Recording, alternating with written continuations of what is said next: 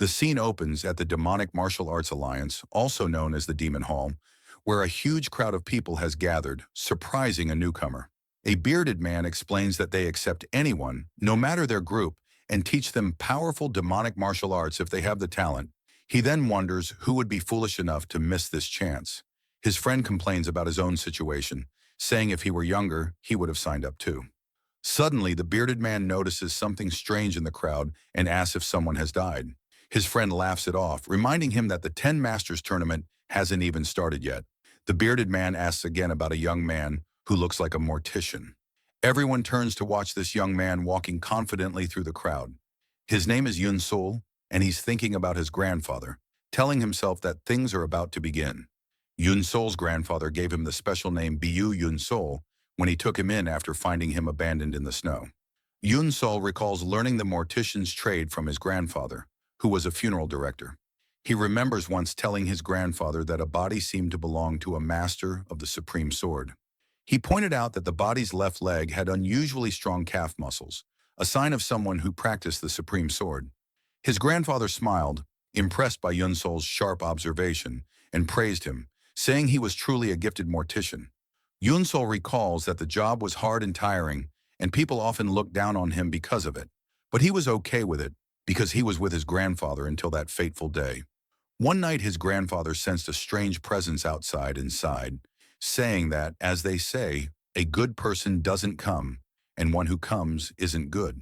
While Yun Sol was asleep, his grandfather woke him and suggested they play a game of pretending to be dead, like they used to.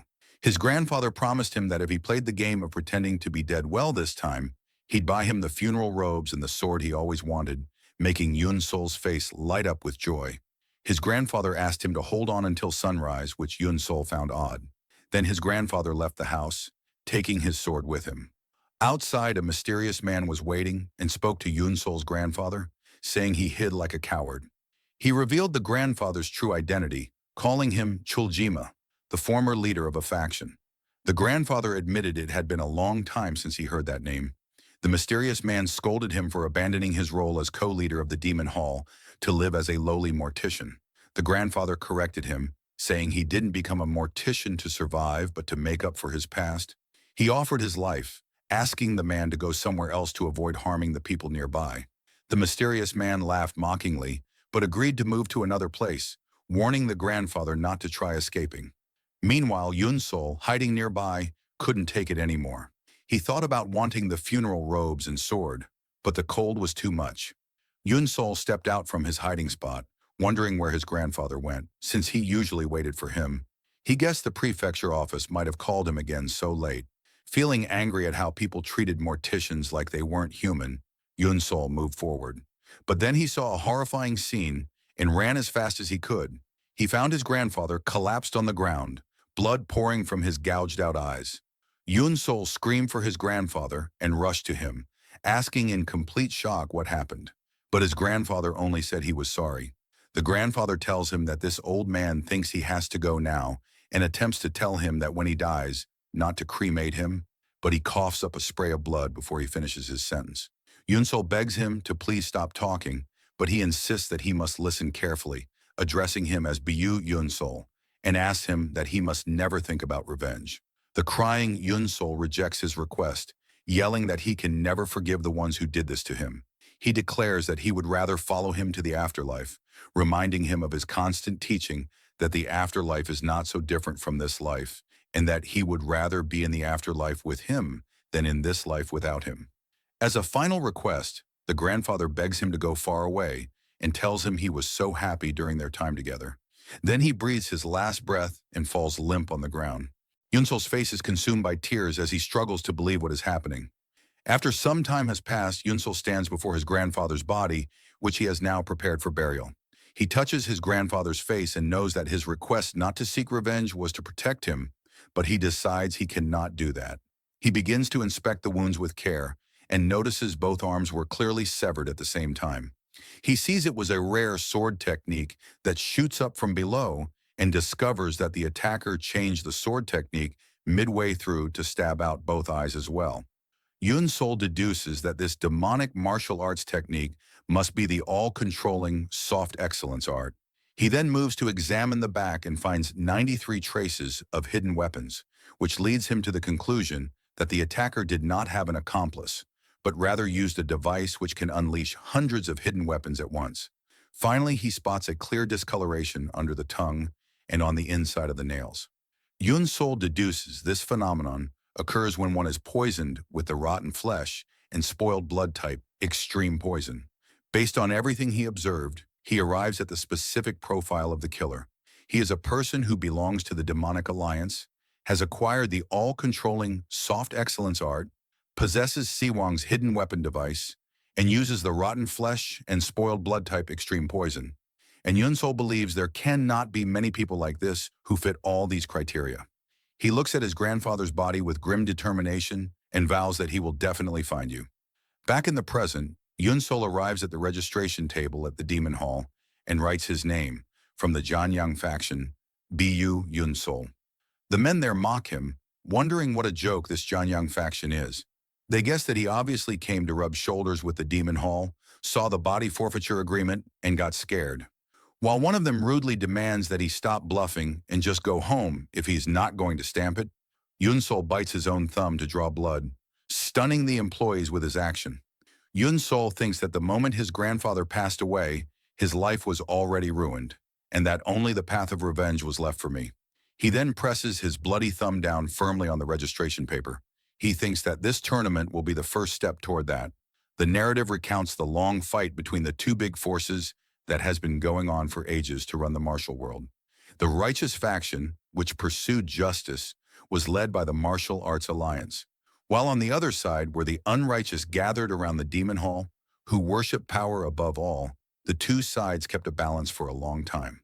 But the righteous wanted to widen their lead, which resulted in the creation of 18 joint warriors who would represent them, known as the Great Masters of Righteous Cause.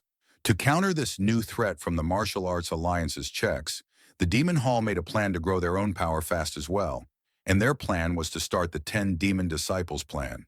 This shocking offer, which involved a promise to pick 10 talented people regardless of faction and teach them the Demon Hall's true martial arts, drew tons of young people from across the martial world who flocked toward the Demon Hall. Yunsol stands among the applicants and feels a strange vibe coming off of a lot of people there. He thinks that it is highly probable that among them is the guy tied to the event that killed his grandfather, because that person must be an unbeatable expert. Yunsol realizes that if he wants to get revenge on such a figure, he would have to become that kind of master himself. And since he currently has no sect and no training, becoming one of the 10 demon candidates is the only quick way he can get strong. Suddenly, the candidates look up in awe as a majestic man with a golden arm and blood-red eyes appears and declares in a booming voice that he is the head of the hall, Yuk Ryan, and the participants recognize him as the golden arm, blood-eyed. Head of the hall, Yuk Ryan continues his speech, explaining that this spot is to pick the best talents in demon martial arts from everyone present, and that only those who pass all the tests set up by the main hall will officially become 10 demon candidates. He then announces the first test where the Demon Hall Masters will check the bone structure and body strength of the participants. The test commences and the Masters examine the bone structure of the applicants with their hands, which confuses some of the hopefuls who had expected a fighting tournament. Yunsol sees that those who pass this physical check move on to the next place. When it is Yunsol's turn, a master approaches him, and after checking his body, shows an expression of complete disbelief and thinks to himself that this guy's bones are totally ruined.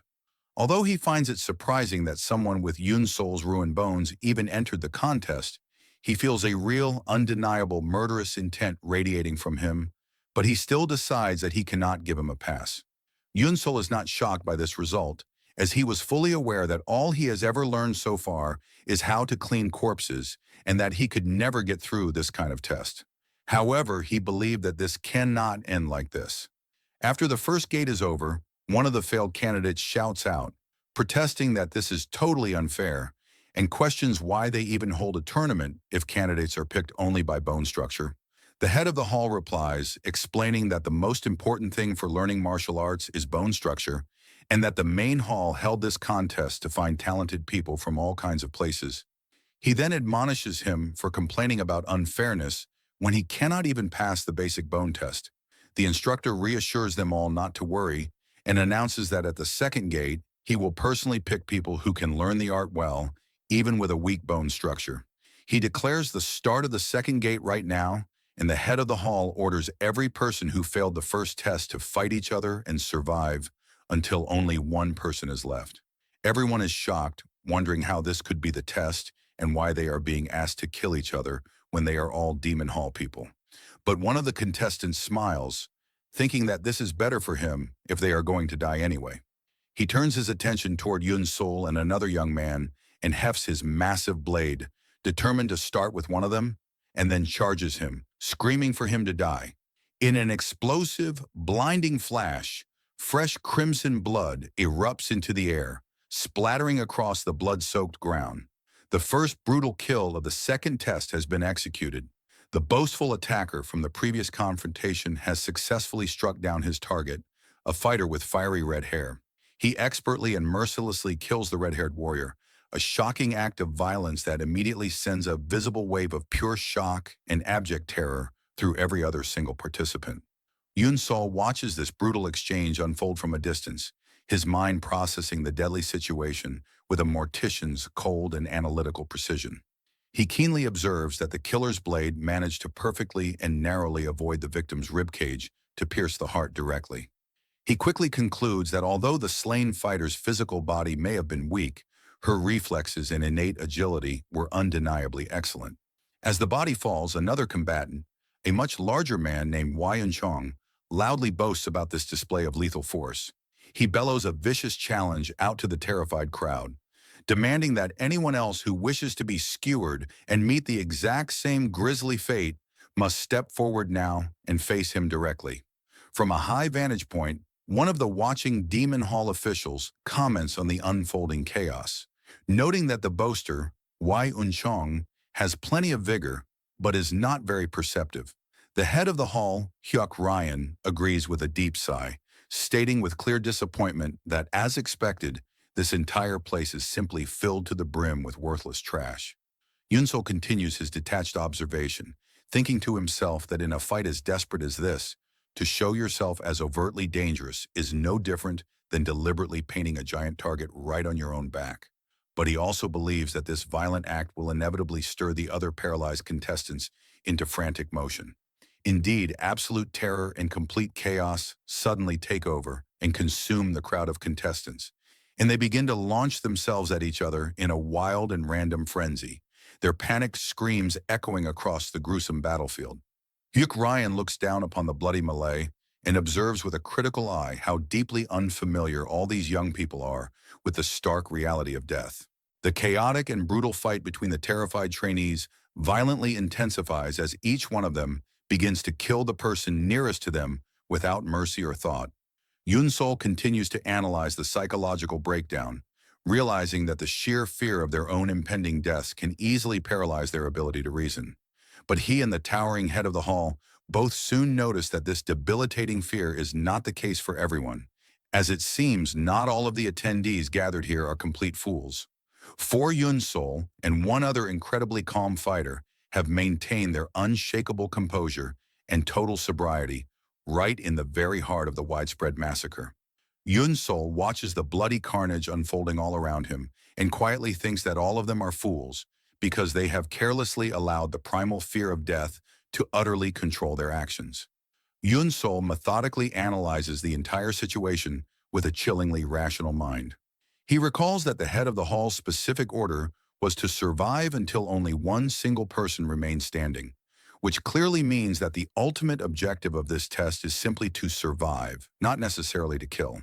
He feels completely confident that he can absolutely guarantee his own survival as long as he continues to think rationally and acts with a cool and level head. And so, he makes a solemn vow to himself that he will survive this ordeal, no matter what it takes to do so. Suddenly, one of the frenzied fighters spots him and approaches, thinking to himself that Yun Sol looks absolutely pathetic and must have been cowering and hiding this entire time. Yun Sol's gaze drifts to a nearby corpse, and he instantly notices the signs of a shallow but persistent sword spirit, recognizing it as a body that was struck down by extremely swift swordplay from a very fine blade. The aggressive fighter decides then and there that he will be the one to kill Yun-Sol himself. He launches a powerful attack, swinging his blade wildly, but Yun-Sol dodges the clumsy strike with practiced grace, the force of the blow smashing into the wooden box secured on his back. The attacker brutally mocks him, scornfully asking what is inside that box, questioning if it is a ceremonial robe and if he thinks he is a general or something. Yun-Sol completely ignores him as the shattered box reveals its contents. He stares down at the garment, and for a fleeting moment he remembers his grandfather with painful clarity, recalling the happy birthday scroll he had been given. His eyes, now glowing a faint crimson, shine with a potent mixture of raw anger and unbreakable determination. The attacker sees Yun-Sol holding a small mortician's blade from his ruined kit and asks him with dripping sarcasm what he could possibly do with a blade like that. Before the man can finish his follow-up attack, the other calm fighter instantly appears and pounces on him from the side, killing the attacker with a single perfect sword strike. This new fighter turns to Yun-Sol and tells him there is no need to thank him for helping. He states that having useless guys like him drawing attention only makes things easier for him. He then adds that by the looks of it, Yun-Sol has got sharp eyes, but it seems he has not learned any martial arts and coldly concludes that he could kill someone like him at any given time. From a distance, the head of the hall, Hyuk Ryan, observes this specific exchange with keen interest. His attention is immediately drawn to the young swordsman's unique blade, and he recognizes that he holds the legendary silent sword. He wonders aloud who this man is to possess the sacred legacy of Mak Han, who was once called the first wanderer of the blade. His assistant explains that this young man's name is Nung Ungang, and that it is said he discovered Mak Han's secret manual and his sword within a secluded valley. He further elaborates that since Nung Ungang learned only from the manual, his strikes are not yet smooth, and his movements are currently full of dangerous flaws. The important discussion between the two instructors continues, with the assistant mentioning that for now, Nung Ungang is the only one who can be called Mak Han's disciple, and that while his body may be lacking, he was a strong candidate for the 10 demon candidates, and just might be the one to win this entire test. Hyuk Ryan agrees, adding that while Nung Ungang is still just a brat who is unworthy of even holding the silent sword, it does not seem like there is anyone here stronger than him, unless there is some great, completely unexpected twist. After what feels like an eternity, the fierce battle finally concludes, leaving only two people alive, standing in a silent arena now completely filled with mangled corpses. Those two survivors are Nung Ungang and Yun-Sol. Nung Ungang stands in the blood-soaked training ground and expresses his genuine surprise that Yun-Sol is the one who somehow managed to survive all the way until the very end. He then turns his full attention to him and issues a final challenge, declaring that if he kills him, he too will become a candidate for the 10 demon lords, and he boldly invites Yun-Sol to come at him. Yun-Sol gazes back at him with an unervingly calm expression and thinks to himself that although he fully recognizes that Nung Ungang is the strongest person here, he has in fact already discovered his one critical weakness, and he is now absolutely confident that he can achieve victory against him. Having already extensively studied his enemy's distinct fighting style from the corpses Nung Ungang had left strewn across the training ground, Yun-Sol confidently leaps up from his waiting position. He sarcastically and tauntingly offers to test out Nung Ungang's highly vaunted skills for just a little while longer. Then he launches himself into the fray to meet his opponent's violent, full-force attack. Yun-Sol proceeds to dodge all of his opponent's successive, lightning-fast blows with incredible and almost preternatural skill, resulting in him suffering only a series of superficial, non-critical wounds. Nung Ungang begins to viciously mock him during the one-sided exchange, contemptuously saying that the only thing Yun-Sol is truly good at is clumsy, desperate dodging, and that it is genuinely impressive he has managed to hold out and survive this far into the bloody battle. High above, the head of the hall and his assistant watch the climactic fight with intense focus, and they both notice that even though it appears on the surface that Yun-Sol is being helplessly and relentlessly beaten down, he is actually, in reality, twisting his body with micro-movements at the absolute last possible moment of each ferocious blow, allowing him to consistently avoid receiving a single, definitively fatal injury.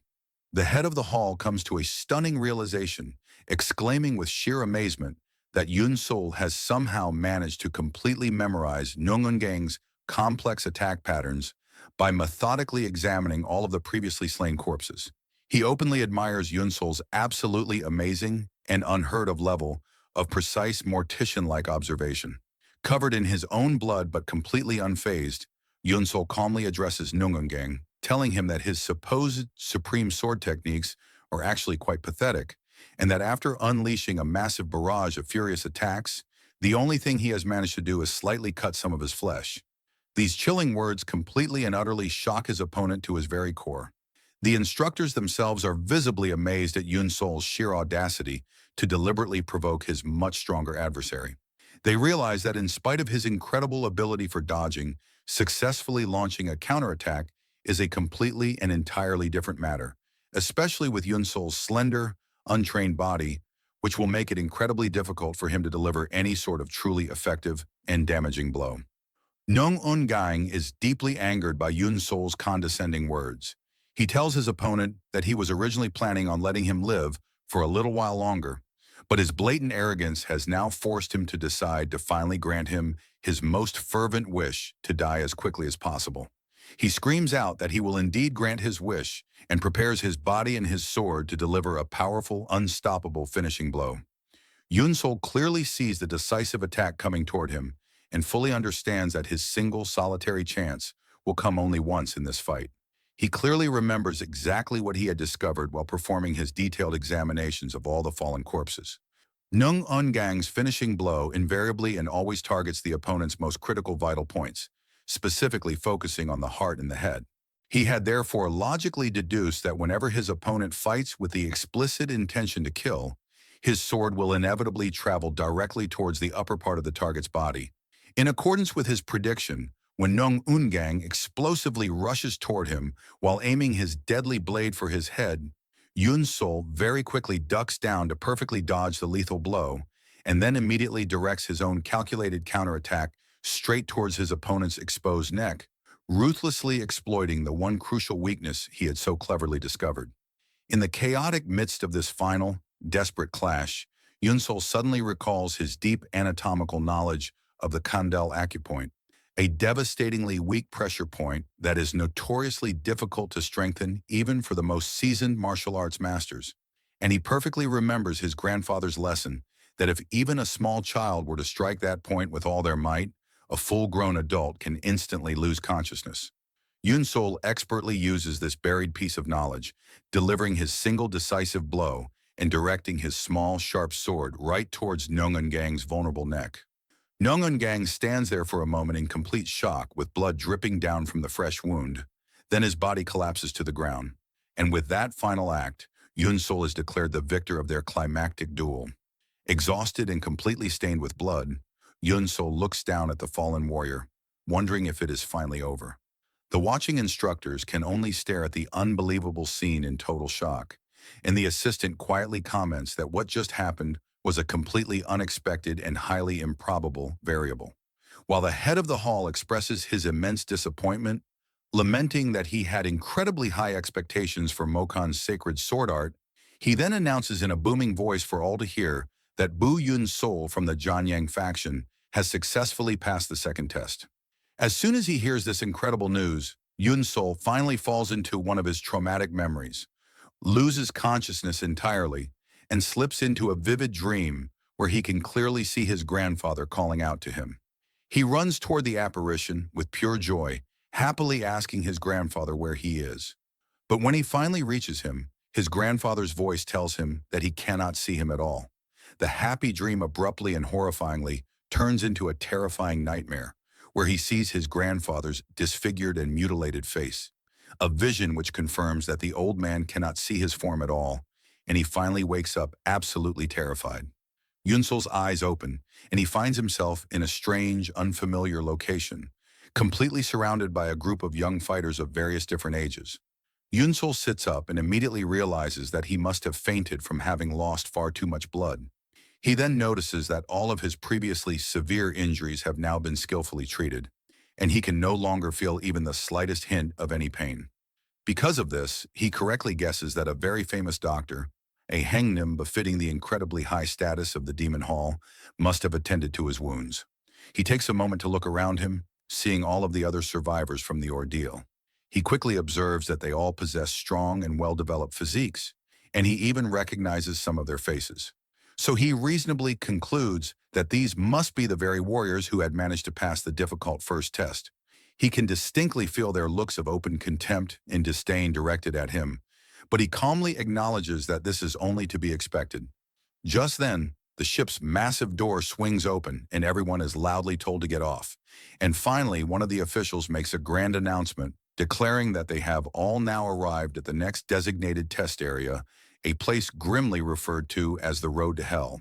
All the successful candidates disembark from the vessel, following the Demon Hall official onto the shores of the foreboding and ominously named island.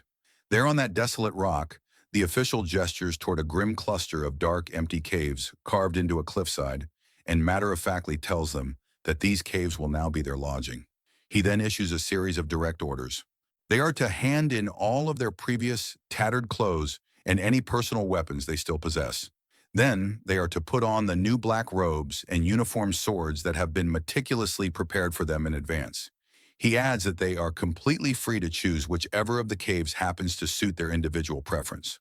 One of the survivors who quickly claimed a spot says aloud that he has found a suitable cave, noting that he actually found it to be quite pleasant and comfortable, which was completely contrary to his negative expectations. In another area, a heated fight suddenly breaks out between two separate candidates as they argue over the rights to one particular cave, but several others quickly intervene in an attempt to break up their petty squabble. Yunsol observes all of this chaos from the side and coldly thinks that these people have absolutely no real concept of what actually happened back in the brutal, merciless second gate.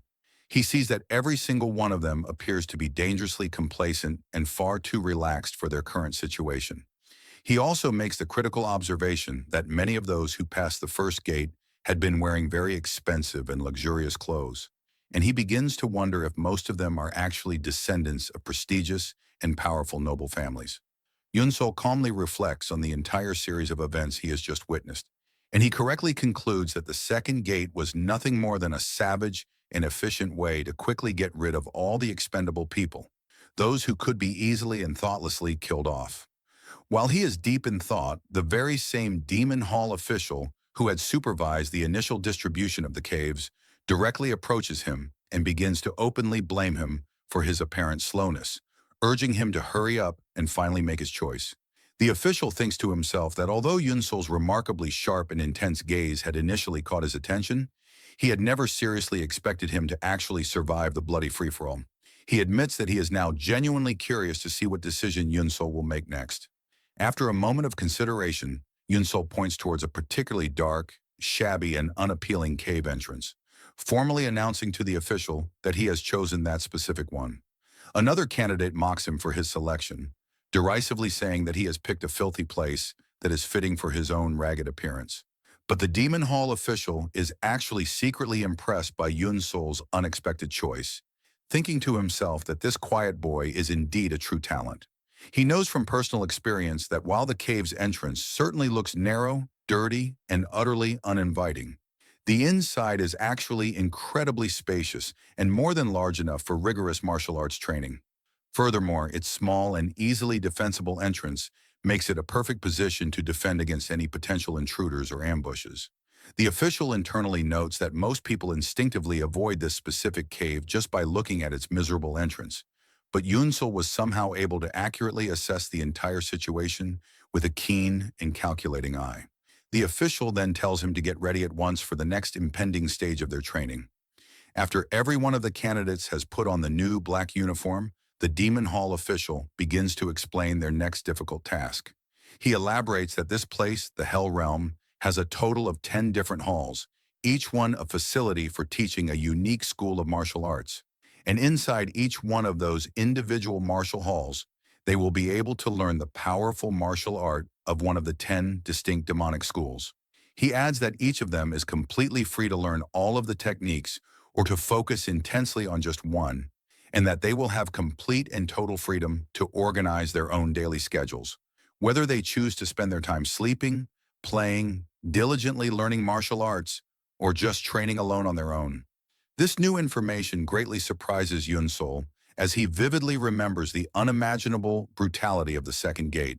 And because of that, he cannot possibly believe that they will simply be left alone to train peacefully without some kind of cruel twist. Soon enough, the survivors begin to animatedly discuss among themselves which martial art they should try to learn first. Most of them eventually come to the consensus that they should pursue the Hua-Wu sword sect, which they have all heard is by far the strongest of all the available options. As if in a stampede, everyone immediately rushes off in that direction. Yunsel watches them go, thinking to himself that he has also heard that the Hua-Wu sword sect is said to be the most powerful among the 10 demonic sects. And he knows that learning their devastating martial arts would definitely be useful for his goals. But he quickly decides that this is ultimately not the path for him because he has never learned any formal martial arts before in his entire life. So for that reason, he knows he does not need to start his journey with the absolute strongest and most advanced techniques. Yunsol takes a moment to think about what he truly and fundamentally needs right now, and then he deliberately takes a completely different path from the rest of the group. Yunsol steadily moves in the direction of a completely different martial arts training facility. He eventually arrives at a very old and clearly dilapidated building, and he immediately recognizes it as the Nanja Pavilion. He remembered from stories that the reputation of this particular pavilion has now deteriorated so much over the years that it is just barely still counted among the esteemed 10 demonic sections. He also recalled that the only real reason for its continued survival is its long and storied history of having graduated a considerable number of the most powerful martial arts champions of their era. He even remembers that his grandfather himself had once told him stories about this very place. Yun Sol decides he will train here, but as he takes a step forward, he notices that the very ground in front of him seems to be inexplicably moving and shifting. Suddenly, and without any warning, a man's disheveled head emerges directly from the earth itself. The man gruffly introduces himself as Su Wu, the secret hall master of the Nanjia Pavilion, and he directly asks Yun Sol if he has come to this place with the desperate hope of becoming a demonic disciple. Yun Sol respectfully stands before him and answers in a firm voice, confirming that he has indeed come to learn the martial arts of the Nanjia Pavilion. Su Wu looks him up and down with a contemptuous glare, then lets out a harsh laugh and coldly orders him to leave at once, so as not to hasten his own inevitable death. He flatly announces that he has absolutely no intention of teaching his martial arts, especially not to a flimsy scrap of a person who looks as pathetically fragile as he does. Yun Sol calmly replies to Master Su Wu with unwavering confidence, explaining to him that he heard if a person were to master the Nanja Pavilion's techniques, they would gain the strongest vitality in the world, the ability to survive literally anything. Su Wu scoffs loudly at his words, expressing his utter surprise that this boy knows so much about these dying and arts. He then gravely warns him that their martial arts are notoriously difficult for even the greatest geniuses to learn, primarily because the entire process begins by fundamentally reconstructing the body itself. He states that with Yun Sol's current poor physical condition, he would surely be dead within a single day. He then commands him to leave immediately now that he understands the dire risks. Instead of turning around and leaving as he was ordered, Yun Sol bows down completely and respectfully places his forehead directly on the ground. Su Wu asks him in total surprise what on earth he is doing now. Yun Sol replies that since he has now generously offered to teach him himself as his new disciple, he can only offer his deepest respect to his new master. Su Wu angrily calls him a crazy, stubborn fool, but he finally, with great reluctance, gives in and agrees to teach him. Su Wu emerges completely from the ground and makes sure to assure him not to get the wrong idea, as he is only teaching him because it was a direct order from the Demon Lord. He then properly introduces himself once more as Su Wu, the hall master of Nanjia Pavilion's secret arts, and instructs him to address him as Elder Su Wu from this point forward. Yunsol tries to introduce himself in turn, but Su Wu sharply interrupts him, coldly stating that he is nothing more than trainee number one. Su Wu then declares that there has been enough talk and that their training will begin immediately. In an instant, Yun Sol's entire world plunges into an abyss of absolute darkness, a disorienting void where he suddenly realizes that he is utterly unable to see anything at all. So his voice echoes out from the blackness, explaining to him that he has only temporarily sealed his precious sight by using the deeply secret techniques that belong to the ancient and venerable Nanja pavilion. He further explains to his new pupil that this seemingly cruel act is an absolutely necessary and foundational procedure to properly learn the fundamental martial arts of his clan, a legendary technique known as the Way of the Wild Beast. This powerful martial art, he describes, not only works to maximize the dormant senses of the entire body to an incredible degree, but also allows its wielder to eventually gain the razor-sharp reflexes of a wild animal. Suwu then continues to clarify that their clan's unique and esoteric martial arts are vastly different from other high-level fighting styles, because their ultimate pinnacle varies greatly, depending entirely on the individual enlightenment of the specific successor who learns them. And it is for this exact reason that the fundamental way of the wild beast is also just as notoriously difficult to learn as mastering any other complete martial art, a fact that has led to the number of challengers naturally and gradually decreasing over many years to what it is today, the sad and dilapidated state the pavilion finds itself in now. But he reassures his new student, if he can truly master it, he will literally be able to gain the senses of a wild beast. Then with a dry and sarcastic smile that goes unseen in the darkness, Suwu adds that, of course, most people usually just die long before that ever happens. Suwu finally informs him that he should be able to get used to the enveloping darkness after about 1.5 hours, and that he will personally come back to check on him then. Alone in the pitch black, Yunsol waits, noticing that his other senses do not seem to be becoming any sharper as he had originally expected they would. He thinks to himself that 1.5 hours is an agonizingly long time to be so helpless, and he knows he must force himself to get used to it as fast as is humanly possible. He knows that in this incredibly hostile place, countless ambitious martial artists who are all desperately aiming to become one of the 10 masters are constantly targeting each other. He realizes with a spike of cold dread that if he gets ambushed in this completely vulnerable state, he will be utterly and hopelessly defenseless. At that precise moment, he senses a sudden, silent presence descending from above. Yunsol instinctively throws himself to the side, a reflexive movement that allows him to narrowly dodge the unseen assailant as he crashes to the ground. It is in this exact moment that Yunsol has a critical epiphany, realizing that now that his primary sense of sight is completely gone, the single most important thing for him to master is his delicate sense of balance. Late into the night, Su Wu finally makes his return to Yunsol's location, thinking with a bit of dark humor that the boy is surely just wandering around completely lost in the dark by now. Master Su Wu arrives after the promised time and begins to observe Yunsol's personal training regimen, and he immediately finds his new disciple's method to be completely peculiar. He knows that usually when a person loses their sight, they will calmly and patiently wait until all of their other senses naturally return and compensate for the loss. But in stark contrast to this common behavior, Yunsol is moving around frantically and violently, even going so far as to create and fight against an entirely imaginary enemy. Yunsol was now moving with what appeared to be complete and utter smoothness in the oppressive darkness, and Su Wu concludes that this must be the precise reason for his incredibly rapid adaptation to this completely new and debilitating situation. He can see now that Yunsol has, against all odds, gotten completely used to the dark. Su Wu decides to push him further, suddenly issuing a sharp challenge for him to try and avoid his sword.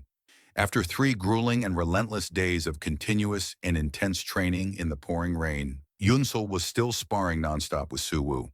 During a break in the deluge of attacks, Su Wu catches him off guard with a sudden, impossibly quick move and viciously strikes Yunsol directly in the stomach with the hard hilt of his sword, a blow the young trainee was completely unable to dodge in time.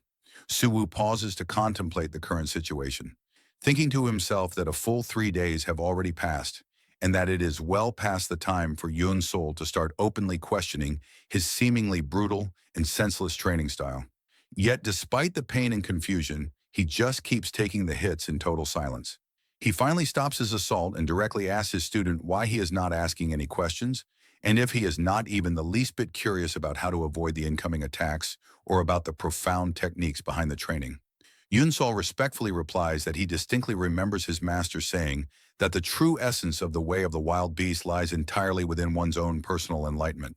Because of this, he had logically assumed that there must be a deep and important reason for every single one of his master's actions. Suwu is visibly surprised by his thoughtful and insightful answer, and he is forced to admit with a grin that the boy is absolutely right. Then, with a renewed and ferocious enthusiasm, he tells him that they will continue the training immediately. Deep in the throes of their renewed training session, Yunsol suddenly reaches an entirely new and heightened stage of his awareness, a strange and exhilarating state in which he can literally feel and somehow perceive the distinct path of the next incoming sword attack. But at the same time, he also instinctively knows that he will be completely unable to dodge this next specific attack in time. So with no other options left, he instantly decides to block it with all of his might instead. Astonishingly, Yunsol succeeds in blocking Su Wu's previously unstoppable attack, a feat which completely surprises his master. Su Wu wonders in disbelief how on earth his student was possibly able to block the legendary soundless sword technique. After only 3 short days of focused training, no less, the force of the blow sends Yunsol sprawling to the ground, utterly exhausted, and he painfully notes that he still could not even manage to block the attack properly. Su Wu slowly approaches his fallen student, then silently offers him a refreshing drink from a well-worn bamboo flask, for which Yunsol sincerely thanks him. Yunsol takes a long drink and is immediately surprised that it is not just simple water, as he feels a tremendous surge of raw energy flowing throughout his entire body, as if all the blood he had previously lost in his trials was now suddenly being replenished.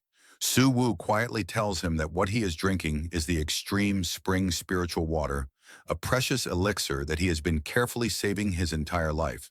But now, as he looks upon this incredible student, he feels that he is not wasting a single drop of it on him. With a wild and excited look in his eyes, Su Wu thinks to himself, with profound and overwhelming excitement, that he has finally, after all these long years, met the best genius in the world, the one he has been desperately waiting for his entire life.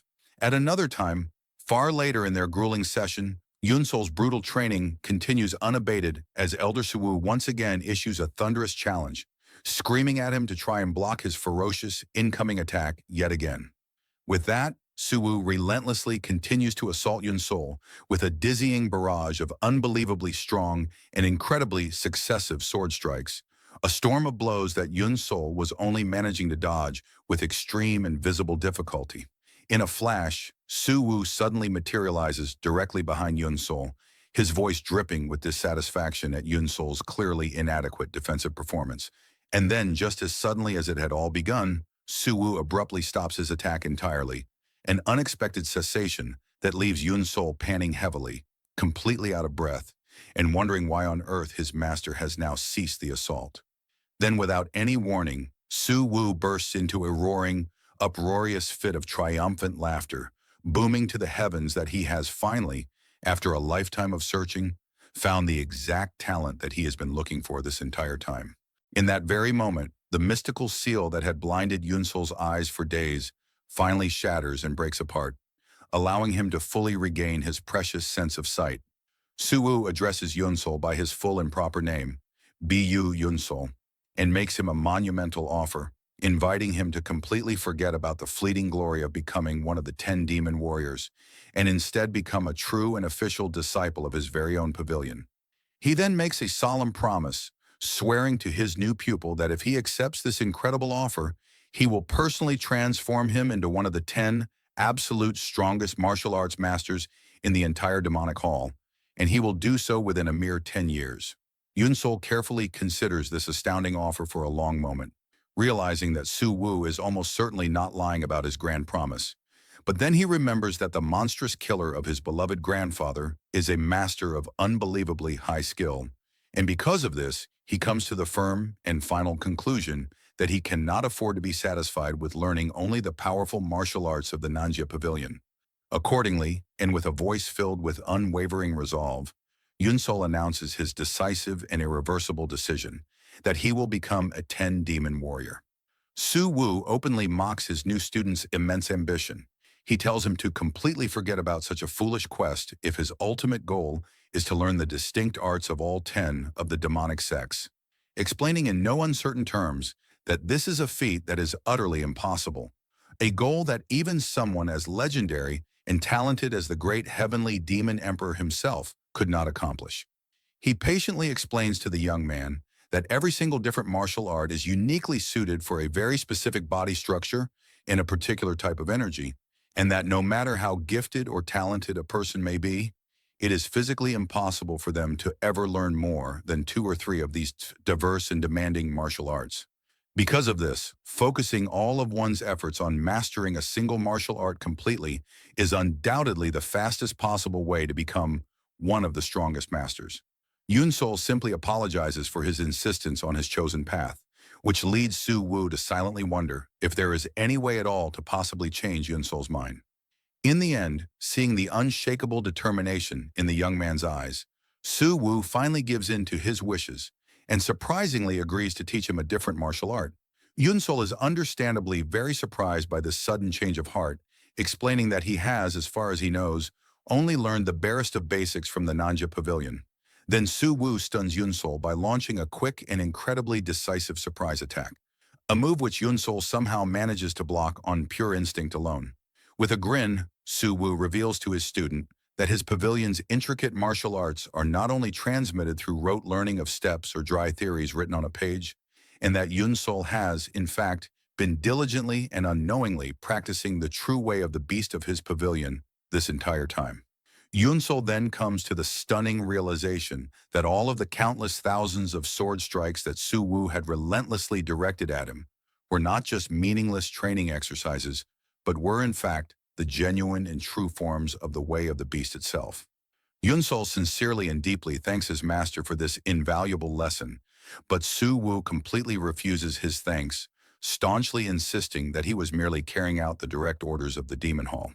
Yunsol, however, insists on expressing his immense gratitude, pointedly reminding his master of the priceless elixir he so generously gave to him, and he promises that he will never, ever forget his kindness. Su Wu coldly tells him to just forget about it entirely, explaining to his young student that this is the brutal and unforgiving nature of the martial world of the murim, where completely forgetting about both favors and grudges is always the absolute best and wisest option. Then, after a brief and heavy moment of silence, he tells Yunsol that he will be going now. Su Wu watches his student from a safe distance as he finally leaves, wondering to himself in absolute amazement where such a hidden dragon, such a profoundly talented person, could have possibly come from, and he thinks that because of this boy, a truly bloody storm will very soon sweep through the hell realm. Yunsol, now alone, reflects on his newfound heightened ability to sense everything around him, a gift from learning the way of the beast, which had made his every sense almost painfully sharp.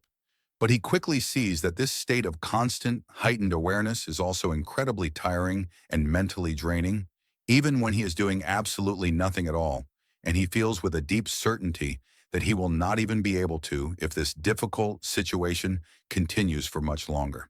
So he immediately decides that he must learn how to fully control all of his new senses and to suppress them as much as possible, just to find some measure of peace. Yunsol begins to deeply focus his mind, earnestly trying to rein in his overflowing senses, concentrating on the task as if he were trying to stop a single, tiny drop of flowing water in a massive river. And after a few intense and difficult moments, he slowly opens his eyes, feeling that this newfound amount of delicate control will be enough for him for the time being. Yunsol then pulls out a small map and carefully looks it over, thinking to himself that the Demon Hall would never just keep all of the trainees on the Hell Realm Island just to let them train forever and indefinitely. He confidently concludes that the time available to them for this stage must be about to run out very soon, and if that is indeed the case, then he really has no other choice left. Yunsol finally makes the decision to head directly to the strongest and most renowned sect among the entire 10 demonic sects, which is the Hua Wu Sword Sect. This powerful school was founded by none other than the legendary Hua Wu Swordmaster, Ji Guowen, who was said to be a powerful rival to the great heavenly demon emperor himself some 700 years ago.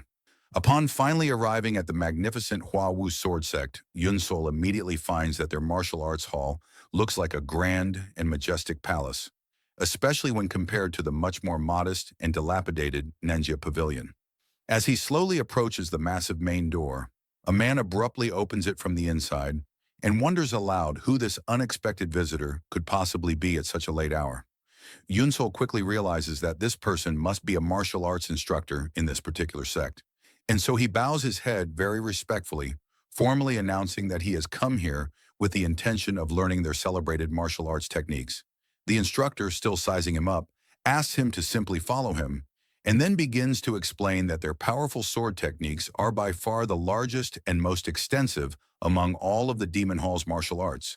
But because of their depth, they are also the most incredibly time-consuming to learn. He further adds that all of those who had arrived at the sect a full 2 weeks ago have already finished their training in the beginner hall and have since moved on to the more challenging intermediate hall. And he then pointedly asks Yunsol why he only came here now after 2 full weeks. Yunsol calmly explains that he has spent the past 2 weeks diligently learning martial arts over at the Nanja Pavilion. The instructor is visibly surprised by this and asks him if he really means to say that he actually learned the way of the beast, which Yunsol calmly confirms that he has. The instructor thinks to himself that while he knew this boy was rumored to be quite talented, he believes it is simply impossible that he could have fully learned the incredibly complex way of the beast in just 2 short weeks. He quickly concludes that what most likely happened is that Elder Suo got thoroughly annoyed with the boy and just roughly sent him off as quickly as possible. And he feels that in such a situation, there is nothing at all to be done about it now. After that brief internal deliberation, he formally introduces himself, saying that his name is Jin Gak and that he is in charge of the beginner hall. He asks that Yunsol now call him chief instructor. Jin Gak then asks Yunsol if he is really going to learn the Hua Wu sword techniques, strongly suggesting that it might be a much better idea for him to just go to another hall now, given how far behind he is. Yunsol sincerely thanks him for his thoughtful concern, but he politely insists that he will still learn the sword techniques of the Hua Wu sword sect. Jingak finally agrees to his stubborn request, and he then shows him a massive scroll that is hanging on the wall. He explains that it contains the basic techniques and the practical teachings of the Hua Wu 13 forms, and he curtly asks him to first observe the scroll and then practice everything he learns entirely on his own. Yunsol just looks at the sprawling document with a confused expression and quietly wonders what he is actually supposed to do with it. Jingak, seeing his hesitation, turns around in clear disapproval and asks him if he really means that he cannot read a simple sword manual. Yunsol admits that this is indeed the case, explaining that he has never once trained in swordsmanship before coming to this place. Jingak then completely freezes in his tracks, his entire body locked in a state of pure and utter shock. The chief instructor then repeats his question for Yunsol, asking him again just to be absolutely certain if he really and truly means that he has not once in his entire life learned even the most rudimentary basics of swordsmanship. He silently thinks to himself that this boy's official records do in fact indicate that he has only ever practiced flame arts up until this point in his life. He also recalled that even during the brutal life or death battle of the second gate, he was not utilizing any sort of recognizable or particular sword style at all.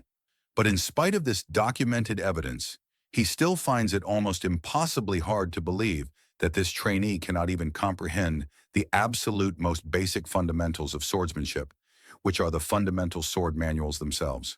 On the other hand, a completely different train of thought emerges as he clearly remembers Yunsol's truly amazing and incredibly quick reflexes and the profound level of awareness that he had displayed throughout the entire second gate. He also distinctly recalled the keen and unexpected insight he had shown when he deliberately chose his cave quarters out of all the available options. Jingak now comes to a truly shocking realization. If this young man is already this incredibly capable, while he is still a completely blank slate, then once he finally receives the proper and formal instruction, his ultimate potential will be truly immense and perhaps even limitless.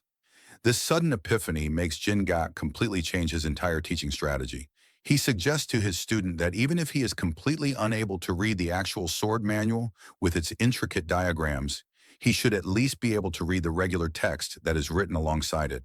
And so he asks him to please try reading the characters on the scroll aloud. Yunsol reads the flowing characters out loud for him. Feng Song Chuan Xin, Yu Liu Dao Yi, which translates to relax the entire body, flows softly to one. He then thoughtfully repeats the very first part of the phrase to himself, the part about completely relaxing the body. Jingak then begins his formal instruction, explaining to him that this phrase first and foremost means that when he is performing his sword forms, he absolutely must release all of the pent-up tension within his body so that he can move with a smooth and completely fluid motion.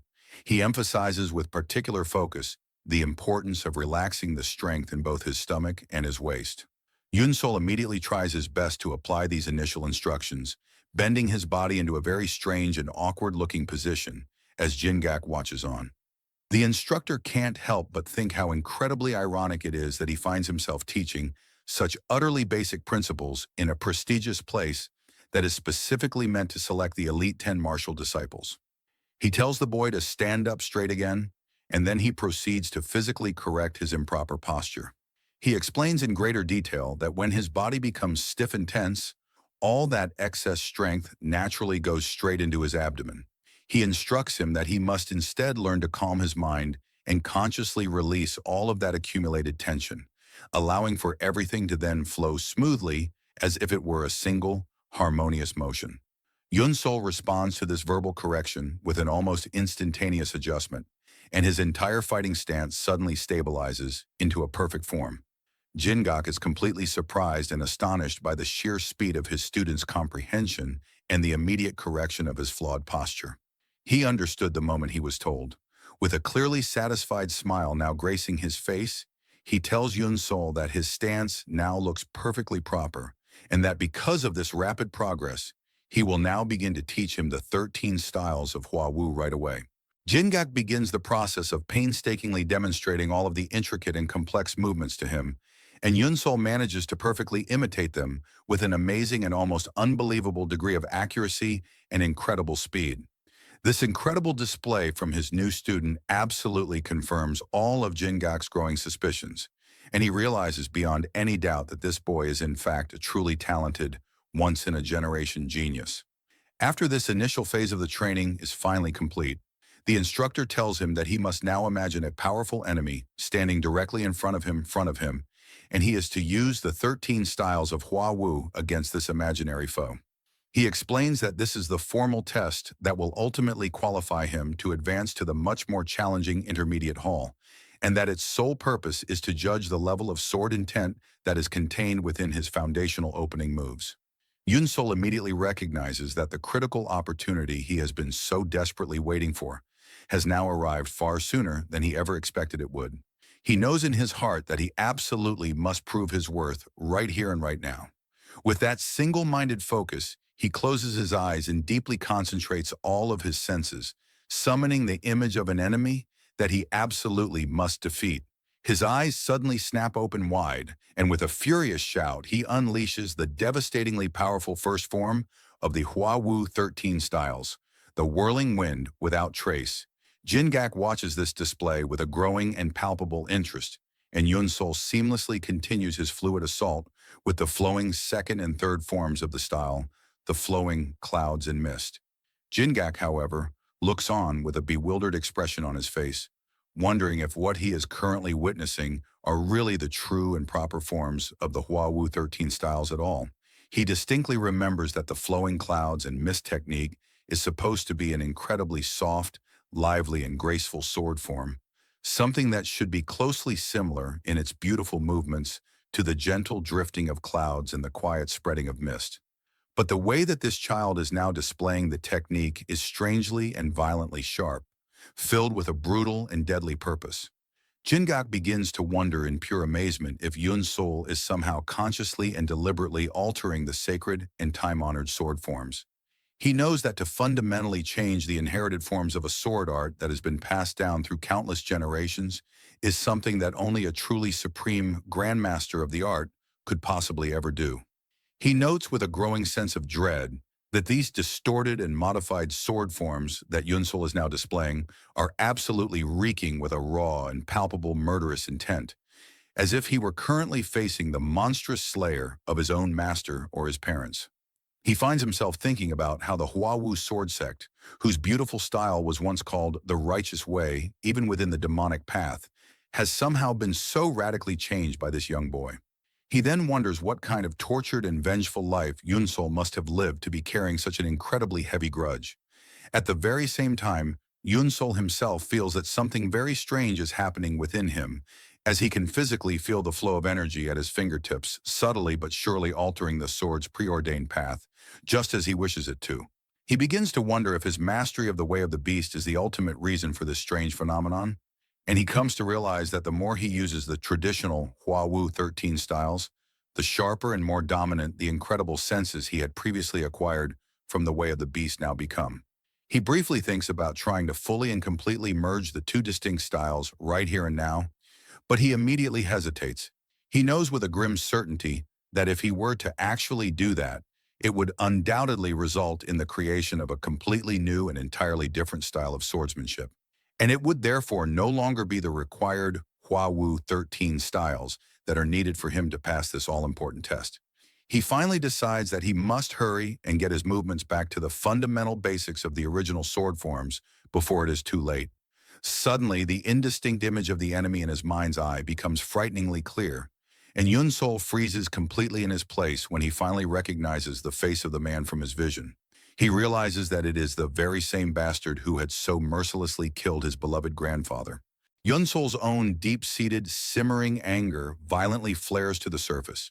He lets out a guttural roar and rushes forward with every last ounce of his might, unleashing the furious seventh form of the Huawu 13 styles, Crimson Slush Monotone.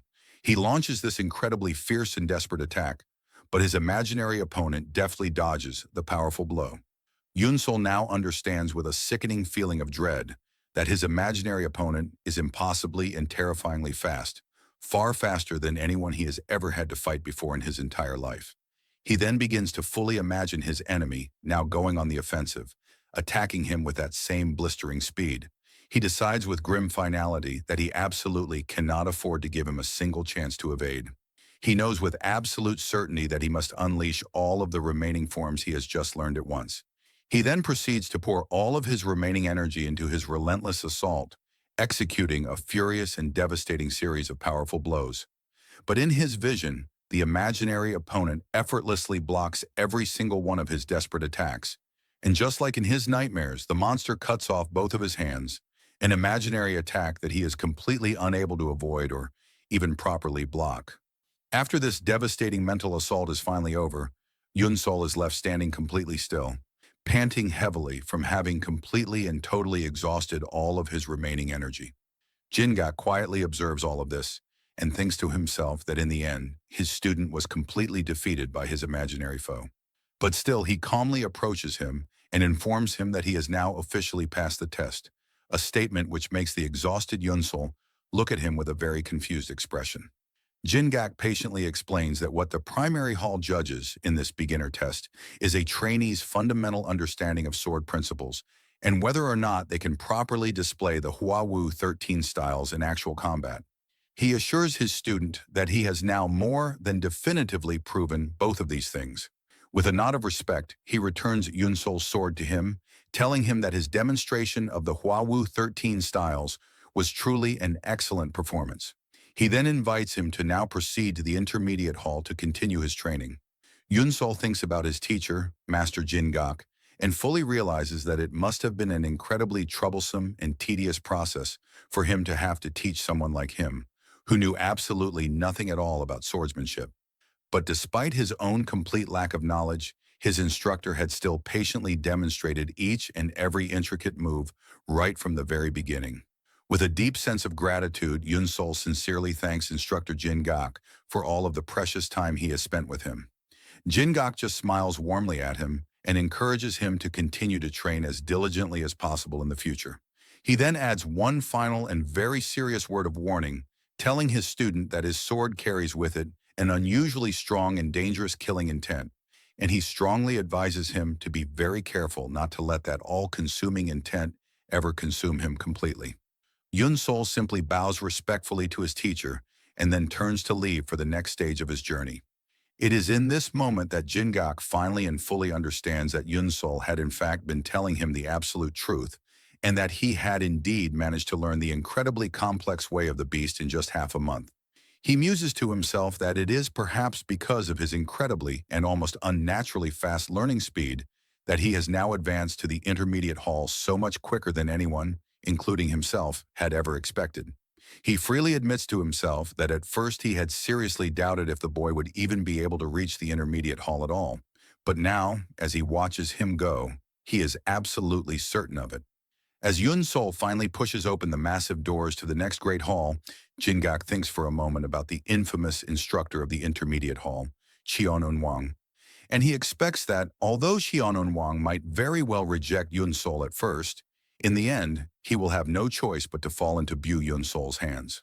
Yun Sol confidently enters the cavernous intermediate hall, and the imposing instructor, Cheon Wang, immediately notices his arrival. He addresses the newcomer with a cutting tone, remarking that it looks like he has only just now cleared the beginner hall. He then proceeds to openly mock him with a sneer, adding that if it really took him more than 20 long days just to grasp the 30 forms of Hua Wu, then he is quite frankly wasting everyone's valuable time by being here. Yunsol calmly explains to the arrogant instructor that he was delayed, clarifying that he spent the first 15 of those days at the Nanjia Pavilion. Cheon Wang correctly deduces from Yunsol's words that he is implicitly claiming his time in the beginner hall wasn't actually slow at all. The instructor thinks to himself with deep and utter contempt that this boy must be one of those pathetic weaklings who fled while desperately trying to master the notoriously difficult way of the beast. Cheon Wang then curtly orders him to take a seat, openly expressing his extreme doubt in his new student's ability to keep up with the much more advanced pace of the other trainees here. Xian Unwang officially begins the lesson for the entire hall.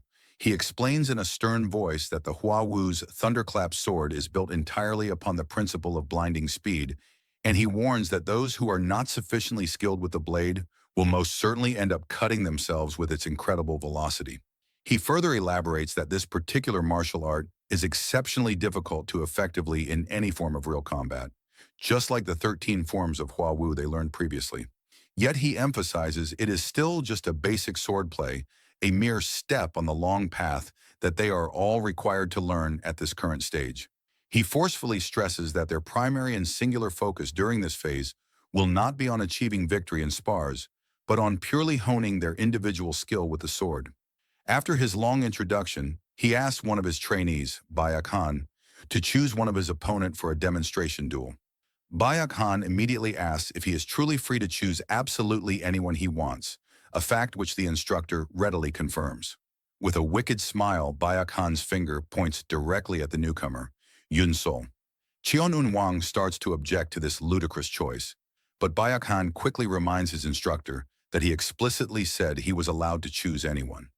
Visibly angry now, Cheon Wang calls Baya Khan a complete brat, wondering aloud how he possibly expects to have a proper duel against someone who is fresh out of the beginner hall, and he firmly orders him to pick someone else for the spar. Yun Sol calmly intervenes in the escalating situation, stating that he will do it and that he formally accepts the duel. He then explains that he diligently trained under instructor Jin Gak in the beginner hall, and that he strongly believes he will learn much faster by actually crossing swords with others in direct combat. Cheon Wang thinks to himself that this newcomer is only clinging to his pride with what are surely shallow and undeveloped skills. But publicly he relents and agrees to the match, stating that knowing one's own limits is the first and most important rule of martial arts, and that he will now see if Yun Sol can possibly make it to the advanced hall. For his part, Bayak Han sees this as an incredibly lucky and golden opportunity, a perfect chance to stand out among the many talented individuals present. If he quickly and mercilessly kills this unassuming newcomer, his own place and high standing here will be completely secure. The two chosen opponents now stand on the dueling floor, facing each other down. Bayak Han condescendingly tells Yunsol that he has got courage. He will certainly grant him that, but he warns him that courage alone will never be enough to keep him alive in this cruel and brutal world. Then, with no further ceremony, instructor Xion Unwang loudly orders for the duel to begin. The duel immediately commences with a shockingly fierce and powerful attack launched by Bayak Han, but Yunsol manages to expertly dodge the initial assault with practiced skill. Bayak Han continues his relentless barrage of attacks, and their swords finally clash together with a powerful ringing report of steel on steel. It is through this first direct clash of blades that Bayakhan immediately feels the awkward and clumsy weight flowing through Yunsol's grip, and he instantly realizes, with a wide, sarcastic smile, that this upstart is indeed a complete and total beginner. Bayakhan then laughs out loud, openly mocking his clumsy and foolish opponent. He then grandly announces that he will now show him what the Wawa's thunderclap sword is really supposed to look like. Bayak Han then launches a blindingly fast series of furious attacks, but he is completely shocked to find that Yun Sol somehow manages to slip past and evade every single one of his expertly placed blows with what seems like impossible ease. From a distance, instructor Cheon Wang watches the entire situation unfold with a critical eye, and he thinks to himself that Bayak Han's swordplay is actually quite crude. In stark contrast, he observes that Yun Sol is not just dodging these attacks with pure speed, but that his uncanny movements are actually much closer to some form of foresight, a realization which raises the instructor's suspicions about the very real possibility that the boy might have actually mastered the way of the beast. Qianan Wang initially dismisses this incredible idea, knowing that while the way of the beast is indeed taught as a basic art at the Nanya Pavilion, it is, in truth, a supreme martial art fit only for the most seasoned veterans among masters. And because of its legendary difficulty, he knows that it is absolutely impossible for anyone, not even a prodigy touched by the heavens, to master it in a mere 15 days. Qian Unwang decides then and there that he cannot possibly earn an evaluation for his skills based on dodging alone, reminding himself that this entire duel was meant to test his swordplay and not just his raw reflexes. As if on cue, Yunsol completely stops his evasive movements and suddenly begins to counterattack his opponent, unbelievably using a stance from the beginner level, 13 forms of Hua Wu, an action that completely shocks the other trainees who are watching the duel. Bayak Han openly scoffs at his opponent's pathetic use of such a rudimentary technique, confidently thinking to himself that he could counter this form even if he were blindfolded. But then he suddenly notices that Yunsol's version of the well-known stance is actually slightly and strangely different from the one he knows. He is completely stunned when Yunsol's unexpected blow effortlessly penetrates his supposedly perfect defense and lands a solid hit.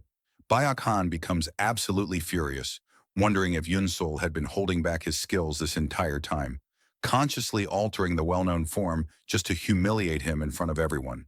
He quickly guesses that Yunsol must be doing all of this just to impress the instructor and get sent straight to the advanced hall himself. He knows that if this situation continues as it is, he will be the one who ends up looking like a complete and utter fool. He then screams out in pure rage, furiously declaring that he is the one who will be going to the advanced hall. He then unleashes his own clan's brutal Sura sword art, using its infamous killing technique, the blood-shattering strike.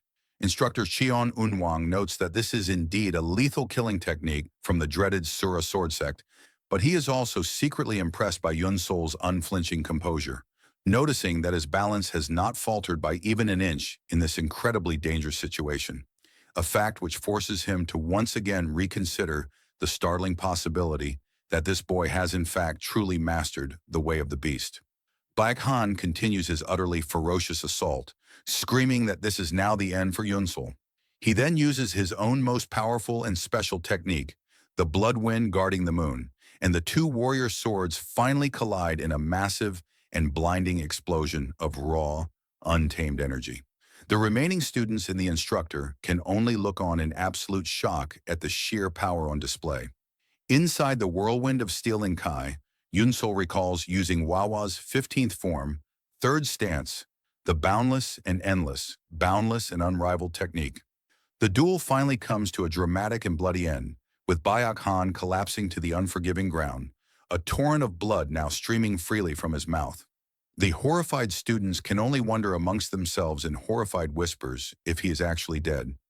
With a calm and almost detached motion, Yunsol slowly and deliberately sheathes his deadly sword. Instructor Cheon Wang confirms to himself with a professional eye that his former student, Bayak Han, is indeed quite dead, having received a single impeccably precise blow to a fatal vital point, the Chonjung acupoint. Looking up at the victor, Cheon Wang asks Yunsol if he was originally a dedicated disciple of the now fated Nanjia Pavilion all along, to which Yunsol firmly denies any such prior affiliation. The instructor then asks his question again, his voice now laced with incredulity, wondering if he is therefore actually claiming to have completely and perfectly mastered the incredibly difficult way of the beast in just 15 short days. Yunsul simply replies that he has in fact only just mastered the very basics of the art.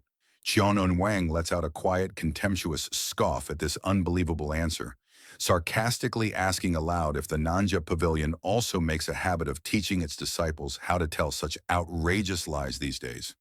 Yunsol begins to speak again to defend himself, but the instructor cuts him off sharply, telling him that he has heard enough with the excuses and immediately orders him to get the dead body out of here right now.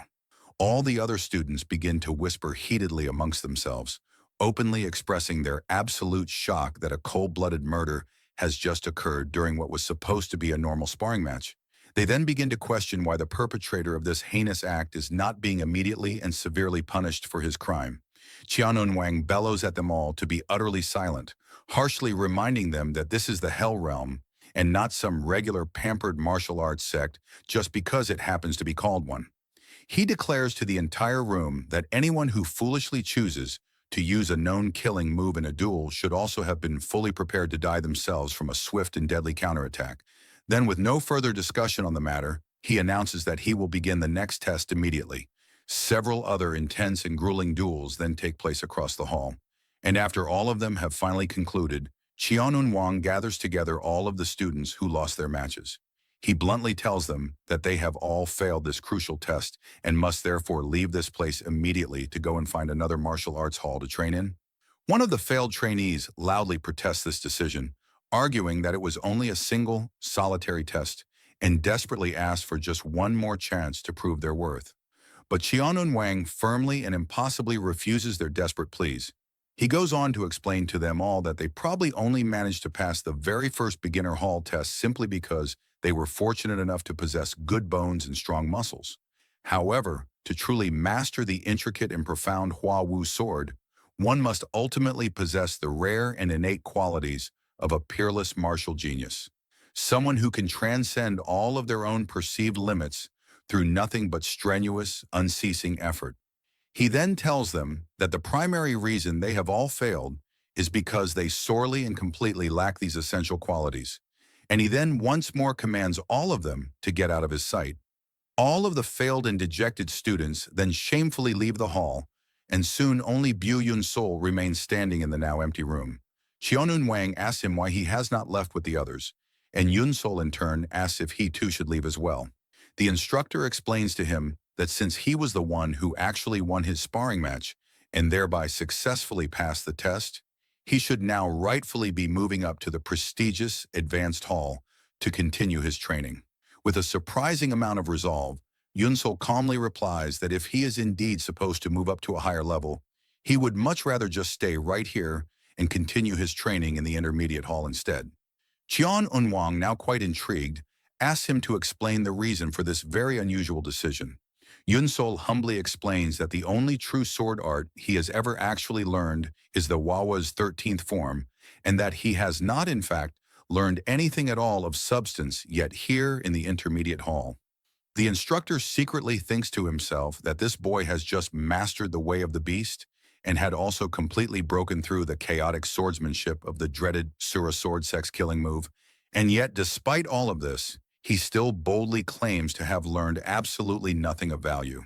Qianun Wang, his interest now fully piqued, finally agrees to teach Yun-sol the Wawa's thunderclap sword, a technique which is widely considered to be a direct continuation of the Wawa's 13th form. But he issues his new student a very harsh and severe warning, stating that he despises those who would resort to cheap tricks just to make a strong but ultimately false impression, and that if he finds even the slightest trace of any other sword art besides the Wawa's 13th form being used, he will personally cut off his head without a single moment's hesitation. After an entire week has passed, Qianun Wang now finds himself smiling quietly to himself.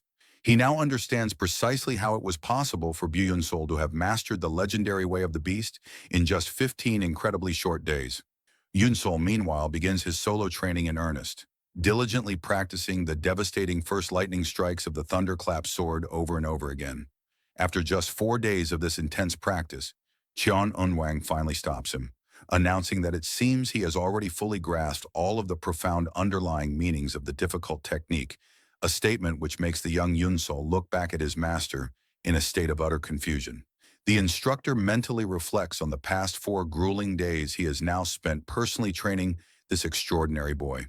He had rigorously tested him from every single conceivable angle, and he had now confirmed beyond any doubt that Yunsol's foundation in the sword arts was indeed almost completely non-existent. He was truly, as he had claimed, someone who had only just recently begun to learn the way of the sword. However, Qianun Wang found himself incredibly impressed by the sheer perseverance and the unbelievable tenacity that this boy possessed in spades. He had put every last fiber of his being into every single moment of his training, practicing as if his very life would end if he did not manage to completely master the martial art right then and there.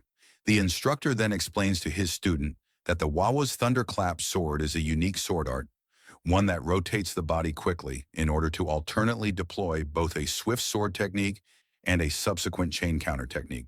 He further elaborates that all of its intricate forms are specifically designed to swing the sword in a wide arc around the body, a feature which, in theory, should make them entirely impractical to use in a real life-or-death fight. Despite this apparent design flaw, he notes with a deep fascination that Yunsol still attempts to use every single form in the most practical way possible, as if he were constantly trying to kill someone standing right in front of him. Yunsol then asks his master if that is not the very purpose of a sword art. The instructor replies that all demonic martial arts do indeed require a powerful and palpable killing intent to function. But, he warns, to reach a state of infinite greatness, the Wawa sword has deliberately discarded the killing sword, the part of its art which exists solely for the purpose of taking a life.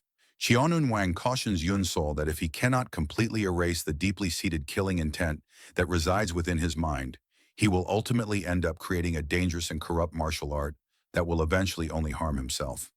Yunsol immediately realizes that this is the very same thing that his former teacher, instructor Jin Gok, had also told him. The instructor then admits with a heavy heart that in the past, and even now, he too has lived his entire life with a killing sword and had mercilessly cut down everything and everyone that stood in his path without a single shred of hesitation. But as a direct result of this path, both his status and his honor had fallen from a heavenly greatness.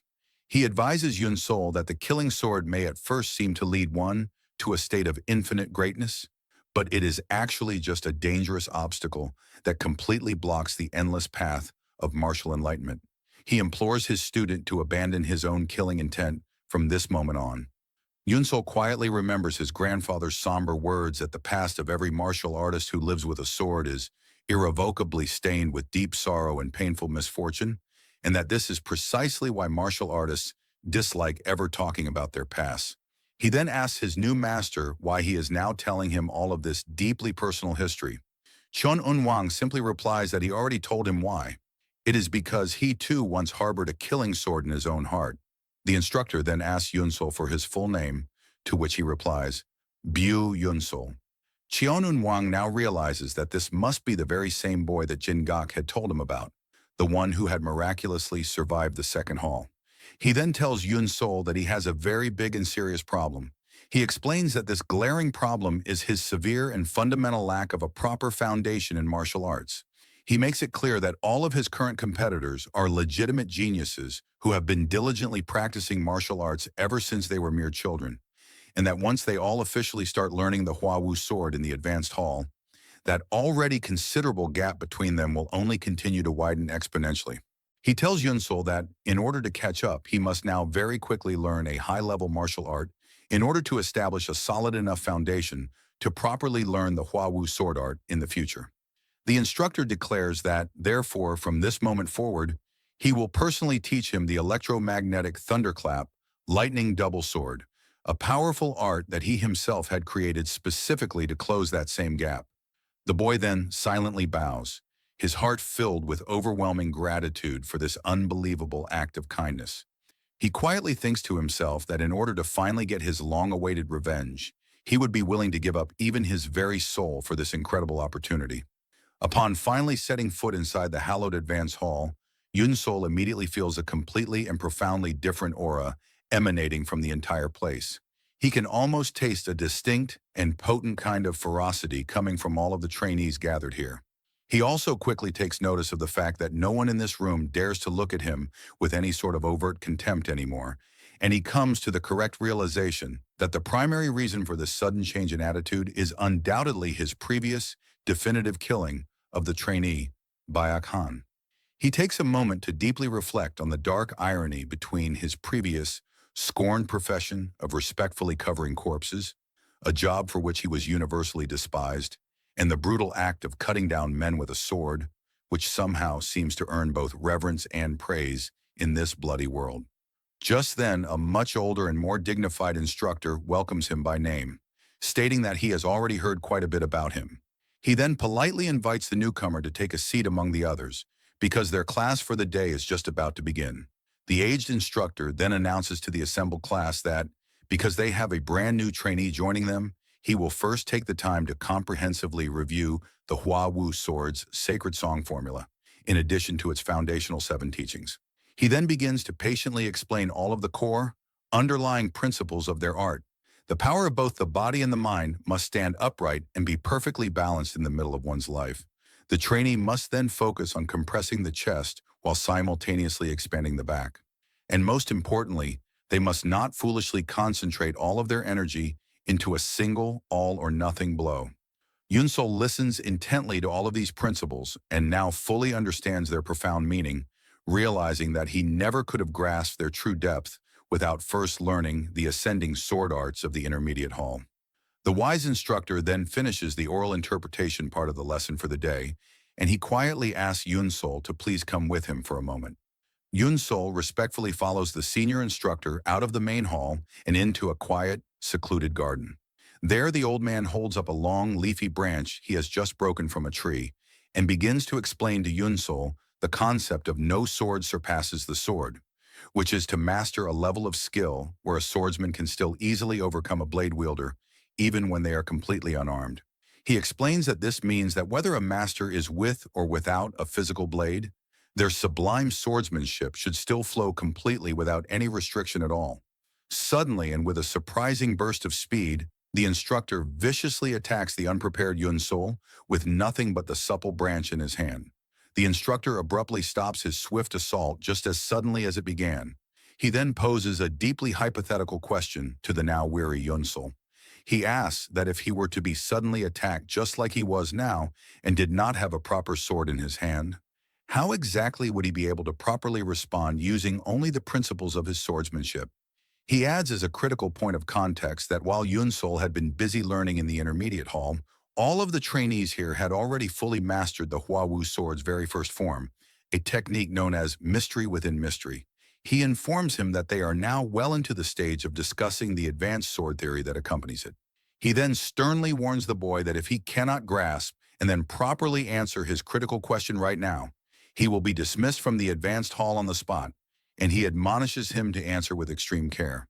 Yunsol takes a long and contemplative moment to deeply think about this difficult philosophical question. If I have no sword in my hand, he repeats to himself, and then, after a brief pause, he gives his answer. He would instead use the opponent's sword. With a sudden burst of motion, Yunsol rushes forward in a desperate attempt to snatch the leafy branch directly from the instructor's hand. But the old man calmly calls his brash and impulsive answer a rash one. Yunsol is then completely and utterly stunned to discover that the incredibly swift instructor has now somehow appeared directly behind him in what felt like a single impossible instant. Yunsol desperately tries to catch up to his new master's ghostly movements, but the aged warrior deftly dodges all of his repeated attempts with almost contemptuous ease. Yunsol begins to feel a growing sense of frustration at not being able to even begin to properly follow his master's elusive movements, and he knows that he must manage to show him something truly impressive here and now if he wants to be allowed to remain in this prestigious advanced hall. With renewed and desperate resolve, he decides to draw out the beast sense he had acquired from the way of the beast to its absolute utmost limit, intending to use it to read the subtle flow and hidden direction of his master's unpredictable movements. Yunsol focuses every one of his heightened senses and then launches yet another all-out attack. However, the wise instructor simply uses a gentle push of his internal energy to effortlessly throw Yun Sol aside before he can ever hope to grab the branch, an act which sends the boy crashing hard to the unforgiving ground. Just as he starts to get up, the instructor is already upon him. The old man catches his student, then lets out a loud and hearty laugh before unexpectedly announcing that he has now successfully passed his personal test. Yunsol looks up at his master with utter confusion and asks how he could have possibly passed when he wasn't even able to touch him. The instructor simply tells him that he will begin learning mystery within mystery starting tomorrow morning. He then orders him to be at the training grounds earlier than everyone else and to stay there until dawn. Yun Sol, though still confused, respectfully replies that he understands. After the boy finally leaves, the instructor looks down at the leafy branch that is still in his hand and thinks to himself that, so, even if it's a cub, a wolf is still a wolf. With a wry smile, he says to himself that this is now getting very interesting. Later on, after that long and difficult day's lesson is finally over, Yunsol decides that he will take a leisurely walk around the rest of the dangerous Hell Realm. He thinks back to what had happened in the second gate and reminds himself of how a deadly fight could easily break out at any given moment in this perilous place. Suddenly, his sharpened senses detect the distinct presence of several people very close by. He instinctively starts to count the subtle sounds of their footsteps. 1, 2, 3, 4, and then 5 people all emerge from the dark shadows of the surrounding trees. Their apparent leader confidently addresses him, stating that his actions have been quite overstepping ever since he arrived from and because of this, they are now going to teach him some much-needed discipline. Another member of the group then chimes in, adding that since Yunsol was the one who had struck the very first kill, he should not dare to complain that this current ambush is in any way unfair. The sneering leader then boasts that the 5 of them were widely known as the pride of the 5-peak swords, even before they came to this island, and he then advises his target to better brace himself for what is to come. As they close in, Yunsol calmly thinks to himself that there is in fact one more person with them. The leader of the 5-peak swords then shouts out for them to attack Yunsol, but suddenly the leader himself inexplicably collapses to the ground, stone-cold dead, right in front of all of his completely shocked and horrified comrades. At that very moment, a young man with striking red hair by the name of Iseo Junha appears from the shadows and directly addresses Yunsol, saying in a low and serious voice that they now need to talk. The remaining and now utterly terrified members of the 5-peak swords are completely stunned by Iseo Junha's sudden and bloody appearance on the scene. One of them asks him with a quavering voice why on earth he is suddenly here interfering with them. Jinha, with a voice colder than ice, simply orders them all to get lost immediately, contemptuously stating that he has absolutely no business whatsoever to conduct with worthless trash like them. They are visibly and deeply angered by his dismissive words and the profound insult to their pride. But they ultimately decide that it is in their best interest to make a strategic withdrawal for now, furiously vowing under their breath to return at a later time to exact their bloody revenge. Yunsol watches them retreat and quietly thinks to himself that this newly arrived young man with the red hair is incredibly strong, while Jinha dismisses the fleeing group with a single sharp insult, calling them all pathetic cowards. After the others have gone, Jinha abruptly turns his full and undivided attention to Yunsol and asks him a single, direct, and incredibly loaded question. He wants to know exactly which side he is on. Earlier that day, inside the vast and austere advanced training hall, the senior instructor had told all of his assembled students that while they have now all technically learned the Heianjiu Yun, the very first and most fundamental form of the Huawu sword sect, true and complete mastery of the art will only ever come when each and every one of them has successfully managed to reshape the sacred technique into their own unique and personal sword style. With that profound declaration, he then announces that it is now time for him to see for himself the tiny sparks of individual light that each of them has managed to create. The instructor then calls upon Yunsol to begin the demonstration and to unleash his own Heianjiu Yun once and for all. Yunsol calmly steps forward to the center of the training floor and then demonstrates his own highly personalized version of the legendary technique, unleashing a powerful and breathtaking display of incredibly fast and unmistakably deadly sword movements that fill the entire hall. After the display is finished, the wise old instructor comments that, Yunsol's rendition of the technique is exceptionally solemn and quite delicate, but he has also somehow managed to drench it completely with an almost palpable and overwhelming killing intent. With that, he then allows him to return to his seat among the others and subsequently calls upon the next student, SEO Jinha, to come forward. SEO Jinha gracefully steps up to the training floor, but instead of simply performing his own version of the first technique of the Hua Wu sword sect, he proceeds to demonstrate a completely and entirely different technique. A unique sword form which seems to have been specifically and purposefully designed to directly counter and utterly defeat Yunsol's own newly created sword style. Yunsol immediately understands with a chilling certainty that this was a pointed and deliberate warning that was aimed squarely and directly at him. Back in their tense and volatile confrontation in the clearing, he now wonders again with a newfound sense of dread about the true and hidden meaning of Jinha's strange question regarding which side he is supposedly on. Jinha shouts impatiently at Yunsol, demanding that he not dare to play dumb with him. After a moment, Jinha closely observes Yunsol's facial expressions and carefully listens to the genuine confusion in his tone of voice, finally concluding that his target is not actually lying to him and that he truly does not understand the deeper and more complex situation that is unfolding all around him. Jinha then realizes with a frustrated sigh that the particular person he is looking for is, in fact, not Yunsol after all.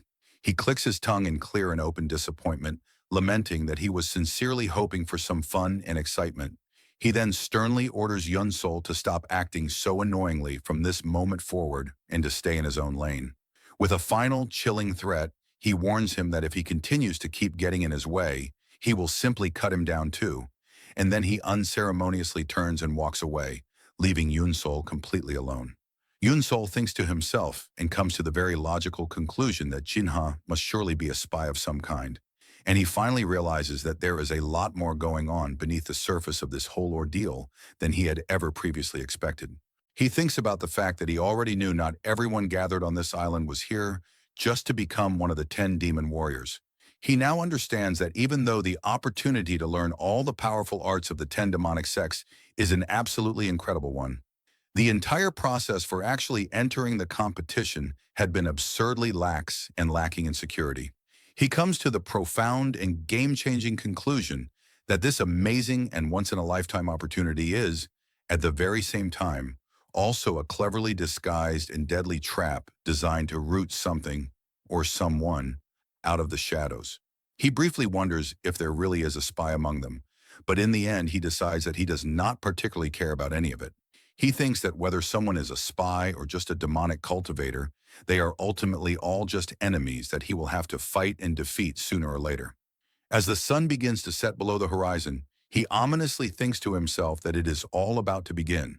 Somewhere nearby, a small and unsuspecting mouse is finally caught in a cleverly hidden trap. Back inside the advanced training hall, the senior instructor announces to all of the gathered students that, with today's lesson, all of their scheduled training sessions are now officially finished. He acknowledges that he is absolutely certain many of them found the long and arduous study of doctrines and principles to be quite tedious and boring. But he passionately explains even the most legendary and skilled masters who have somehow managed to survive countless bloody battles will always dedicate a significant amount of their time to the deep and diligent study of the doctrines and philosophies of higher martial arts. He then adds that the true nature of martial arts is not something you can automatically do just because you happen to understand it, nor is it something you can ever truly understand simply because you happen to be able to do it. He then expresses his sincere and profound belief that all of the complex interpretations and philosophical analyses he has taught them up until now will serve them as an immense and beneficial starting point in their long and difficult journey down the treacherous road of the martial world. And with that, he finally wishes all of them the very best of fortune in the many battles that are surely yet to come. Suddenly, a deep and resonant bell begins to ring, and a commanding voice echoes throughout the entire island. The senior instructor announces that the time has now finally come, and he loudly orders everyone to hurry now and head directly to the imposing stone mountain that sits at the very center of the island. All of the assembled trainees then gather at the foot of the massive mountain, where the head of the entire operation, the imposing Hugh Ryan, confirms that every single one of them has now finally arrived, signaling the start of the next phase.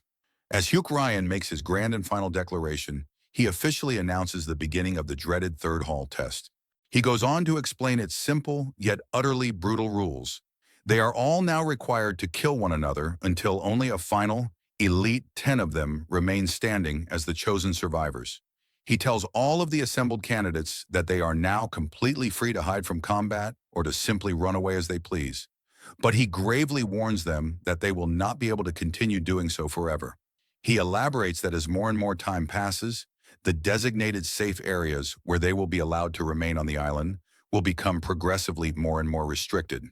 Anyone who is unfortunate enough to be caught inside one of these newly forbidden zones will then be mercilessly slaughtered by a fearsome group known only as the Killing Demons. From a great distance, Yunsol can already feel the intensely powerful and overwhelming killing intent that is just radiating off of these ominous killing demons. And he realizes with a growing sense of dread that they must be martial artists of an almost impossibly amazing and terrifying skill level. One of the other more courageous trainees then asks the question that is on everyone's mind: are they actually allowed to attack the killing demons themselves? Hyuk Ryan lets out a hearty and boisterous laugh, openly expressing his deep pleasure at seeing candidates who possess such incredibly lofty and ambitious goals. He confirms for all of them that they can, of course, freely attack and fight them as they wish, and that it doesn't matter in the slightest if they even manage to kill one, assuming that they have the ability to do so. He then goes on to reveal a single, incredible, and game-changing reward. Anyone who somehow succeeds in killing just one of the formidable killing demons will be immediately recognized and officially named as one of the 10 demonic candidates. All of the trainees now realize the grim truth of this statement, which means that the sheer difficulty of killing a single killing demon is actually far greater than slaughtering every single one of the other participants here combined. Hyuk Ryan reminds them all to burn this fact into their memories. He states that it does not matter at all whether they choose to move in large groups for safety or to strike from the shadows with deadly ambushes. He then screams out that they must simply kill, by whatever means necessary, if they wish to survive, because that is the path, the only path, to becoming one of the 10 demonic. As soon as the third and final test officially begins, all of the assembled trainees immediately scatter in every possible direction, disappearing into the treacherous landscape of the island. Yunsol immediately understands that he needs to start moving, and quickly. He knows for a fact that he has already drawn far too much unwanted attention from a great many of the other trainees up to this point, and that if he does not get away from this open area immediately, there is an extremely high probability that he will once again be surrounded and ruthlessly attacked by a large and desperate group of people who now see him as a significant threat, just as had happened to him before. Yunsol immediately decides that his first and most pressing priority must be to find and reach a truly safe place, and he knows that the absolute safest place for him on this entire island has to be the now familiar grounds of the Nanjia Pavilion. He sets off at a full blistering speed, heading directly towards the old dilapidated, but now comforting building he had trained at for weeks. While he is on his way, however, he suddenly notices that the distinct texture of the ground beneath his feet has now somehow changed since he was here. Then in an instant, his heightened beast senses tell him that someone is coming. A heavily wounded young man suddenly stumbles into the clearing, running for his life and frantically screaming out for help, shouting that there are people who are trying to kill him right at this very moment. The injured young man then makes a desperate offer, swearing that he will fully repay Yun Sol with a handsome reward if only he will help him to survive this deadly pursuit. Yun Sol quickly assesses the situation and briefly wonders if this could possibly be some kind of elaborate and cruel trick. But a closer look confirms for him that the man's grievous and bloody wounds are undeniably real. Yun Sol's enhanced senses also detect the presence of 3 other people who are hotly pursuing the wounded man, and he quickly wonders if they are working together as a small hunting group. He honestly does not want to get entangled in this dangerous and bloody affair, but he also immediately understands that this panicked young man's highly visible and loud presence right here will almost certainly expose his own carefully hidden location to his enemies. At the absolute last possible moment, with the pursuers just about to break into the clearing, Yun Sol suddenly grabs the injured young man and quickly pulls him with him, down into a cleverly hidden hole that had been dug into the ground. The three pursuing warriors arrive at the now empty spot a moment later and wonder with visible frustration where the hell their prey has suddenly gone, insisting that there is simply no way he could have escaped from them that fast. The furious leader of the group then decides with a cold certainty that he will definitely kill that bastard for making them run so much. He then barks orders at his two companions to move out and begin searching for their target, reasoning that he couldn't have possibly gotten very far from the spot. After the three pursuers have finally departed from the immediate area, Yun Sol and the wounded young man quietly emerge from the deep earthen hole. The injured man profusely thanks Yun Sol for his timely assistance, repeatedly telling him that he only managed to survive because of him. Yun Sol, meanwhile, is thinking to himself that this perfectly concealed hiding place was obviously not created just for the simple purpose of hiding a body, and he comes to the correct conclusion that his former master, Elder Su Wu, must have prepared this unique training spot especially and in advance for him. Yunsol clearly remembers that while he had been buried deep within the dark and narrow confines of the earth, he had physically felt the incredibly potent senses he had acquired from the way of the beast expanding themselves to even greater and more profound degree than ever before. Through the vibrations in the very ground itself, he was able to clearly and distinctly sense the sound of their pursuers' feet striking against the earth and the faint, almost inaudible sound of them unsheathing their deadly swords. He could perceive the entire and complete situation unfolding above him just as vividly and as clearly as if he were actually seeing it happen with his own two eyes.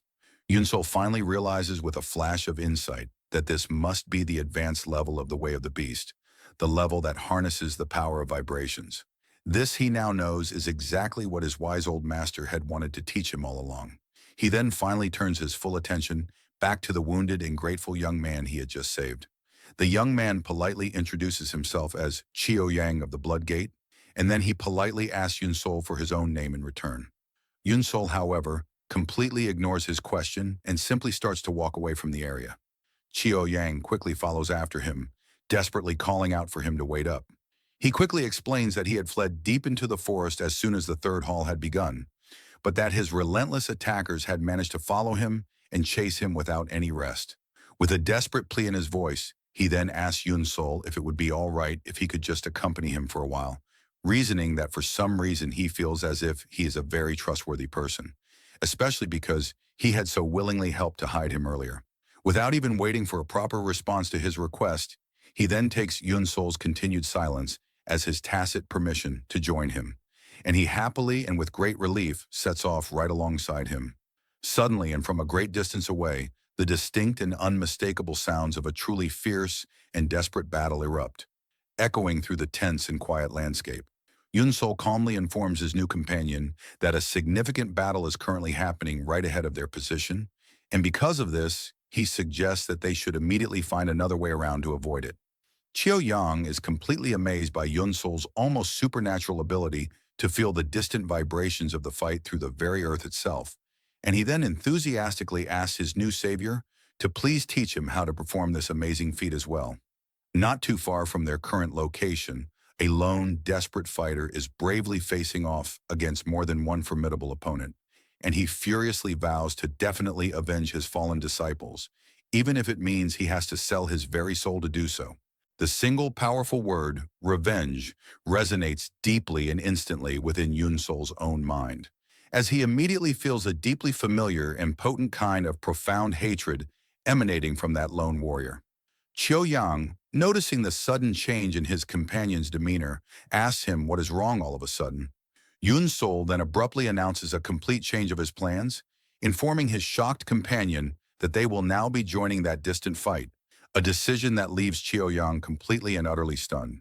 As Yunsol takes his first steps toward the raging battle, he suddenly and deftly parries a lightning-fast surprise blow that had been secretly aimed directly at him from the shadows. The hidden assassin is visibly and profoundly surprised by this, and he wonders out loud how on earth his target was possibly able to stop his clan's legendary and forbidden extreme hidden form technique. He then pointedly asks his would-be victim if he too is also a professional assassin by trade, but with a single, impossibly swift and fluid move, Yunsol skillfully and mercilessly kills the would-be assassin where he stands. Yun Sol takes a brief moment to reflect on how surprisingly easy it was for him to deal with one of these deadly assassins.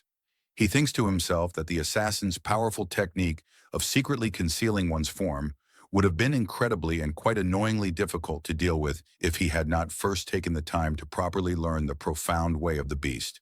Meanwhile, as the dead assassin's body hits the ground with a wet thud, Chiao Yang lets out a terrified scream at the gruesome and bloody sight.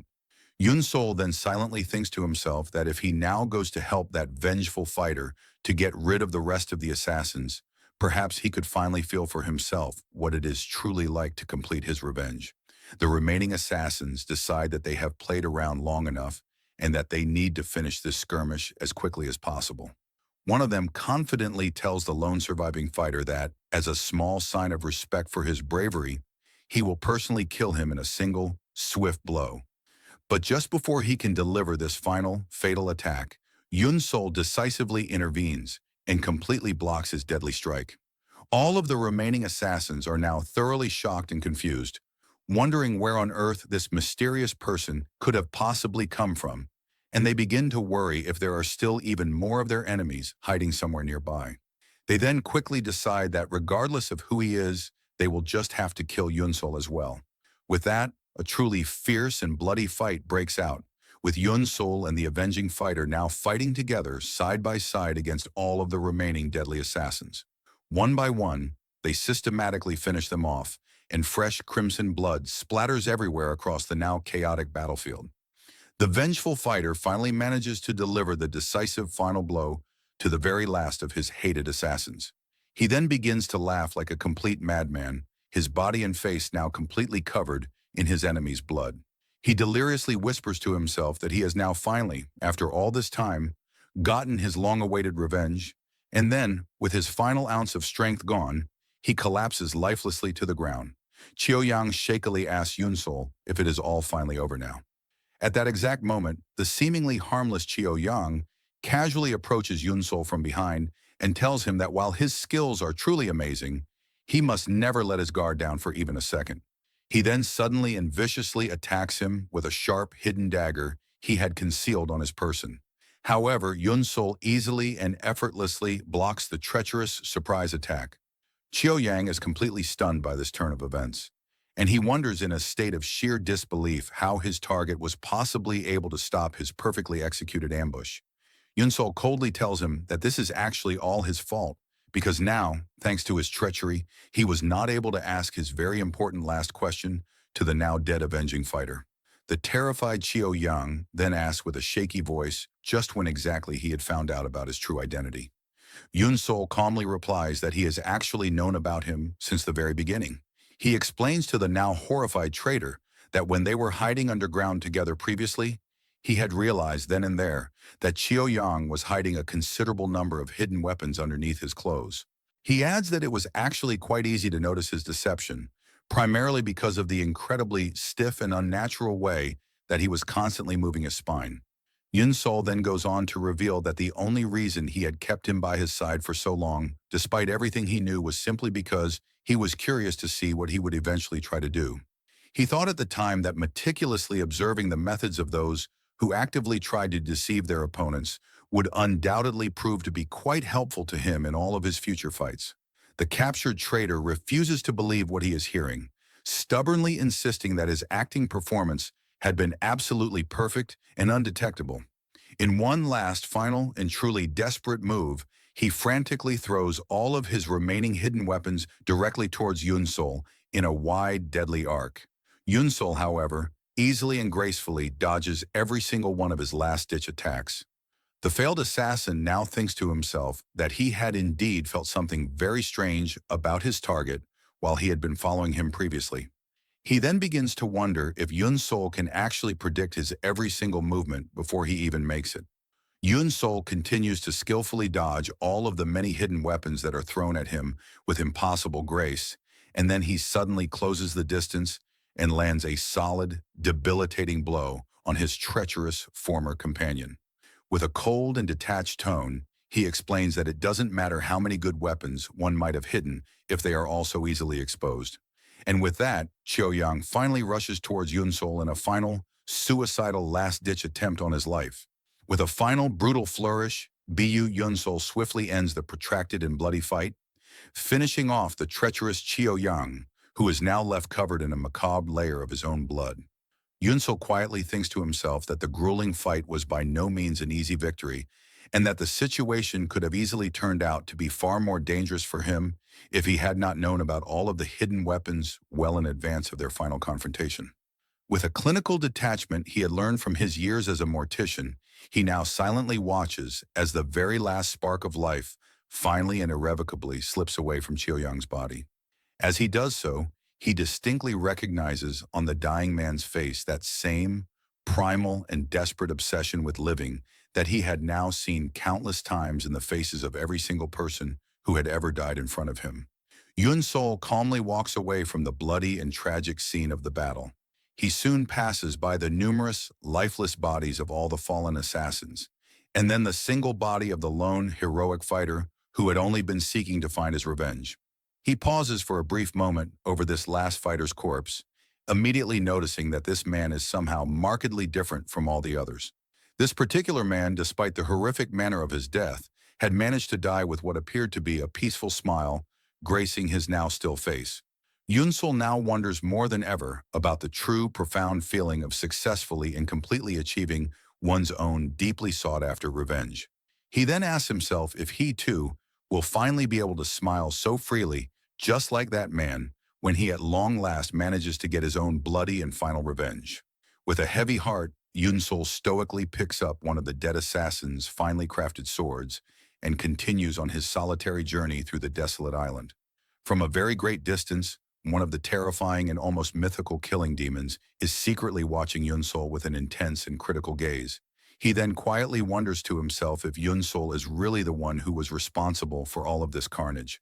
Another one of the watching killing demons silently confirms this fact, adding that the boy had somehow managed to kill a group of highly trained, professional assassins using only the incredibly crude and basic techniques of the Hua Wu swordsmanship. The first demon then begrudgingly acknowledges that the boy is, at the very least, definitely a talented individual. But he quickly adds that there are still plenty of trainees on this island with a comparable level of talent to his own, and that if he doesn't manage to significantly improve his own skills, he will certainly not be able to survive for very much longer on the treacherous and deadly road to hell. The very next day, Yunsel suddenly finds himself being relentlessly chased and hounded by a large and aggressive group of determined trainees. One of these aggressive pursuers was skillfully using a long and deadly metal whip, a weapon which he was using to attack his quarry from a great and safe distance.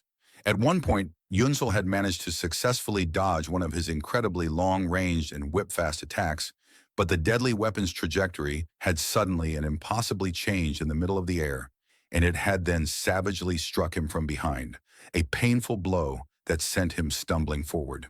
Yun Sol grimly realizes in that moment that his relentless pursuers will never ever give up their hunt, and that he will certainly die at this grueling and miserable rate if he doesn't quickly come up with a surefire way out of this desperate and dangerous predicament. Meanwhile, back at the secure instructor's camp, the commanding head of the hall, Hyuk Ryan, asks one of his subordinates for a detailed status update on the ongoing final test. The underling reports back to him that there are still a surprising 41 trainees who are currently still alive out of an original and quite formidable 86 total participants. Hyuk Ryan is genuinely surprised to learn that so many of them have managed to survive this long, even after 3 full days of what he thought was relentless slaughter. He quickly and correctly concludes that those who have managed to remain standing now must all be incredibly skilled individuals, and because of this, he decides that it is now finally time to truly test all of their hard-earned and innate skills. With a sharp and commanding tone, he then asks his personal assistant to immediately bring him the large detailed map of the entire island. Elsewhere, on another part of a now war-torn island, one of the many determined trainees is just about to deliver a killing blow to Yunsol after having just triumphantly snatched the younger boy's own sword right out of his very hands. A short while later, Yunsol once again finds himself on the run from his relentless and seemingly inexhaustible pursuers. He silently thinks to himself that because of the particular type of long-range and unorthodox weapons they are currently all using, Fighting them out here in this wide and completely open area is deeply unsuitable and tactically disadvantageous for him. And so, with his back well and truly against the wall, he quickly and cleverly comes up with a detailed and daring plan that will be perfectly suited for his current and dire situation. Back at his central command post, head instructor Hyuk Ryan looks down at the expansive map and makes a fateful and crucial decision. He will now severely restrict the current combat zone for the remaining survivors. He then immediately orders that all of the deadly and terrifying killing demons are to be forthwith unleashed directly into the Huawu sword set grounds. According to his new and daring plan, Yunsol now deliberately heads straight for the familiar and now abandoned Huawu sword set building. His many surprised and confused pursuers immediately follow him right inside. The trailing group now begin to wonder if he is somehow hiding somewhere inside of this sprawling and empty building, and one of them openly mocks him for finally allowing himself to be so easily cornered. Their overconfident leader also thinks to himself that no matter how incredibly fast his quarry might run, there is simply no way he will now be able to escape their clutches from inside this enclosed space. Suddenly and seemingly from out of nowhere, Yunsel attacks all of them from directly behind. The surprised leader quickly and contemptuously calls him an idiot for attempting such a transparent and obvious ploy, loudly thinking that they would never fall for such a very cheap and amateurish trick. Yunsol then engages in a brutal and close-quarters battle with the entire group, all the while masterfully and skillfully avoiding their incredibly long-ranged and unwieldy weapon attacks within the narrow confines of the building. Their stunned leader is completely and utterly astounded by his incredible display of martial prowess. He now wonders with a growing sense of panic how this bastard can somehow so perfectly and precisely read all the intricate and hidden paths of their clan's most secret and advanced sword techniques. Yunsol continues to brilliantly use both the ensuing chaos and the narrow corridors of the sect building to his full and deadly advantage, and he proceeds to fight his many pursuers in an incredibly fierce and desperate manner. One of the attacking pursuers then finally and tragically realizes that this incredibly crowded and confined space has significantly weakened the formidable power of all of their special long-range attacks. But before he can ever even finish this important and life-saving thought, he is ruthlessly cut down by Yunsol. It is then that this particular pursuer understands with his last dying breath that their clever opponent had deliberately and intentionally lured them all here for this very purpose. Yunsol now thinks to himself that because of the incredibly tight quarters, his many powerful opponents are now all being forced to greatly shorten their long and flowing whip attacks. He knows that this tactical advantage not only greatly weakens the devastating power of all their special attacks, but it also makes their now abbreviated and clumsy movements far more predictable for him to counter. In addition to this crucial fact, he also acutely notices that all of his opponents are not actually that skilled in the first place, despite their powerful weapons and impressive reputations. With all of these various factors now in mind, he confidently concludes that he actually now has a fighting chance to completely defeat every single one of them, as long as he continues to fight them here one at a time. One of the furious pursuers then lets out a powerful shout and launches himself directly at Yunsol in a blind and reckless charge. But Yunsol easily and gracefully dodges him. Another one of them then attacks with his incredibly long and deadly whip, but the lethal weapon then unexpectedly and violently bounces off one of the corridor's solid stone walls, and it then inadvertently hits Yunsol from an unprotected angle, a jarring and painful blow that causes him to momentarily lose his precarious balance and finally fall hard to the unforgiving ground. One of his many triumphant pursuers immediately sees this as the perfect opportunity that they have all been waiting for, and he shouts out for all the others to move out now and to finally escape from this deadly and confusing place. But before this cowardly pursuer can actually make his escape from the scene, he suddenly and mysteriously stops dead in his tracks. It appears that someone has somehow managed to stop him from leaving. A cold and unforgiving voice then echoes from out of the shadows, contemptuously asking them all just what exactly they are all doing now, and if they are all seriously trying to run away. As the bloody conflict unfolds, Yunsol carefully and silently observes the entire chaotic scene from a very safe distance. After the determined and blood-soaked avenging fighter has finally and definitively finished off the very last of the cowardly pursuers, This individual then abruptly turns his intense, bloodshot gaze directly towards Yun-Sol, and with a surprisingly calm voice asks if he happens to be their mysterious and powerful leader.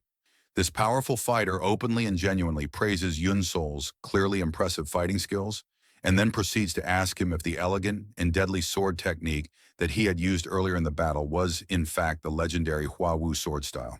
With a cold, matter-of-fact tone, this vicious killer then introduces himself to the young man as Wei Unchong, and he subsequently demands to know Yun-Sol's own name in return.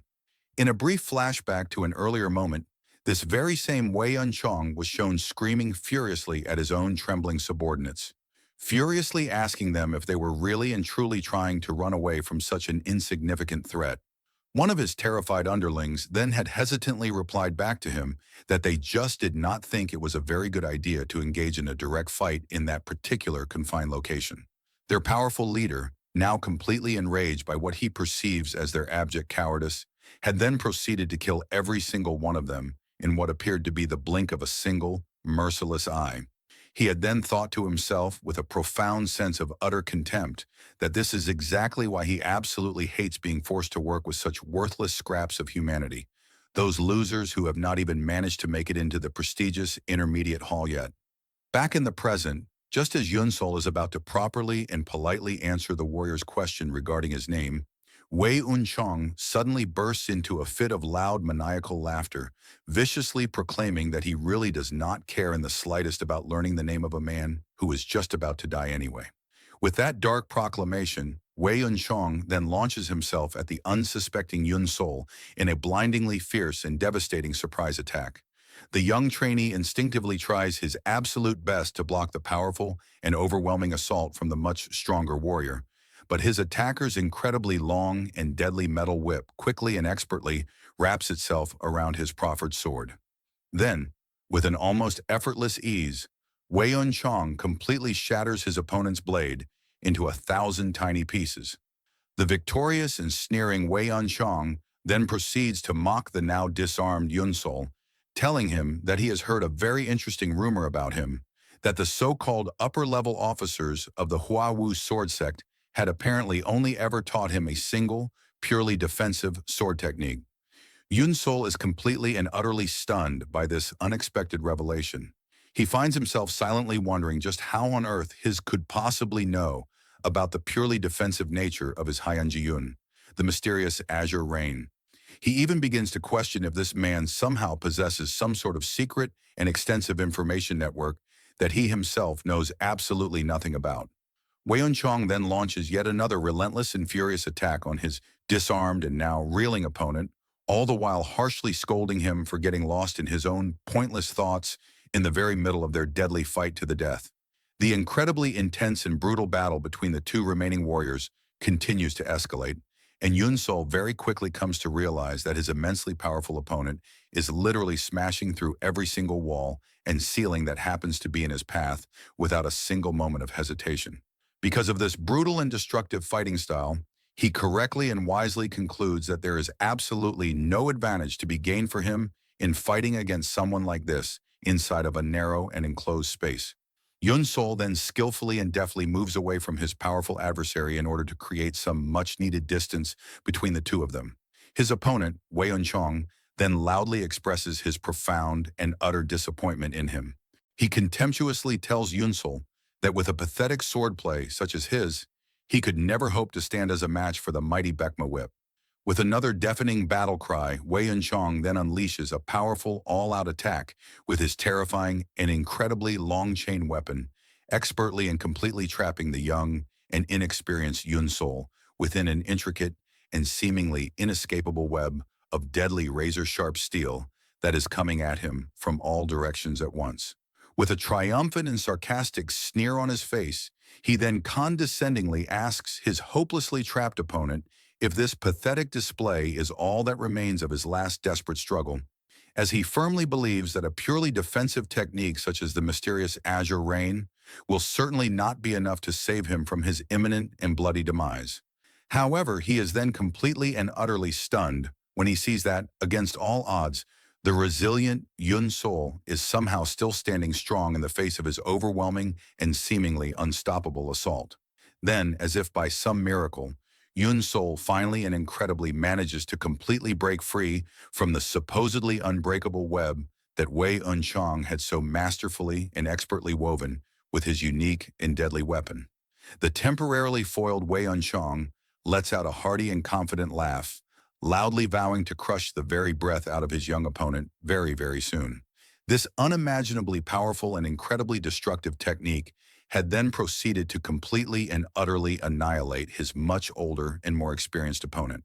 Yunsol thinks to himself that this incredibly powerful technique indeed possesses an absolutely monstrous and almost uncontrollable level of destructive power, just as his wise instructor Jin had once told him it did. But then he suddenly and violently coughs up a great mouthful of his own warm red blood. He now fully and painfully realizes that this advanced and incredibly powerful technique is actually far too advanced for him to handle at his current and still developing level of mastery. And because of this, he knows that he is not yet able to use it freely and without suffering any significant and painful repercussions. He feels incredibly relieved that he has somehow managed to win this desperate and life-threatening battle, but he also knows for a fact that this particular fight took far too much precious time to win, and that the ever-shrinking restricted zones on the island will be changing again very, very soon. He knows with a grim and absolute certainty that he must now quickly and immediately move on to his next objective. Suddenly, and with a terrible feeling of deep and utter dread, his newly acquired and highly sensitive senses pick up on the close proximity and incredibly dangerous presence of someone else on the battlefield. He then slowly and very nervously wonders to himself why on earth someone like that is currently in this very place. And he finally freezes completely in his tracks when he looks up and sees an absolutely terrifying killing demon standing silently right in front of him, its ominous red eyes now glowing menacingly in the encroaching darkness.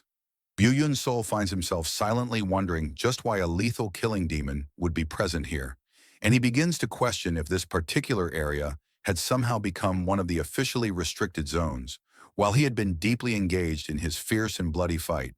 He quickly comes to the logical conclusion that he definitely did not end up in this dangerous situation simply because he had run away from a prior engagement. And so he wonders to himself if he might just be allowed to quietly and peacefully leave this now dangerous area. He then clearly observes that the menacing, silent killing demon standing before him is not making any kind of reaction to his presence at all, so he tentatively assumes that this must indeed mean that he is now free to leave this location without any further incident.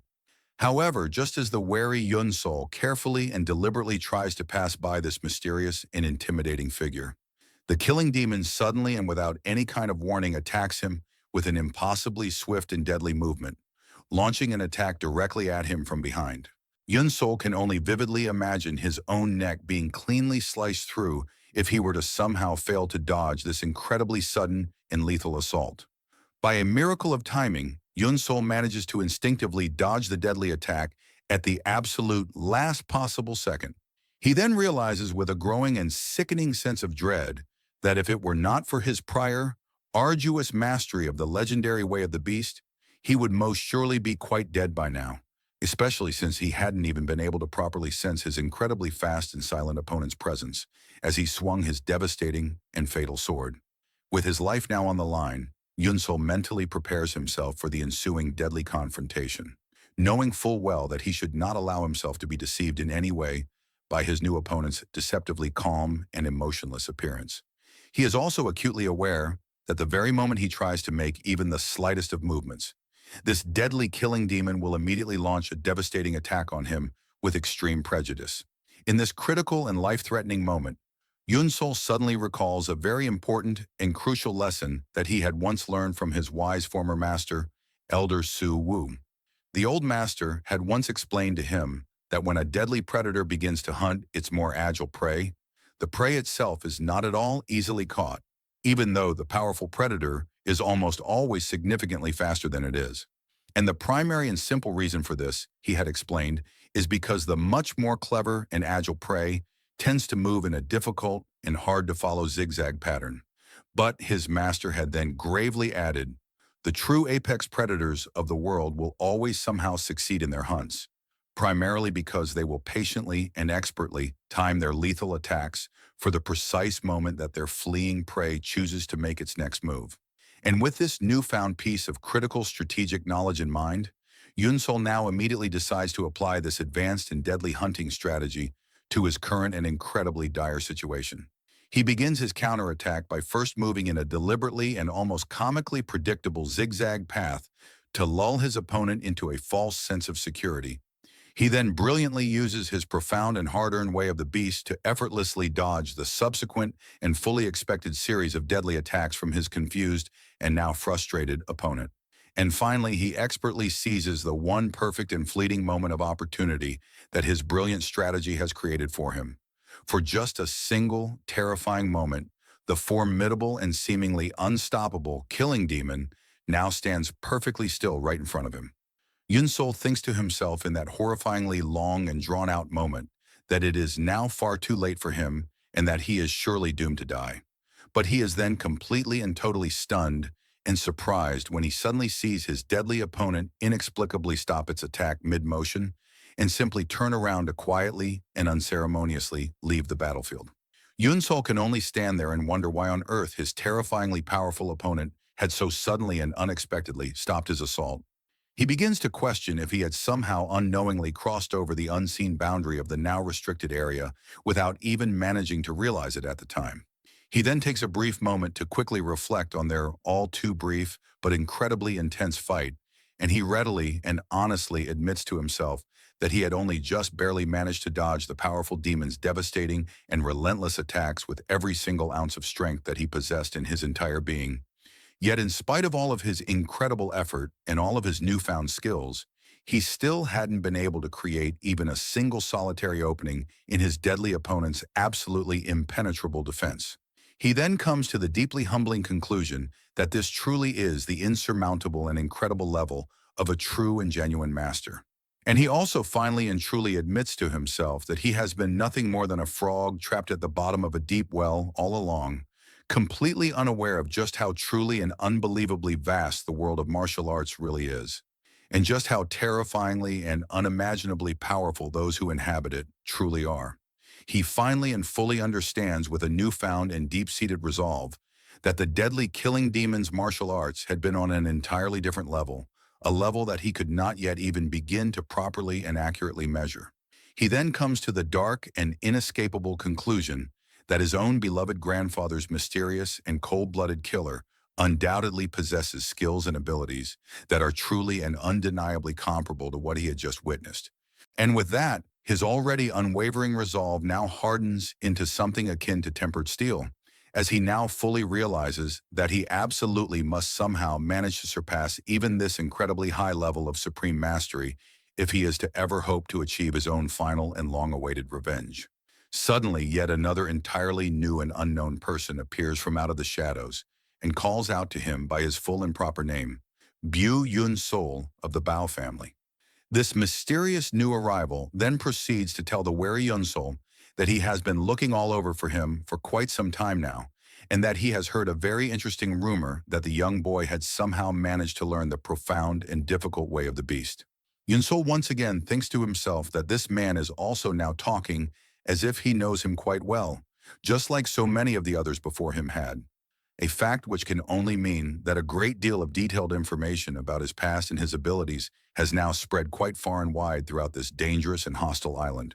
The man then begins to properly introduce himself to Yunsol, and then he suddenly and inexplicably stops, sarcastically adding that a man who is just about to die really does not have any need at all to know his name. And then he abruptly launches a devastatingly quick and unexpected surprise attack on the young warrior. With what appears to be an almost effortless ease, Yunsol manages to avoid the deadly sneak attack from his new opponent. The surprised and frustrated attacker is now quite clearly and genuinely impressed by Yunsol's incredible and innate fighting ability, noting that the young boy had somehow managed to predict the true path of his secret attack with his highly attuned and incredibly sensitive beast-like senses. He then gravely tells his target that he is now completely sure that he is truly and absolutely destined to become one of the legendary 10 demon candidates in the near and foreseeable future.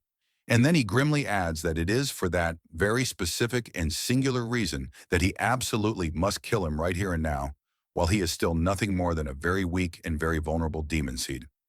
In that very moment, Yun-Sol keenly notices that his current opponent's entire and fundamental energy flow has now somehow completely and entirely changed. He suddenly recalls with a renewed and deep-seated suspicion that not every single person on this heavily fortified island is really here with the simple and earnest intention of becoming one of the famed 10 demon lords. And he then begins to seriously and quietly wonder to himself if this strange and incredibly powerful man might just be one of them. With a conscious and supreme act of will, he then forcibly removes all of these unnecessary and incredibly distracting thoughts from his now incredibly focused and deadly mind in order to once again fully and totally concentrate on the current fight to the death. During their subsequent and very intense exchange of heavy blows, Yun-Sol begins to feel a very strange and almost unsettling new sensation, a bizarre and unnatural energy flow that seems to be inexorably and powerfully pulling him ever closer toward his current opponent. At that very moment, Yun-Sol suddenly recalls a very important and pivotal lesson from one of his many previous sessions with his own wise and deeply knowledgeable grandfather, who had once explained to him that one of the very first bodies that they had ever examined together had actually been killed by none other than the legendary and deadly Five Tigers severing blade technique of the feared Hubei Peng clan. His loving grandfather had known this specific fact because, despite the almost complete lack of any kind of external and visible wounds, all of the poor victim's internal bones had been completely and totally shattered from within. This, he had explained to his young and impressionable apprentice, is the one unmistakable hallmark of this truly devastatingly powerful technique, as it works by flowing a lethal amount of pure chai directly into the opponent's unsuspecting body with every single and otherwise harmless clash of weapons. Back in the brutal and unrelenting present, the young Yun-Sol now suddenly and furiously shouts out loud, fully and completely realizing, with a cold and terrifying dread, that the very same deadly technique that he is now currently facing is indeed none other than the dreaded Five Tigers' severing blade of the powerful Hubei Peng clan. His currently dumbfounded and now totally speechless opponent is completely and utterly stunned by the incredible and almost impossible fact that he was somehow able to so easily and so accurately recognize his unique and well-guarded fighting style. Yun-Sol then suddenly and with a terrifying sense of vivid clarity remembers another very distinct and incredibly important characteristic of this deadly technique, a crucial fact that his grandfather had also once taken the time to explain to him. He remembers his grandfather teaching him about the technique's incredibly powerful and very well-known absorption art, a unique and fundamental internal technique which he had described as acting almost exactly like a powerful and irresistible vortex, one that powerfully pulls every single thing around it directly towards itself, and that its most accomplished users will often use it to completely and totally control their opponent's own weapon and their entire body with every single and subtle clash of their weapons. He continues to recall in perfect and vivid detail his grandfather's important and ultimately life-saving lesson. The wise old man had patiently explained that the entire Hebe Pern clan fights exactly like a very dangerous and incredibly ferocious tiger, skillfully and repeatedly exploiting the incredibly brief but crucially important opportunity that arises when they have successfully managed to confuse their opponent's own sword path, an opportunity which they then use to completely and totally swallow their now defenseless prey whole. In the terrifyingly brutal and very dangerous present, the young Yun-Sol now decides that he will cleverly exploit this one critical weakness in his opponent's otherwise perfect and very dangerous absorption art in order to forcefully twist his very own opponent's powerful and very deadly sword directly toward himself. His incredibly powerful and very dangerous opponent, a man who then formally and with a great sense of pride identifies himself as Peng Akai of the Hebei Pern clan, then solemnly declares that he will now face his opponent with absolute and complete seriousness, and he then furiously vows in the sacred name of his incredibly ancient and very noble clan that he will now completely and totally eradicate this incredibly dangerous and potentially world-ending demon seed from the face of the earth, once and for all. But when Peng Ake finally and furiously unleashes his next and presumably final devastatingly powerful attack, The incredibly clever Yunsol completely surprises him with an incredibly shocking and totally unexpected and brilliant move. He plants his very own sword deeply and firmly into the soft ground right beneath his very feet. This incredibly shocking and unbelievably unpredictable move so completely stuns the much more experienced and incredibly powerful Pung Kai that he can only look on in absolute and total shock. With his sword now acting as a clever and completely unexpected pivot point, Yunsol then brilliantly uses his improvised anchor to suddenly kick his off-balance opponent squarely in the chest, a powerful and well-placed blow that sends the much more powerful Pung Kai completely off balance.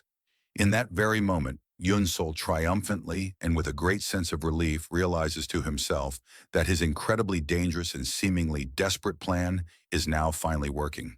An enraged Peng Kai furiously bellows, questioning how a demonic fiend like Yunsol dares to try that same trick against him. Yunsol thinks to himself that the move did indeed land, but it only managed to barely scratch his formidable opponent. He correctly assesses that his opponent's entire body has been thoroughly hardened by many long years of intense and grueling training, but he now confidently believes that he has found the true way to counter it. Yunsol remembers an old and valuable lesson that his grandfather had once taught him, the principle to strike second in order to conquer first. He recalls the teaching that in that infinitesimally small instant, right when two blades are about to clash, if you can manage to move just a mere fraction faster than your opponent, that alone is the definition of true speed. And so, Yunsel resolves to twist his enemy's own powerful technique against him, vowing to cut him down at a speed that is even faster than his powerful saber.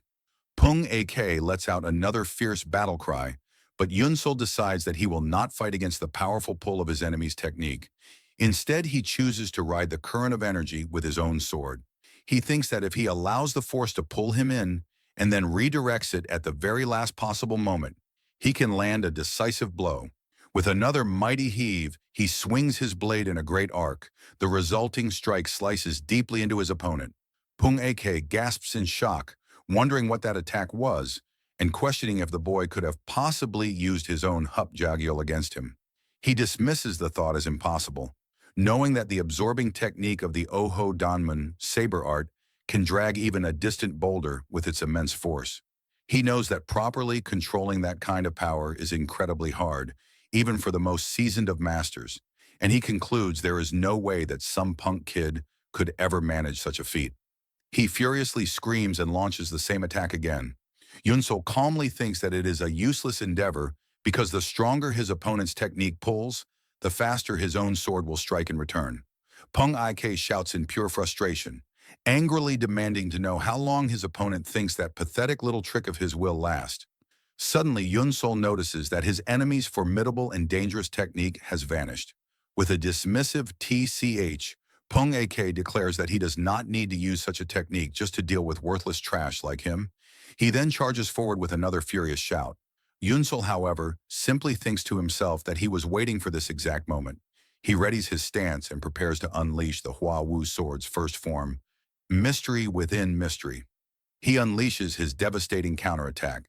His opponent is sent flying backward from the sheer force of the blow. The man falls to his knees utterly defeated, and with his dying breath asks if what he had just witnessed could possibly be the legendary mystery within mystery. Yunsol confirms that it was, admitting to himself that it was far too close of a call. He silently reflects on the incredible risk he had just taken, knowing that in order to twist mystery within mystery, which is a purely defensive stance, into a full-fledged attack, he had been forced to risk every other form of the style turning against him. His vanquished opponent expresses his profound astonishment, stating that he never would have imagined that someone could interpret the revered technique in such a way. He then asks Yunsol, his voice now fading, what this is and if he is just leaving already. Yunsol stoically replies that his fight has nothing to do with his own quest for revenge. For someone from the demonic faction, Pung Kai finds this sentiment truly intriguing. As Yunsol turns to leave, Pung Kai weakly whispers for them to pray that they never cross paths again, and then he finally collapses to the ground from his grievous injuries. Just as he does, another figure appears silently behind him. Pung Ak, seeing the newcomer, asks if he has come to kill him. The hooded killing demon addresses the fallen man, Remarking on the tyranny of the Hebe Pern clan righteous faction, he was quite useful, and that it is a pity. The dying warrior gasps out a weak laugh, now realizing that they knew all along that he was a spy. The demon coldly replies that he underestimated the demon hall, and with a simple and final farewell, he executes the fallen spy without a second thought. Elsewhere on the island, in another dark and treacherous part of the woods, a different battle is reaching its own bloody conclusion.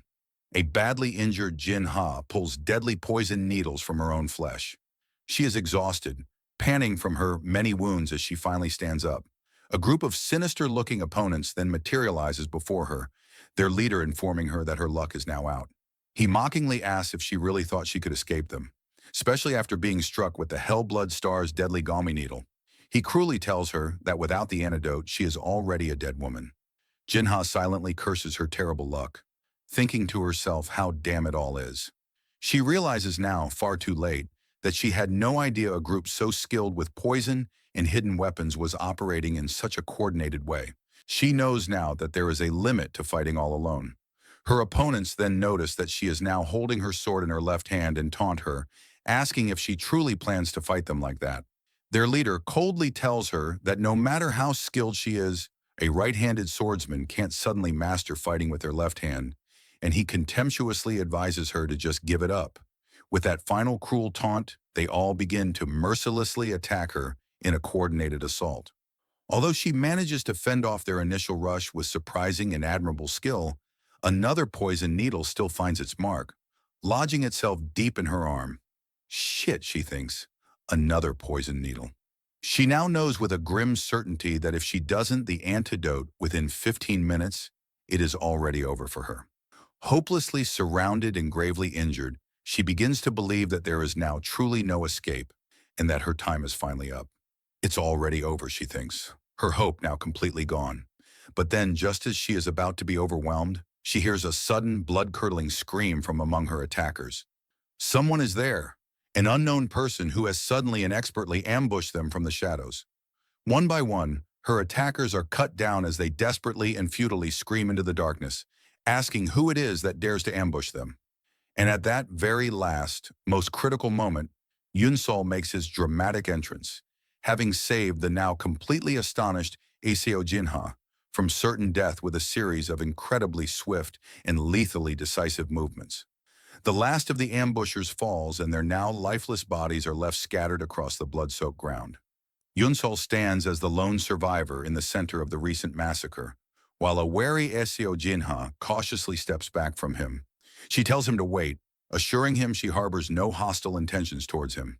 She quickly searches the corpse of one of her fallen attackers and pulls out a small vial, recognizing it as the life-saving antidote she needs. She thinks to herself that with this antidote in hand, she can now face the other members of the Hellblood Star with more confidence. As Yunsol turns his back to depart from the gruesome scene, Iseojina asks him once more to wait. He turns back and asks what it is she wants from him. She explains that she has been afflicted by the Hellblood Star's poison, and that she has less than an hour before it spreads fatally throughout her entire system. Yunsol replies with a cold and detached voice, telling her she is mistaken in her assumption that he would help her.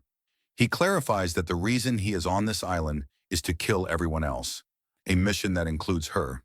He then states that the only reason he is leaving her alone now is because he feels no personal need to kill her himself at this exact moment. Jinha acknowledges his logic, admitting that she will surely die if he just abandons her here, and that in the end, she knows she is just another competitor that he will eventually have to kill. In a last desperate gamble, she makes him an offer. If he gives her the antidote, she will join his side. Yunsol questions why he would possibly need her help. Gina quickly explains her reasoning, pointing out that there are only about 20 people left alive, and that everyone except for the two of them is already operating in established groups. She insists that no matter how powerful he might be, he cannot possibly face all of those coordinated teams by himself.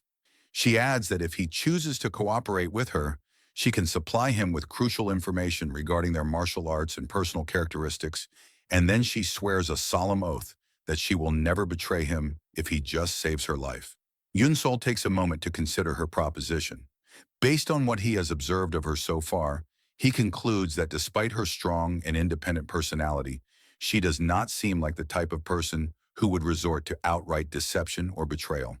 He finally asks her for the specific conditions of their potential alliance. She suggests that they will join forces and not attack each other until only the two of them remain as the final survivors. After a brief pause for thought, Yun-Sol throws the vial containing the antidote over to her, which she catches with a grateful expression. Suddenly, a new sound pierces the air, and Yun-Sol immediately wonders if another restricted area has just appeared on the island. He tells Jinha that they have to get out of there immediately, but she replies that it does not seem like this particular area is a restricted one. He urges her to think about the situation more logically, explaining that since most of the other areas on the island are already restricted zones, the appearance of a new one now means that it is highly probable the remaining people on the island will soon come rushing here. As if on cue, other large groups of trainees begin to emerge from the surrounding darkness. They start to methodically surround both of them, and Yun-Sol quickly realizes that it is now already too late for them to escape. One of the newly arrived warriors in particular catches Yun-Sol's attention. He feels an aura from this specific man that is entirely different from the others. One of the assembled trainees then makes a public suggestion to the other groups, proposing that they all agree to kill both Bu Yun-Sol and Seo Jinha first before turning on each other. Another of the trainees quickly identifies them for the benefit of the group, naming Bu Yun-Sol as the one who has mastered the way of the beast, and Seo Jinha as the skilled swordswoman who cannot be underestimated due to her thorough investigations into all the other trainees. The leader of another opposing group thinks to himself that they are now well informed about both of their targets, and he now understands why they had not formed a group until now, guessing that they have finally joined forces. Yun-Sol recalls the vial of antidote powder that his new ally had acquired, and she tells him that she will scatter the spirit mountain powder, a move that she says will give them the chance they need to escape.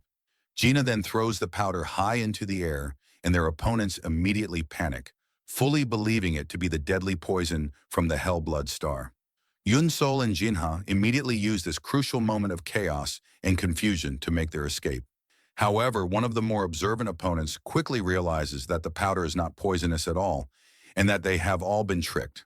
Their furious leader then immediately orders his men to pursue the fleeing pair. Gina thinks to herself that while the powder does indeed produce a lot of smoke and is quite good for a distraction, the current wide-open space is a clear tactical disadvantage for them. She tells Yun-Sol that they need to head toward the Rocky Mountain area, which has lots of narrow caves. Yun-Sol then asks her if she is thinking the same thing that he is, and she confirms that they need to find an advantageous cave to fight in. He tells her that he knows of one such place. He proceeds to lead her to a very specific cave that possesses a very narrow entrance and an extremely long tunnel. Jinha expresses her surprise that he knew about something like that, stating that it was already hard enough to believe he had mastered the way of the beast, and she now begins to wonder what on earth his true identity could be. The two of them then set off at their full speed, making their way towards the rocky part of the island. When they finally arrive, Jinha immediately notices a strange and unsettling mist that definitely was not there before, a strange fact that Yun-Sol readily agrees with her about. A sinister-looking killing demon then silently emerges from within the dense fog. Jinha realizes in a state of absolute shock that they are now face-to-face with the legendary killing demons, which can only mean that this new location is now a fully fledged restricted area.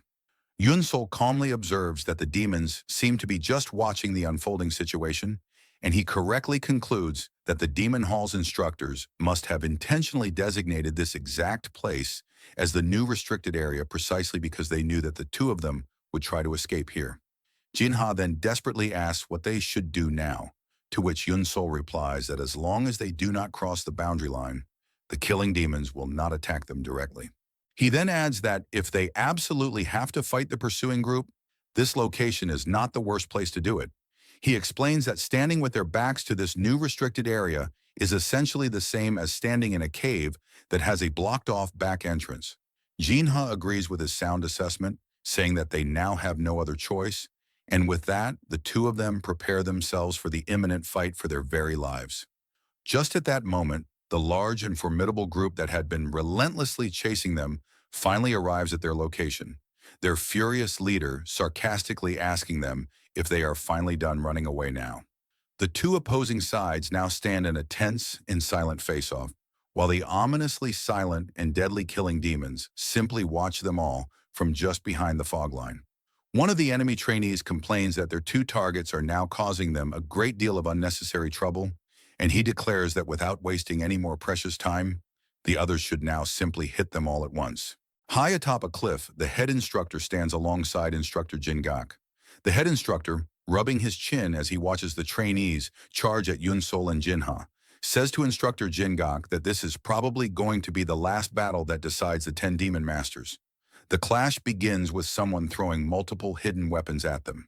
Yunsol dodges with ease, his body moving fluidly. But in front of him, another trainee rushes forward, blade raised and ready to strike. The trainee's sword cuts down sharply, but Yunsol shifts slightly to the side, calm and focused. In the same motion, he counters, his strike fast and precise. The blade connects, his opponent gasps as blood spills, and Yunsol becomes the first to draw blood. Jinha also surges ahead in her own fight, cutting down the trainee in front of her with swift precision. Another opponent charges from behind, but before they can land their blow, she senses them.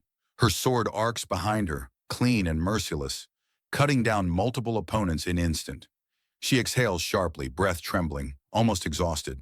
Her grip tightens as she looks ahead, trying to steady herself. But there's no time to breathe. Another trainee leaps in with a devastating strike.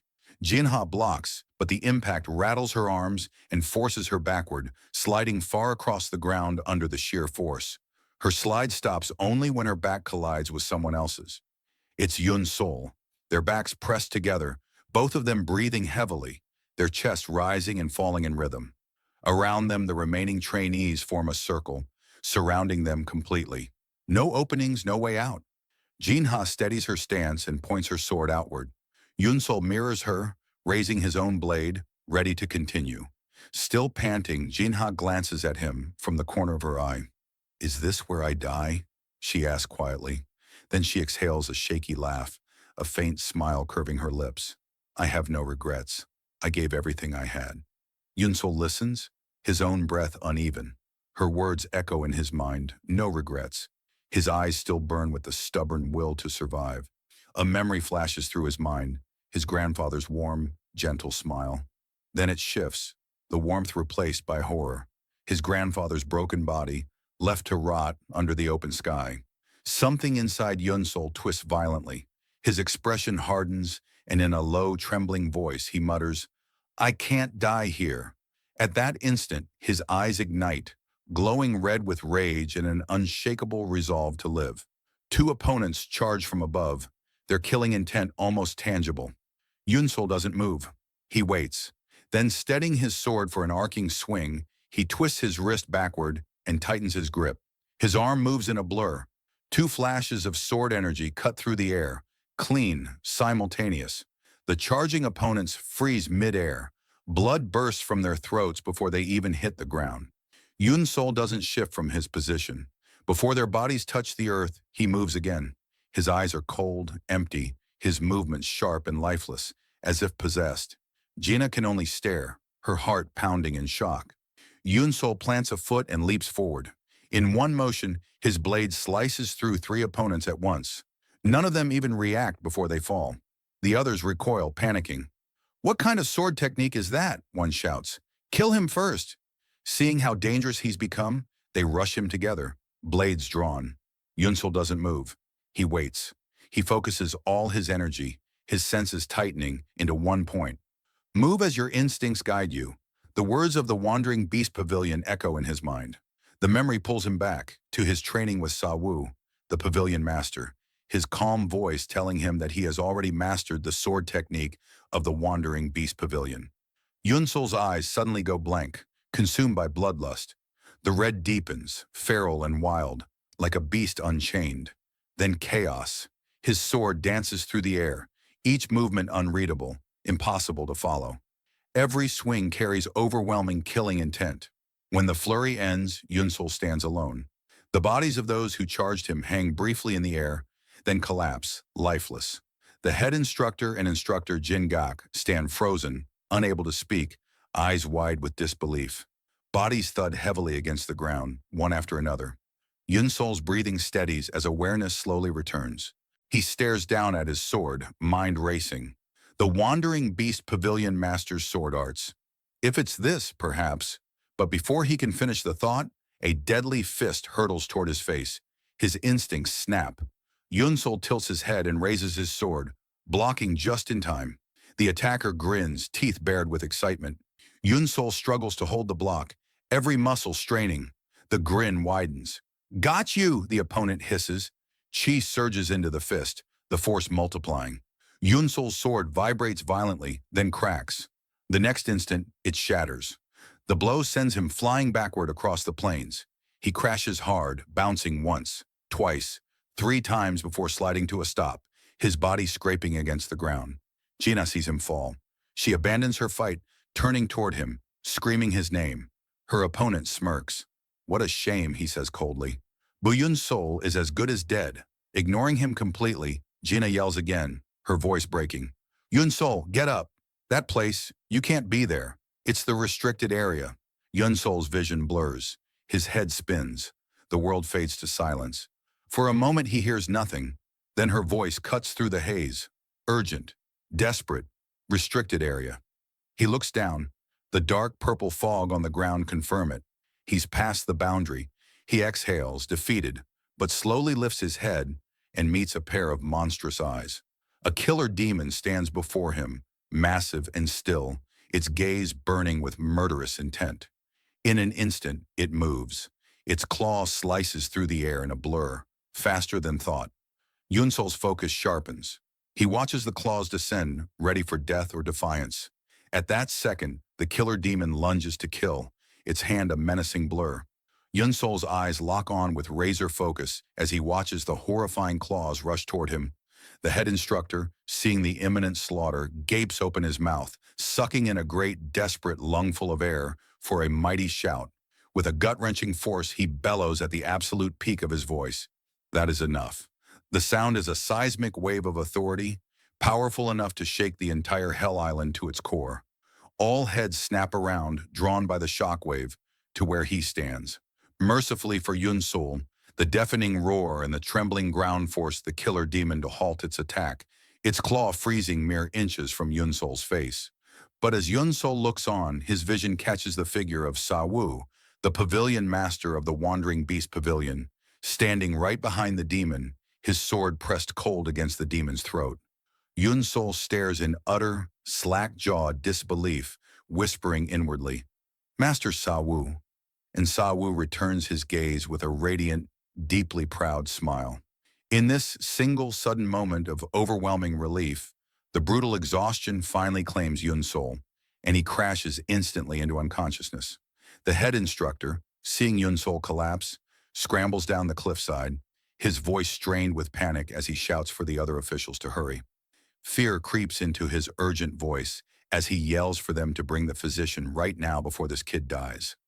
Instructor Jin Gak trails anxiously behind him, worried not just for Yunsol but for the head instructor too, as he reminds him with caution that if he stops the third trial like this.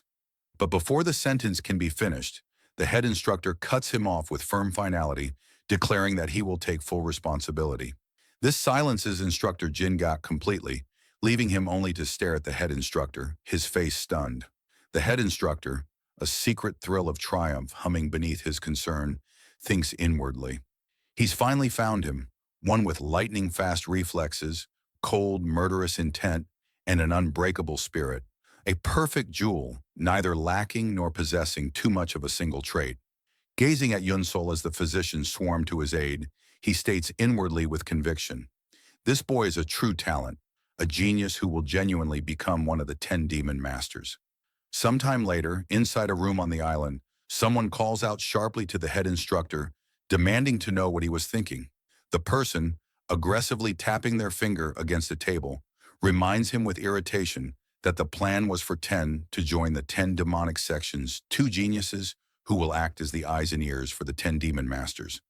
Now visibly frustrated, the person hisses at him that was the plan, that it was supposed to be a total of 12. This person is the Demon Palace's Elder Hua Wimian. Elder Hua continues his severe reprimand, telling him that he ended the trial with an extra 2, so he informs him bluntly that he will be punished for it. The head instructor, his resolve and unyielding rock, tells Elder Hua calmly that he was prepared for that. This only causes the Elder Hua to regard him with intense, scrutinizing observation. With a deep, exasperated sigh, the elder tells him that the emissaries from the 10 demonic sects will be here soon, that he doesn't know how they will take this news. But with unshakable confidence, the head instructor tells the elder Hua that there's no way the 10 demonic sects' eyes are less sharp than his. A few hours later, same location, but in a different building. Yunsol lies peacefully, deeply asleep on a bed, oblivious as the world churns around him. His eyes suddenly flutter open, dazed and unfocused. But he instantly bolts upright, his gaze darting nervously around, wondering where this place is. Forcing himself to calm down and think, he notes that the room smells strongly of medicine, which means it must be where the wounded are treated.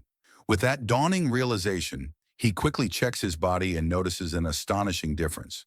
Touching the spots where he was wounded before, he realizes that his wounds are perfectly healed. And not just his external wounds, the internal wounds he had are healed as well. This then leads him to believe that the physician from the demon palace is much more skilled than he ever imagined. After gathering his thoughts, he moves to the door and carefully opens it. Opening it, he finds himself in an empty, silent hallway. Then as he walks through the hallway, someone materializes behind him with a pleasant smile and calls him young master, telling him that since he's awake, then he should please come this way. Yunsol nods and follows quietly behind him as they both descend a staircase in silence. Upon reaching the bottom, Yunsol's eyes fly open in sheer shock at the scene before him. The other trainees from Hell Island are sitting right there, all casually eating in this restaurant-like hall. Having been seated, he looks out a window and sees various buildings and structures.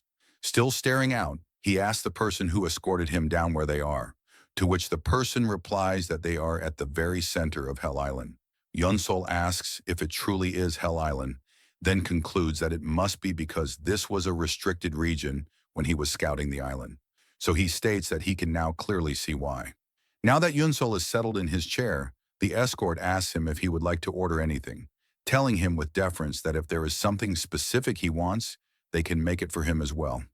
Yunsol pauses, lost in contemplation, trying to decide. Then looking out the window, he gestures with his finger without turning his head and tells the escort that he would please like 2 bowls of noodles. Just moments later, his order of 2 steaming bowls of noodles arrives on his table. Yunsol remains motionless as he gazes at the bowls of noodles, thinking deeply. His mind suddenly pulls him back to the gentle, peaceful times he spent with his grandfather, eating noodles together. He then takes his chopsticks and begins digging in as he continues to stare out the window. Then, without warning, Gina slumps into the seat opposite him, asking him with a playful challenge if he likes noodles that much that he ordered 2 for only himself. Yunsol, not in the mood to humor her, uses her name directly and asks her what the matter is, and she replies with a casual, well. She abruptly stops and looks away, her expression thoughtful. Turning back to him, she lets out a soft sigh and sincerely thanks him for saving her life back there. Yunsol stares blankly at her as she continues to speak, telling him that if it weren't for him, she would probably be in the afterlife right now. Once she's done, he asks her what she's talking about, then tells her that he has simply slain the enemy he saw before himself. Jinha is visibly shocked at his response, asking him what he's talking about and if he really doesn't know. She then calms herself and explains to him that the members that were supposed to survive the 3rd trial were 12, but pointing a finger at him, she informs him that the head instructor suddenly stepped in to save him, so it is now 14 instead. So looking away, a blush of shyness on her cheeks, she informs him that he did save her, adding that she just wanted to thank him for that. She also adds that she's not the one to go around saying things like this, but she pauses and clears her throat. But even after her thorough explanation, Yunsol still stares back, utterly clueless. She catches his blank look and realizes that he truly did not know. Shaking that off, she tells him that it's already been 4 days since he lost consciousness. Upon hearing this, he sinks into deep thought, his head lowered. Then raising his head, his face serious, he tells her that he thought it was just a single day. And this only makes her laugh, as she tells him that he was lucky that the mad physician happened to be nearby. Hearing the title, he asks her if she means. Thinking about the mad physician, He recalls that the best physician in the world who was once named the Divine Hand, but failing to cure his lover's disease, his mind fractured. Processing the memory, he recollects that the mad physician is supposed to be able to save anyone, as long as they're still breathing. So he's who treated me. So it makes him with a deep ache what could have happened if his grandfather could have met him before dying. Jinha, now casually eating his other bowl of noodles, munching loudly, informs him that she'll tell him a few more things. While munching, she asks him to let her have some, that she's hungry from all the talking. So she tells him to just think of the information she's about to give him as a nice deed for someone who was once her ally. Yunsol just watches her, speechless, his thoughts fixed on the noodles she's devouring. She tells him that the murderers they were. She informs him that those were martial masters dispatched by the 10 demonic sections, and that according to their evaluation, they'll choose the successors. Hearing this news shocks Yunsel to the core. Then Kam returns and he says that he understands, and that it's no wonder those guys' skills were equal to that of the instructors. His reaction turns casual, and he asks Jinha if she knows why the head instructor saved him. But the reason is also a mystery to her, as she tells him that that's what she wanted to ask him. She says to him that it seems like the head instructor really wanted him to be one of the 10 demon masters.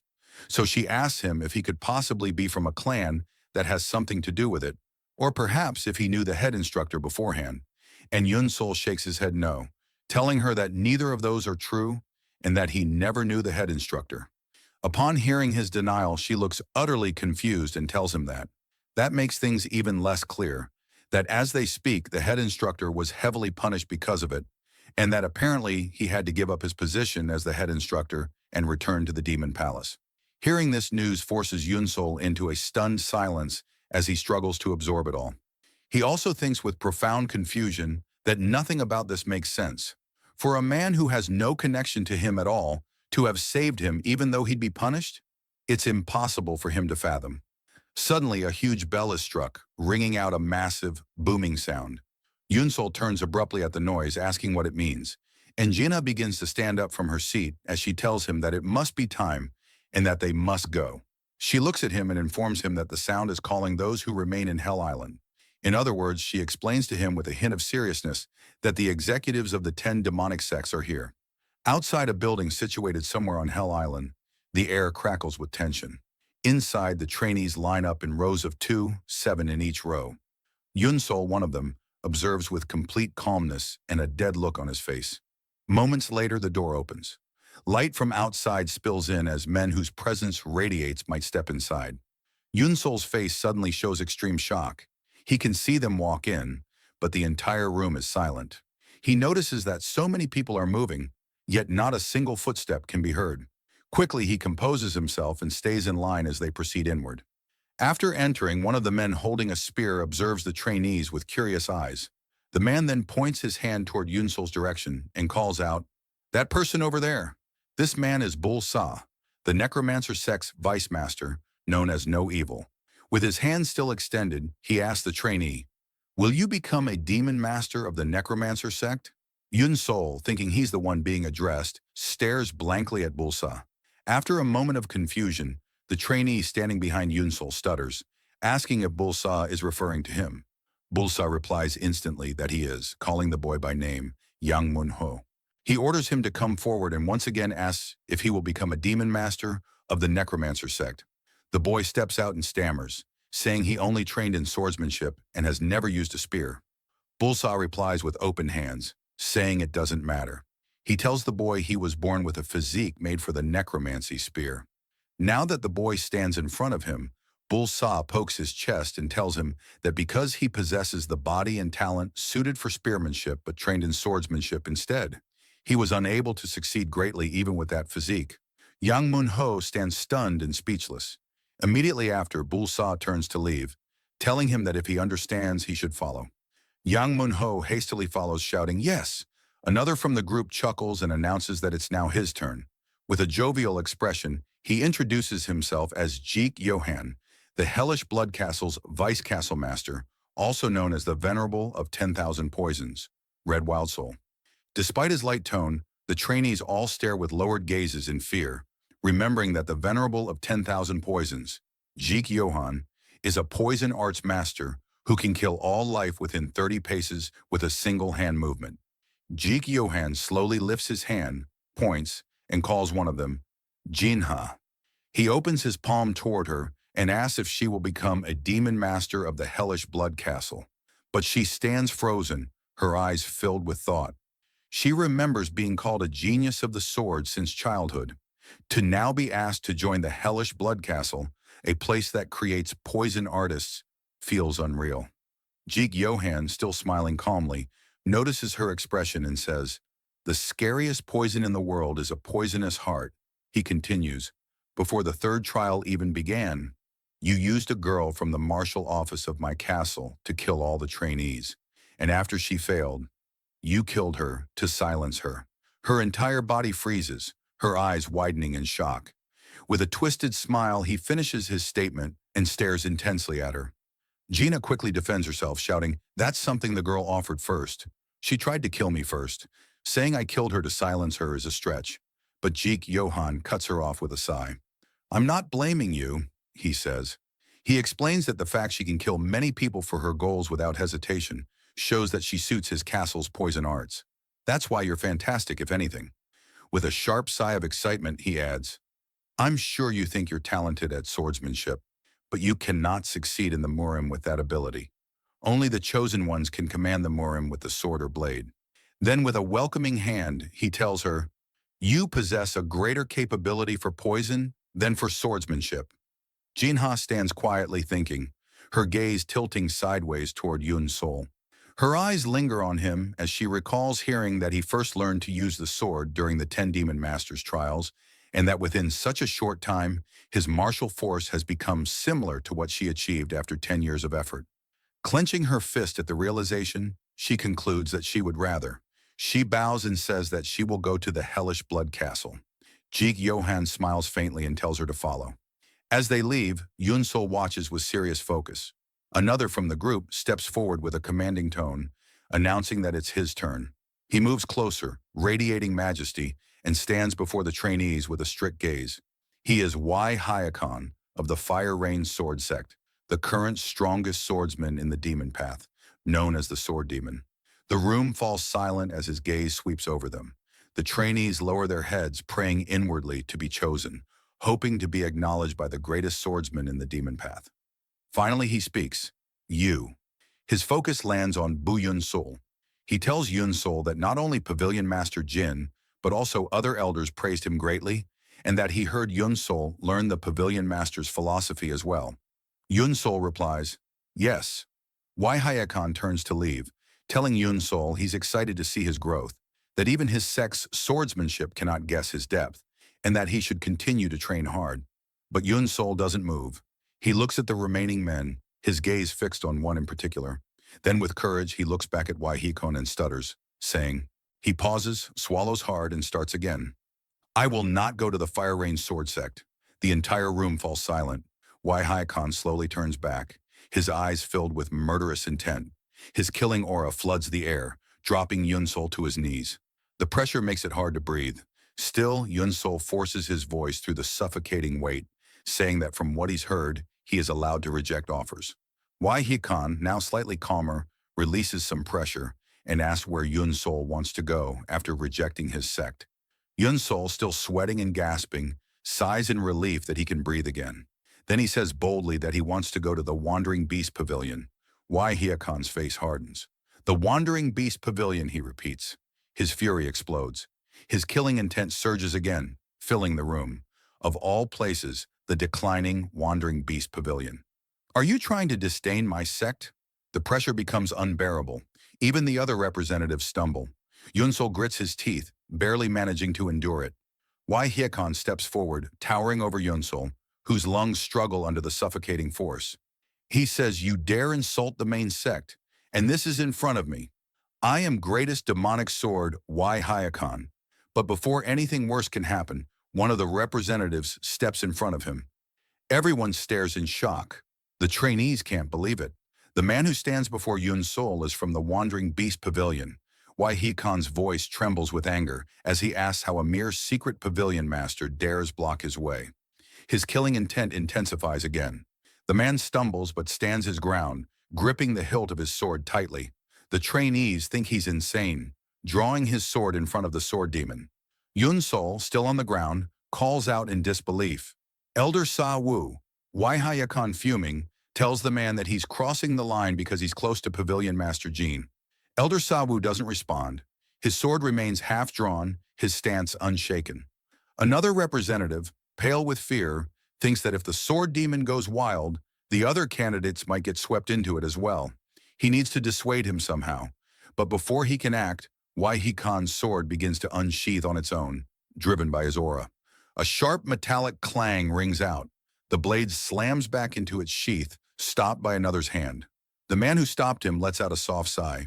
His expression half playful with a sarcastic smile, tells everyone to look at themselves being so anxious. Then, with a commanding tone that fills the room, he says, "That is enough."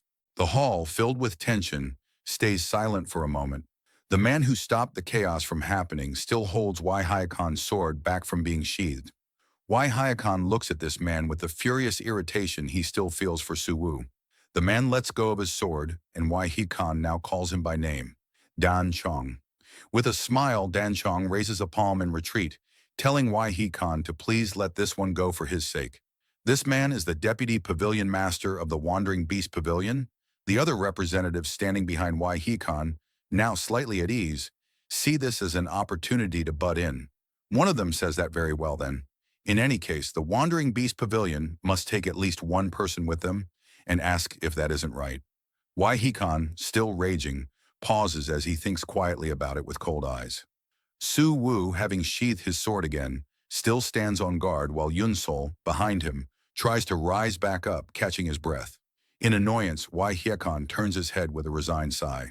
Now fully turned and walking away, he tells Dan Chong that if he's taking the boy, he should make it quick before his sword slips out on its own. Dan Chong, with his playful demeanor, claps, thanking him for understanding. Dan Chong, with his slit eyes, now turns to Yun Sol with a smile, while Yun Sol wipes the sweat from his face, breathing in relief. With the tension gone, Su Wu stays calm and pats Yun Sol on the back, while Dan Chong tells them both that they should also get going. Yun Sol replies with a firm yes.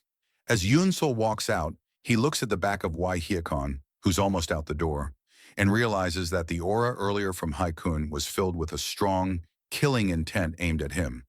Now looking at the backs of Su Wu and Dan Chong, he thinks that if they hadn't stepped in and stopped it, he ends that thought with a deep swallow. He doesn't even want to imagine what would have happened, so he quickly hurries to catch up with Su Wu and Dan Chong, walking behind them.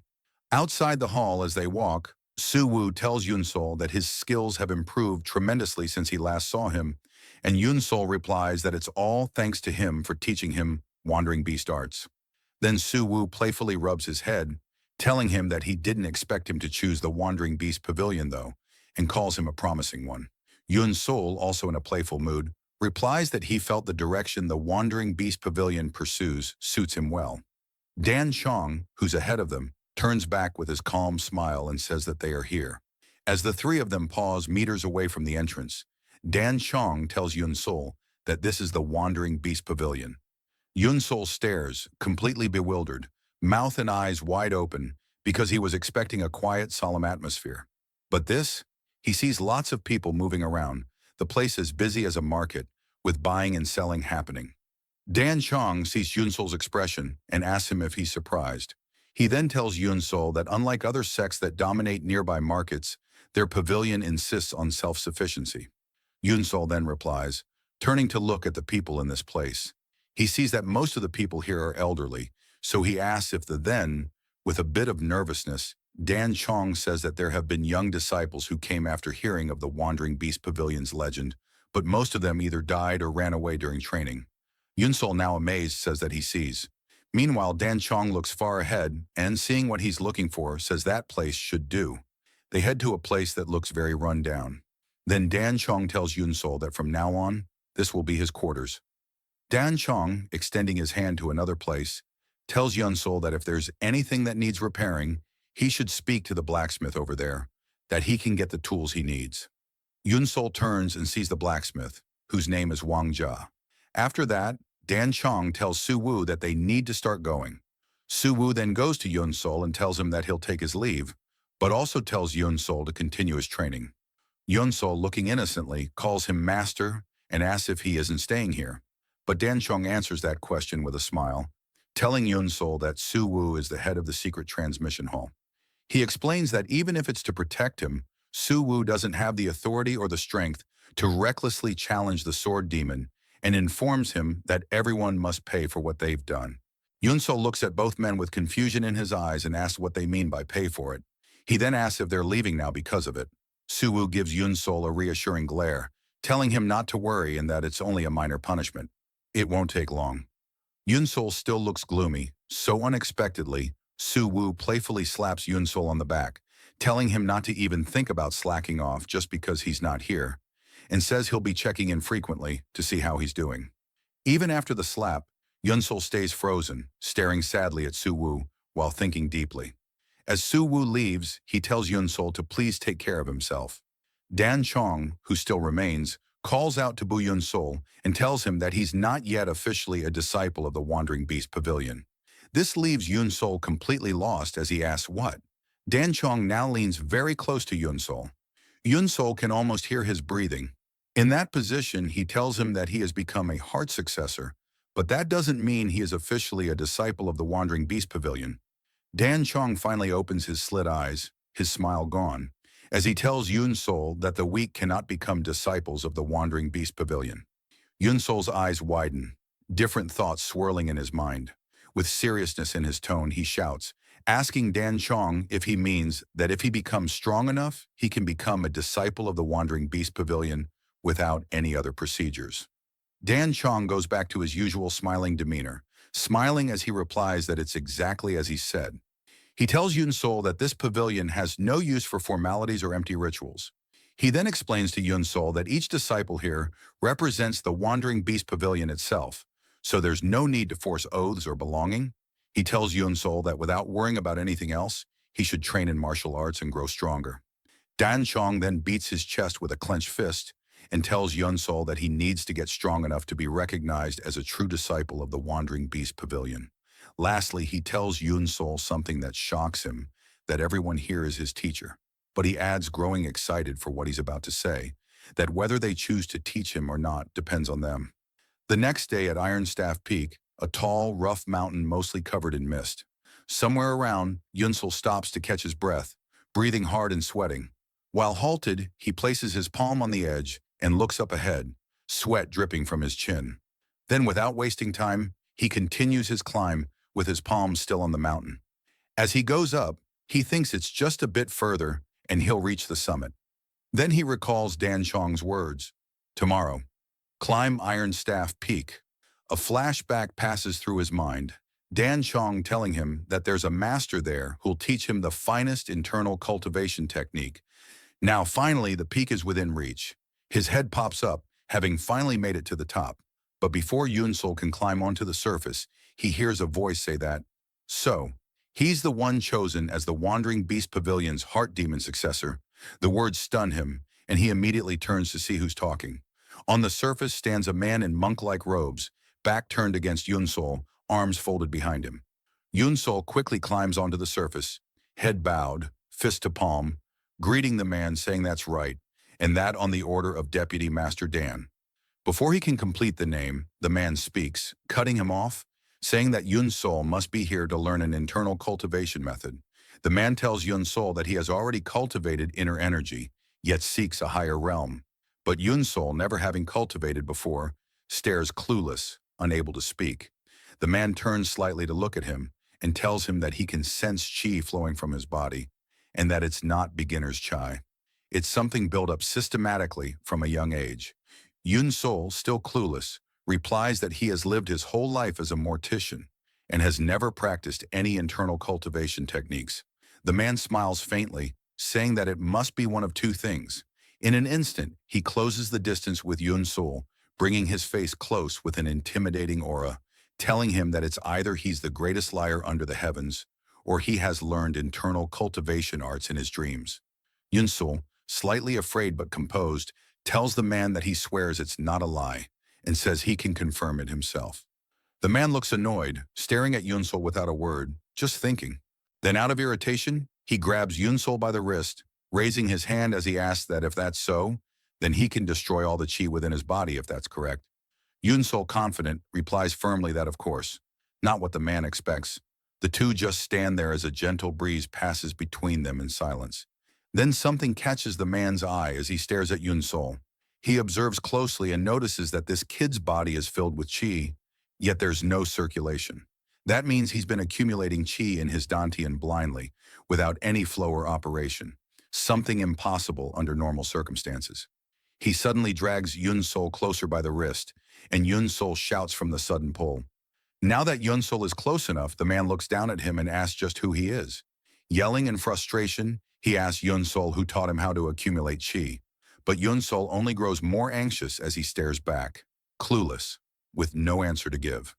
After asking his question, he pulls Yunsol closer. Confused, Yunsol looks up at him, not understanding what he means.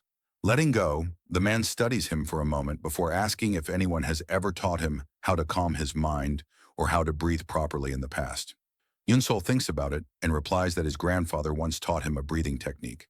The man's eyes narrow, his suspicion deepening. He tells Yunsol to show him.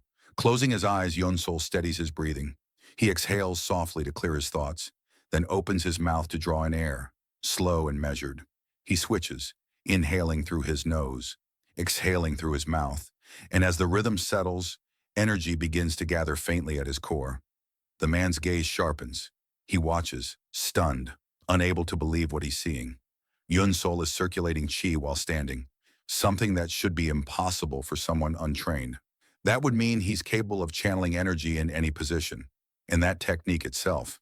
He can't even finish the thought before calling out to him to stop. Yunsol opens his eyes, puzzled. Folding his arms, the man looks at him closely, asking if his grandfather truly taught him that. Yunsol nods without hesitation.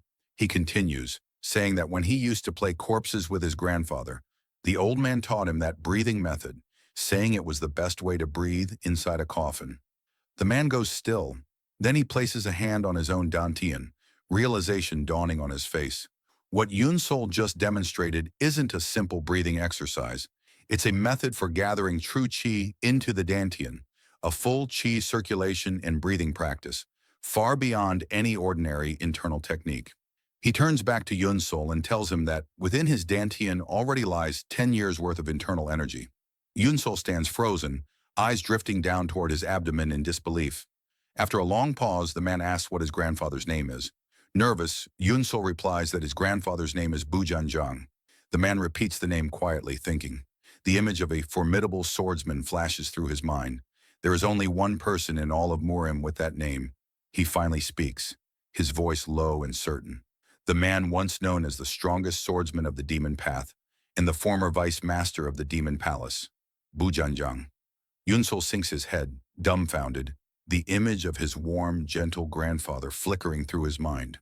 It's impossible to reconcile that man with the vice master of the demon palace. He shakes his head, trying to dismiss the thought. No way someone like that would end up a mortician. The man in front of him watches in silence, thinking. After a moment, he says the breathing technique is a Shaolin method. The words hit hard. Yunsol trembles. If it's Shaolin, it's from the orthodox murim, meaning his grandfather must have been an orthodox martial master. If that truth comes out, the demonic palace will turn on him. He pictures losing his rank among the 10 demon masters, or worse. The man studies him, unreadable. Then the man unexpectedly smiles and tells him he doesn't doubt him. Given the demonic palace's intelligence, he's sure they've already run background checks, and he's certain they wouldn't have found this breathing method. He points at Yunsol and says he will teach him, because he himself is the one keeping the promise made to the Wandering Beast Pavilion. He makes clear he doesn't care whether the method is orthodox or demonic. Turning away, he issues a cold warning. If Yunsol ever teaches even a single character of this technique, he will personally kill him and everyone related to him. Yunsol swallows hard, bows fist to palm, utterly silent. The man pauses, glances back with narrowed eyes, then resumes walking. Before he goes, he gives one last look and says that he is Hyul Jumgang. Hearing the man's name leaves Yunsol in deep thought. He can't understand why a monk's dharma name would contain the character Hyul, which means blood.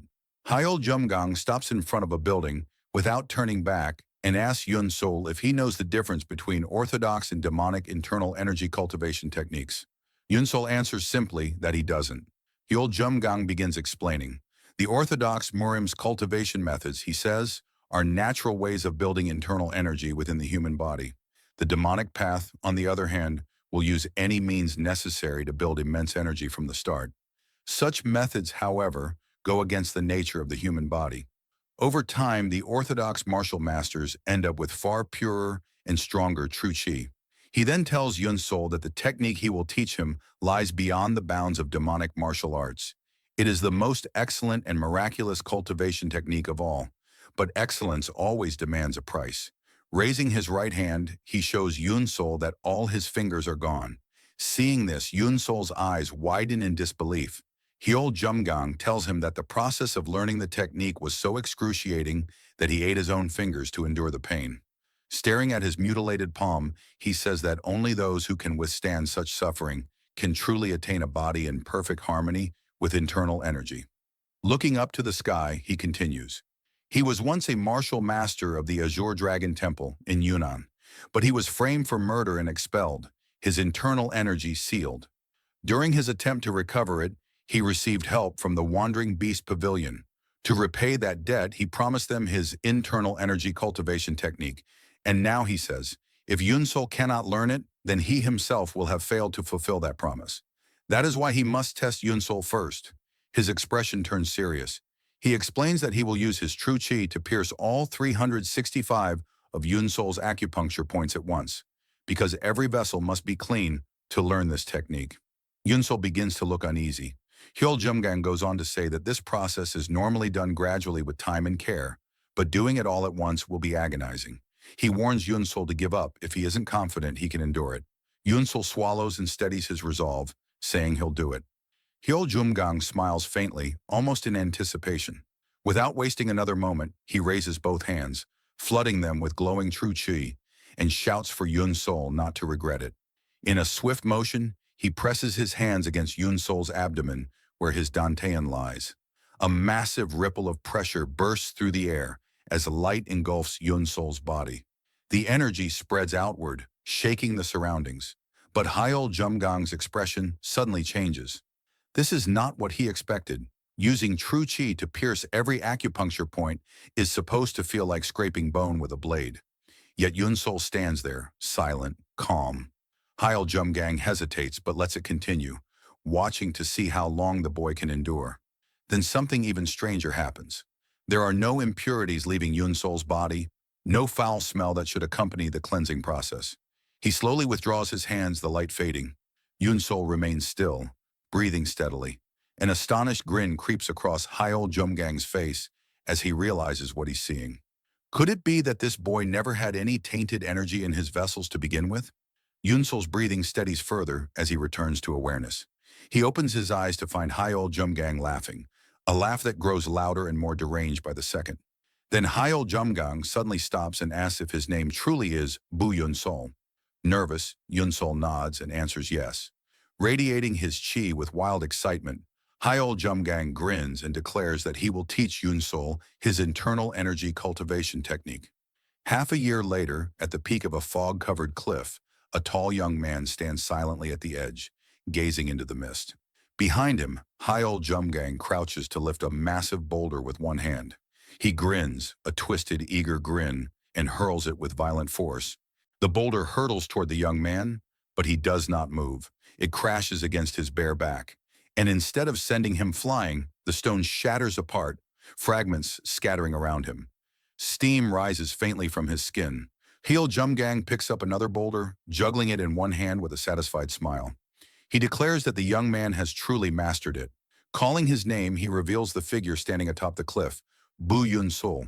The person standing before him is none other than Yun Sol. Master Hyol Jumgang watches him with quiet pride, thinking that it took Yun Sol only half a year to master what had taken him 3 whole years.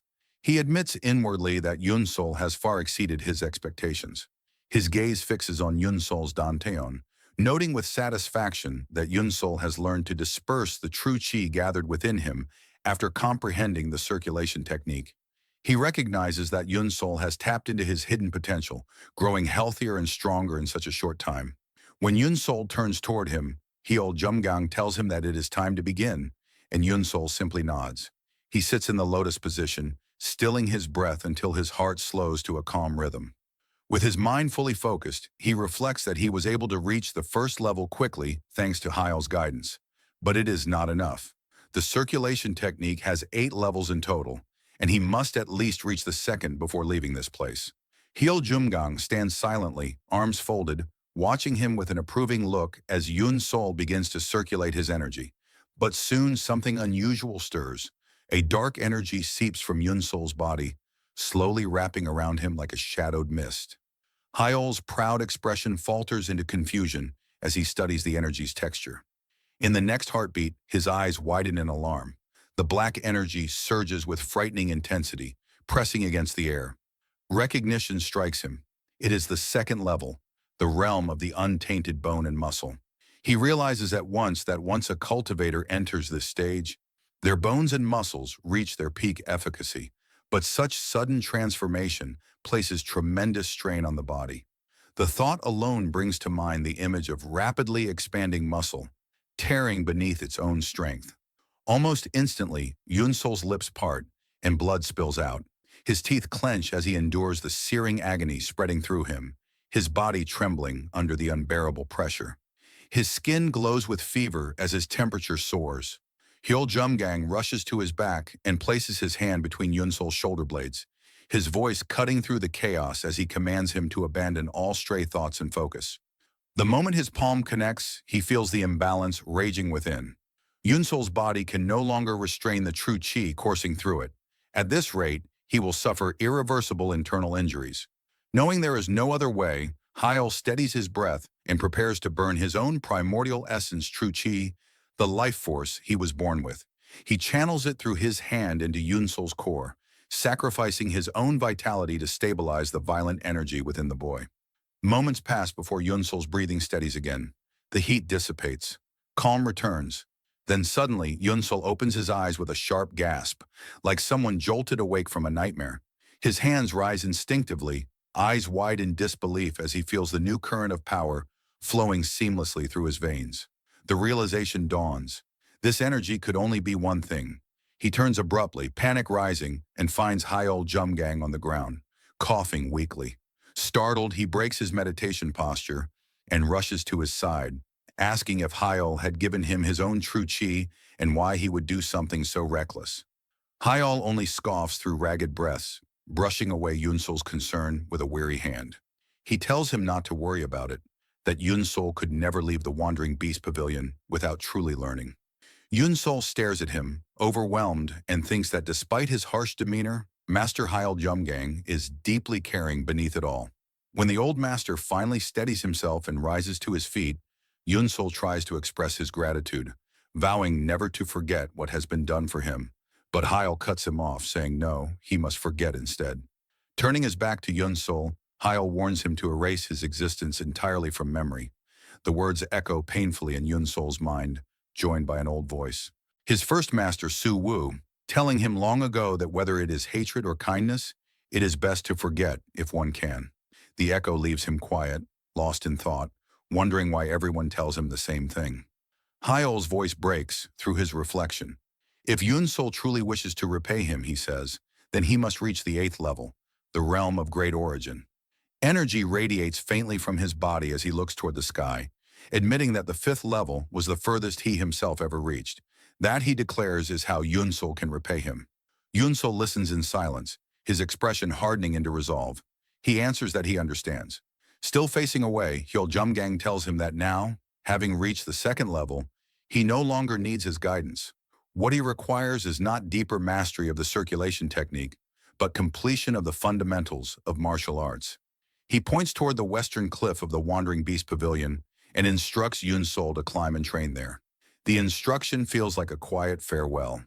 Yun Sol stands motionless for a long moment, staring at his master's back, before bowing deeply, fist to palm, and thanking him earnestly. Master Hyol neither turns nor answers. Only when Yun Sol's presence fades into the distance does Hyol speak again, his words carried away by the mountain wind. as he quietly wishes him the same.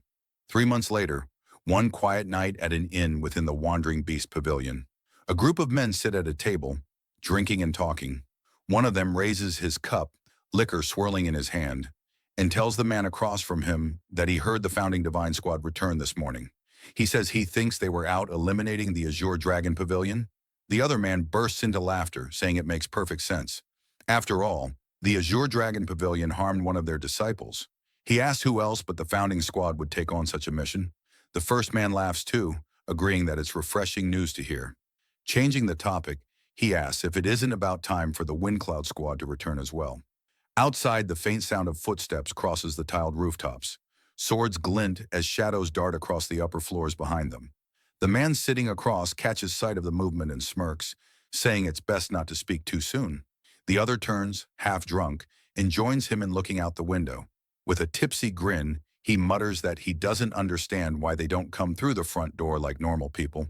More figures continue to land on the rooftops, one after another, moving swiftly under the moonlight. Then as the stream of arrivals passes, one figure stops. From behind him, a teasing voice calls out, saying that he's standing there like someone posing for a portrait. The voice goes on, asking why he doesn't just come straight to the Azure Wind Pavilion instead of striking dramatic poses on rooftops. The man turns slightly at the sound of his name, Baekhyun. He is the leader of the Wind Cloud Squad of the Wandering Beast Pavilion. Removing his mask, he addresses the speaker as the Vice Pavilion Master. Dan Chong, the Vice Pavilion Master, wears a playful smile as he tells Baekhyun that he has told him many times to call him by name when it's just the two of them. But Baekhyun frowns at the suggestion, calling it nonsense and saying the pavilion's rules are already loose enough as they are. With a quiet sigh, he changes tone and says the timing is perfect. He had been meaning to see Dan Chong anyway. Dan Chong blinks, confused, asking what he means. Baekhyun's expression hardens. He tells Dan Chong that he heard he brought in someone with great potential as one of the 10 Demon Masters, even though he was against that decision from the start. He asks why Dan Chong accepted the boy when the boy was supposed to go to the Fire Rainsword sect. Dan Chong, rubbing his chin with a lazy hand, answers that it was actually the boy's choice. He explains that the boy rejected the Fire Rainsword sect's offer himself. Baekhyun stares in disbelief and repeats the question, did the boy really choose the Wandering Beast Pavilion? Dan Chong nods, admitting that he nearly had to fight that crazy old sword demon over it. Then he smiles again, asking if Baekhyun isn't proud that the boy chose their pavilion instead. Baekhyun looks away, faintly irritated. He reminds Dan Chong that because of this decision, the Fire Rainsword sect didn't pick any of the 10 Demon Masters this year, and that the sect leader himself expressed his disappointment. Dan Chong's eyes narrow slightly, his tone softening as he says he sees. His calmness, however, only fuels Baekhyun's frustration. He steps forward, voice rising, as he shouts that Dan Chong knows very well the Demon Palace has already been wary of them, and that the Wandering Beast Pavilion has suffered because of it. Dan Chong remains unruffled, that same playful smile lingering as he tells Baekhyun that he's been in the Zhonghu for too long. He reminds him that the Wandering Beast Pavilion's purpose is to master martial arts, not to chase political power. Baekhyun scoffs, calling it an ideal, not reality. Then he exhales slowly, forcing his composure back, and says that regardless, there's something he must do. Opening his eyes again, the irritation still simmering, he asks where the boy is. He tells Dan Chong that the boy's position as one of the 10 Demon Masters is at stake right now. A fallen leaf floats calmly atop a body of water's surface. Then a foot lands on it with precise, practiced motion, pressing down just enough to move forward without breaking the surface. Yun-Sol glides across the water, his body flowing in a pattern only he knows. Expression unreadable. Yun-Sol memory flashes. Gowol, once the grand thief called Swift Phantom, teaching him the agility art. The old man had boasted that this technique breaks the boundary between movement and footwork. He had called it Swift Phantom after himself and warned that disciples who could not keep pace often became crippled. Yet he had been curious to see how Yun-Sol would fare. A month later, Yun-Sol's movements become fluid, perfected. Gowol stares, disbelief almost making his eyes bulge. Unable to believe Yun-Sol has reached third mastery in a single month. Excited for retirement, he points at Yun-Sol and declares that at last, someone can inherit his movement technique. With packed bags slung over his shoulder, he announces he is closing the training hall. Yun-Sol has learned the basics. Now it is up to him to refine the technique in real-world application. Yunsol pushes forward, gliding again across the water, each step precise and confident. From a cliff above, Danshin and Baekhyun watch in silence, taking in his performance.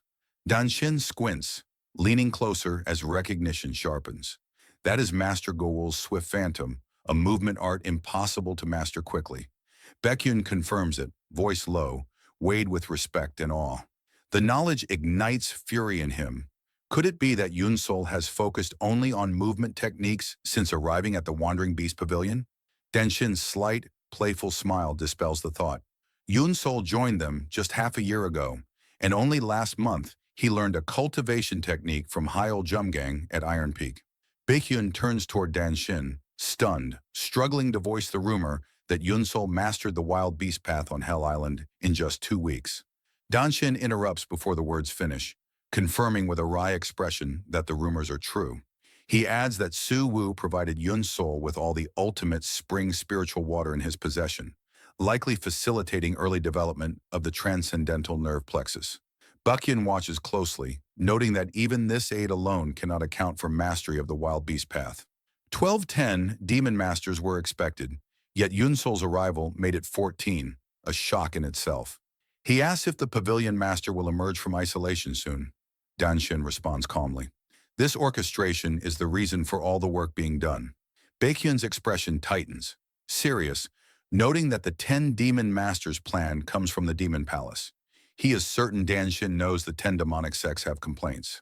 Danshin, unshaken, observes that unlike the Wandering Beast Pavilion, which prizes survival of the fittest, other sects have handpicked successors.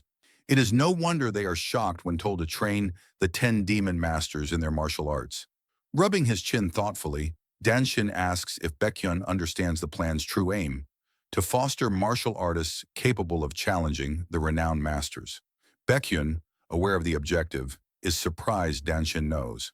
Danshin notes that some sects still remain ignorant, sending chosen disciples to compete without understanding the broader implications. Danshin remarks this strategy is not without merit.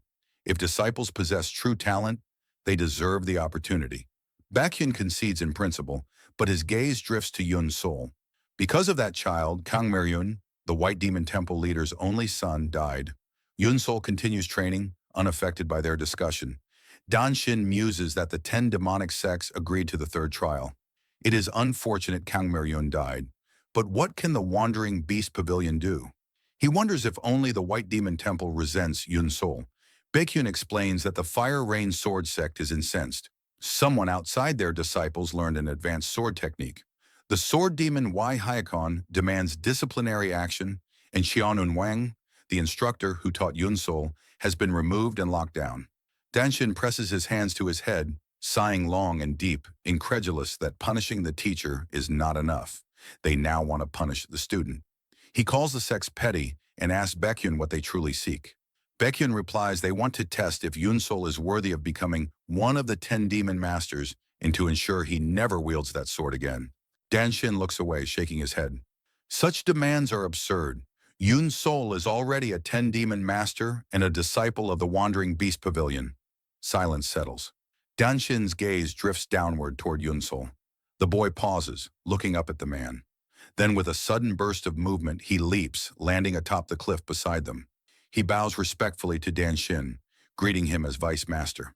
Danshin's expression softens with restrained pride.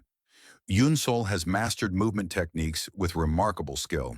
Baekhyun's voice cuts sharply, demanding to know if this is truly the pavilion's demon master. Danshin interjects, introducing Baekhyun as the leader of the Wind Cloud Squad, allowing Yunsol to call him squad leader Baek. Yunsol bows again, fist to palm, offering his greeting. Baekhyun acknowledges curtly. Baekhyun leans forward to speak, but Danshin interrupts, waving a hand, saying there is no need to explain. Yunsol observes quietly, thinking, then finally says that whatever happened, he will take responsibility. Baekhyun folds his arms, realizing Yunsol has heard everything. Danshin frowns. Yunsol explains he used the Wandering Beast Path's chi vibration mind's eye, following the water's vibrations while performing movement techniques. Baekhyun, stunned, asks if he truly maximized his senses through chi vibrations while moving. Yunsol confirms each step a precise alignment with the water beneath him. Danshin leans closer, teasing, remarking that Yun-Sol is always like this, asking if it is not shocking. Baekhyun grips the dust tightly in his fist, sound of grit compressing in disbelief. He mutters that a genius like this exists. His expression shifts suddenly to a bright, excited smile, asking Danshin why faith in Yun-Sol is not absolute. He wonders aloud if they should send Yun-Sol to the Demon Palace for the test, fearing the child might be killed. Baekhyun reassures that the palace's purpose is only to appease the White Demon Temple leader's ego, not to harm him. If they reject the palace, complications will arise, he warns. Danshin protests, Yun-Sol is too young. Before further discussion, Yun-Sol declares he will go.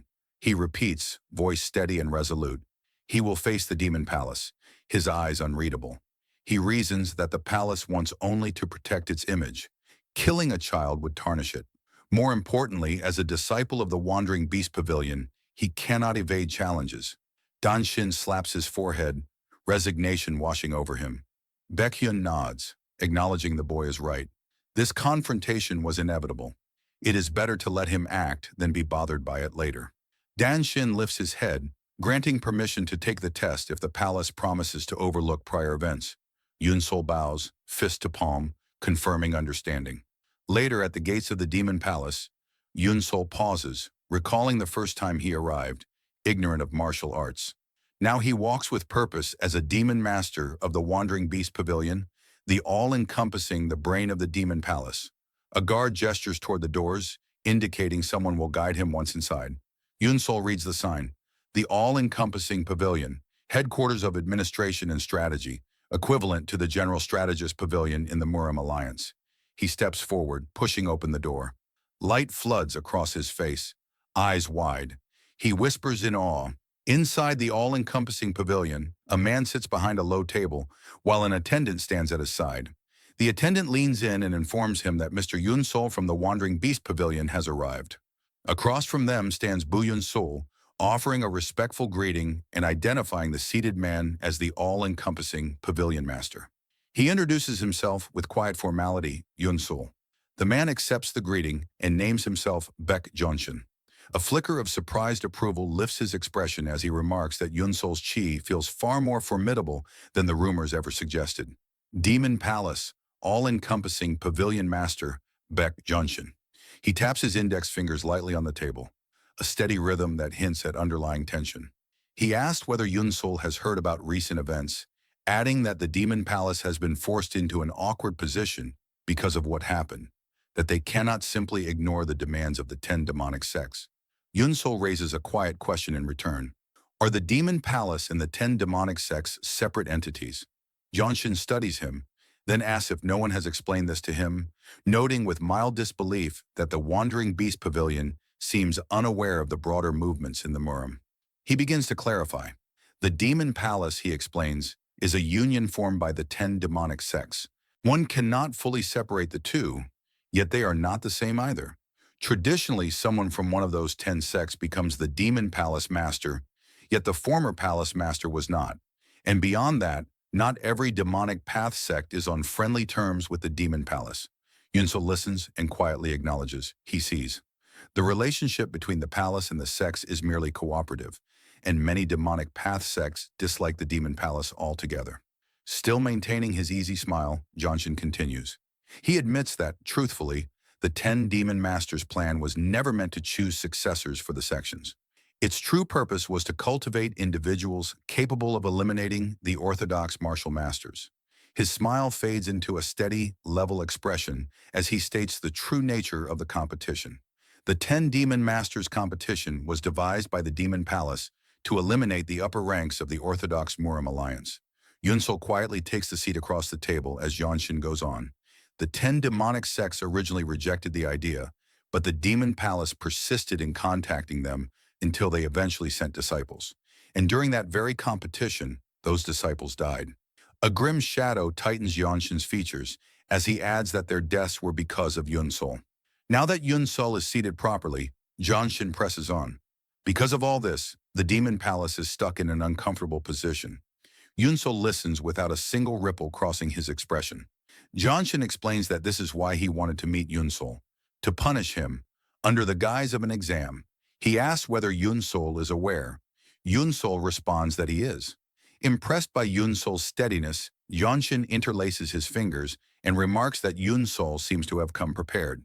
Yunsol again answers yes, placing his own fingers together on the table and stating that he is fine with whatever this exam turns out to be.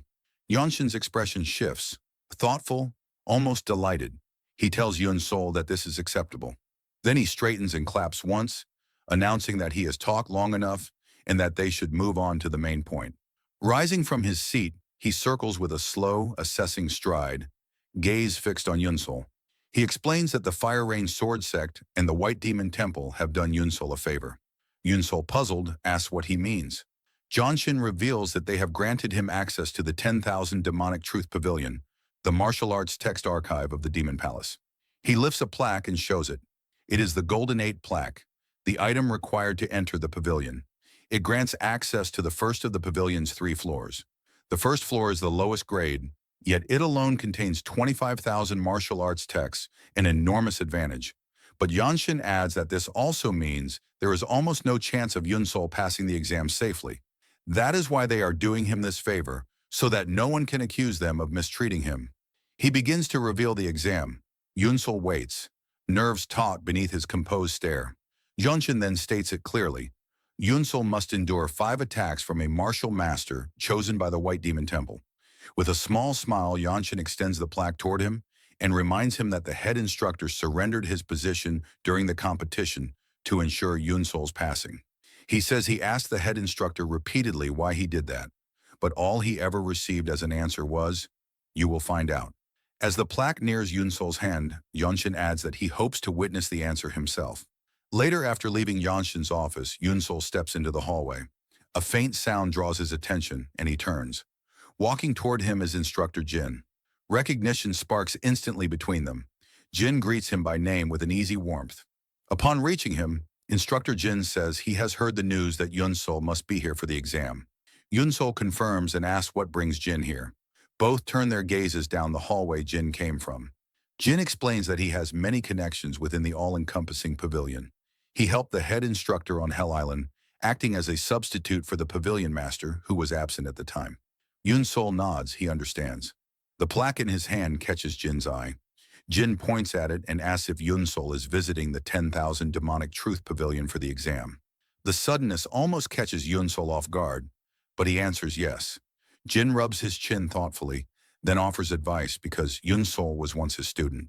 He tells him that the Gyeonghu is a frightening place, that no good deed is ever offered without motive. There is always some hidden intent or scheme behind it, and it is the same here. But with a light smile, he pats Yunsol's shoulder and tells him that even so, he is sure Yunsol can find an opportunity amid the danger. Trees grow from the roots, he reminds him. He urges Yunsol to keep that in mind and do his best. Yunsol bows with fist to palm and thanks him. Jin accepts it and, smiling once more, says he hopes Yunsol will perform well. Under bright daylight, Yunsol now stands before a massive metal door carved into a mountain. A hush of awe slips from him as he takes in its presence. This is the 10,000 Demonic Truth Pavilion. He steps forward and pushes the door open. Inside, he stops at the entrance, overwhelmed by the vastness before him. Light spills across towering shelves and endless rows of texts. His jaw loosens, and a faint woe escapes before he even realizes it.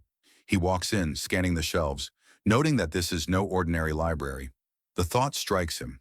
Are all these books martial arts techniques? He halts at a nearby shelf and starts there. He picks one book, then another, then more.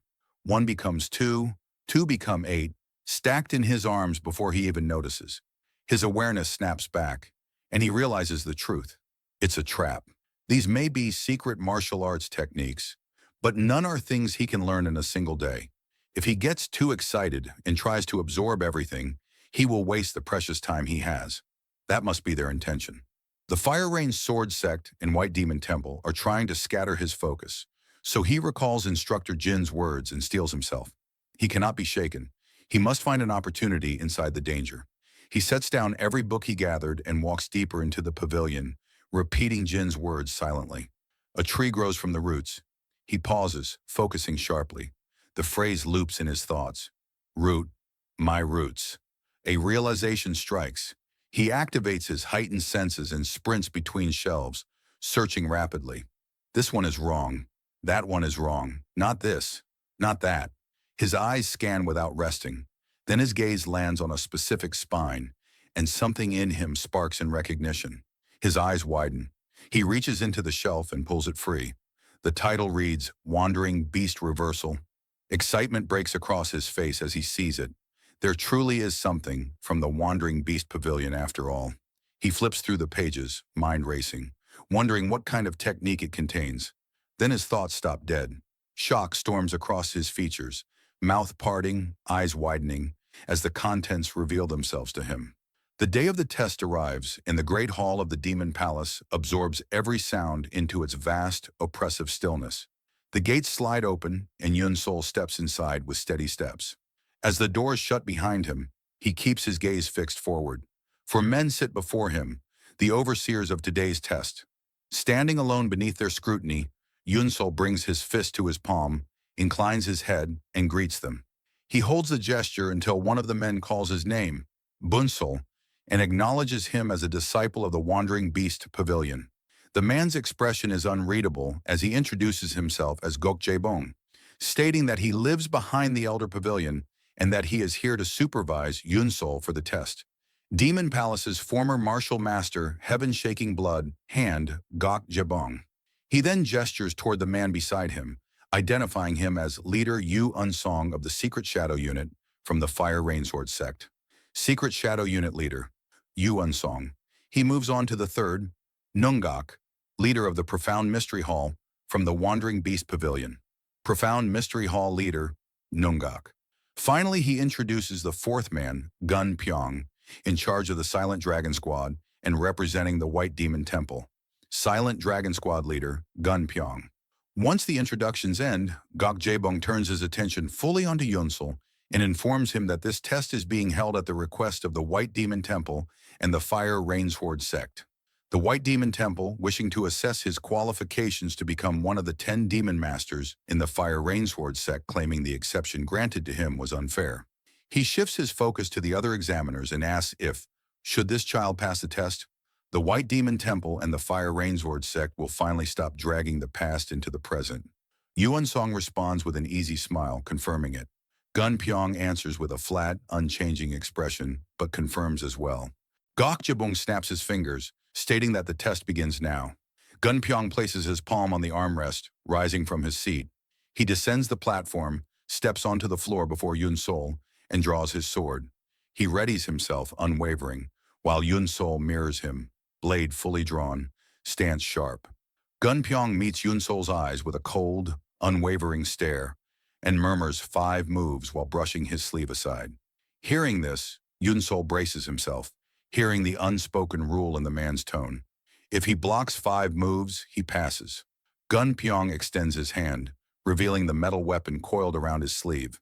With that simple motion, the coil loosens and swirls around him in a controlled orbit. As it spins, the memory of the White Demon Master's order flashes through his mind. Kill Bu Yun Sol during this test. He exhales with his eyes shut for a breath, recalling the command and rejecting it. The boy is still young, he decides, and ruining the Wandering Beast Pavilion's image does not sit well with him. Better, he concludes, to take both of the boy's arms on the 5th move instead. He launches the first attack, a straight, piercing strike of the metal whip cutting toward Yun Sol with vicious speed. Yun Sol's face tightens. He grinds his teeth as the thought slams through him that he didn't prepare for an attack like this at all, that it's far too fast. But he forces his body to move, leaping aside just before the whip obliterates the ground in a violent strike. He lands to the side, teeth clenched, breath tight, eyes never leaving Gun Pyong. Sweat gathers along his brow. Gun Pyong calmly counts the move as the first strike. Retrieving the whip, which coils obediently around his sleeve again, he names the attack, White Demon Heart Seizure. Weapon secured, he shifts into another stance, silently admitting that Yun Sol has the basics down. He unleashes the whip again, announcing the next technique. The weapon splits into countless mirage-like copies, multiplying in the air as they hurtle toward Yun Sol in varied attack lines. Yun Sol's focus sharpens as he studies the oncoming assault. The spread widens and confusion flickers through him. How does a single weapon now rain down from every direction? He doesn't waste another heartbeat. He surges straight toward the attack, letting the false images pass through him and dissolve. The true whip slams into the ground behind him, exploding dust upward. He spins, breath tight, watching dust cloud the hall. Gun Pyong names it the second move, Descent of the White Demon Spirit, and acknowledges that Yun Sol managed to see through the fake strikes. He concludes that the boy has indeed learned the wild beast path, adopting a new stance for the third strike. His tone hardens as he warns Yun Sol to be careful. He raises his hand, his eyes turn blank, and the whip twists violently upward. He announces the third move, White Demon Chaotic Shadow. The hall brightens as sunlight catches countless falling blades, hundreds of shimmering reflections raining down from above. Yun Sol stares upward at the deadly illusion and realizes with frustration that he cannot distinguish real from false. He grits his teeth, forcing down the rising panic, and decides he will simply have to dodge everything. He moves with razor precision as the storm descends. Each strike slams into the floor with concussive force, the entire hall erupting with crash after crash. Dust surges upward. Gunpyong holds his stance, waiting for the haze to settle. His eyes widen as he catches sight of something within the dust. Yun Sol stands bleeding, tiny cuts peppering his skin, breath shallow and strained. He raises his sword again, steady despite the trembling, forcing himself into readiness for the next attack. He notes inwardly that he barely dodged anything at all.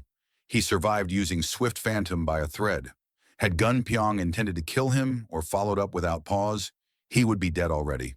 The realization twists sharply in his gut. Gun Pyong restores his expression to calm indifference, though internally he admits he expected to deal several grave wounds with that technique. Cutting off the boy's arms may not be possible at this rate. With a quiet, "oh, well," he begins gathering energy into his palm. Light swells around him. Smoke-like aura spills from his body as if he is igniting. Yun Sol stares in astonishment as Gun Pyong declares the fourth move. The man's arm moves in a blur, and he unleashes White Demon Heart Strike. The radiance burns so fiercely that Yun Sol can hardly look at it. He admits to himself that he cannot see through this technique at all, and if he cannot, he will die.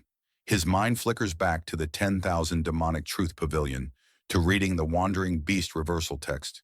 He remembers the opening pages insulting the Wandering Beast pavilion, calling its disciples fools who seem to believe they have 10 lives, mocking even the basic Wandering Beast path. He remembers stopping, irritated, flipping ahead in confusion. Then he had found something.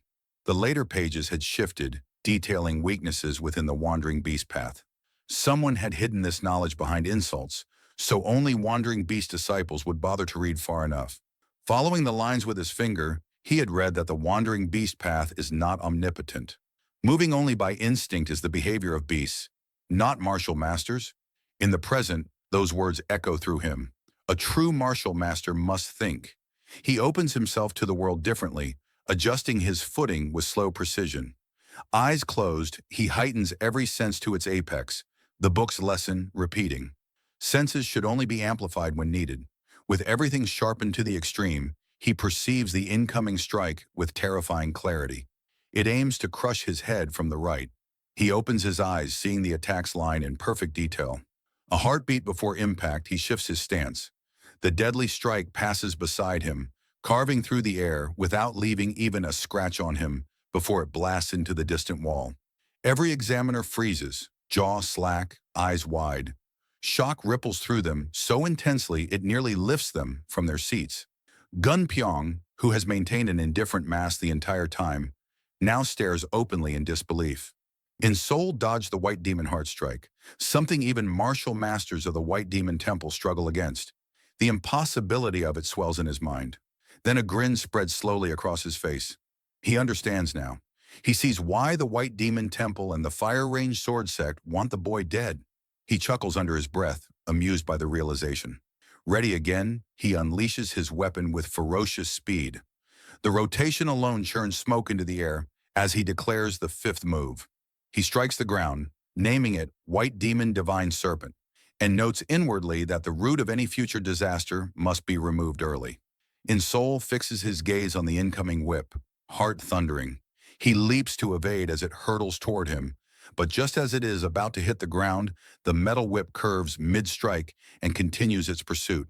The sight jolts through him. There's no way, he thinks, breath-catching.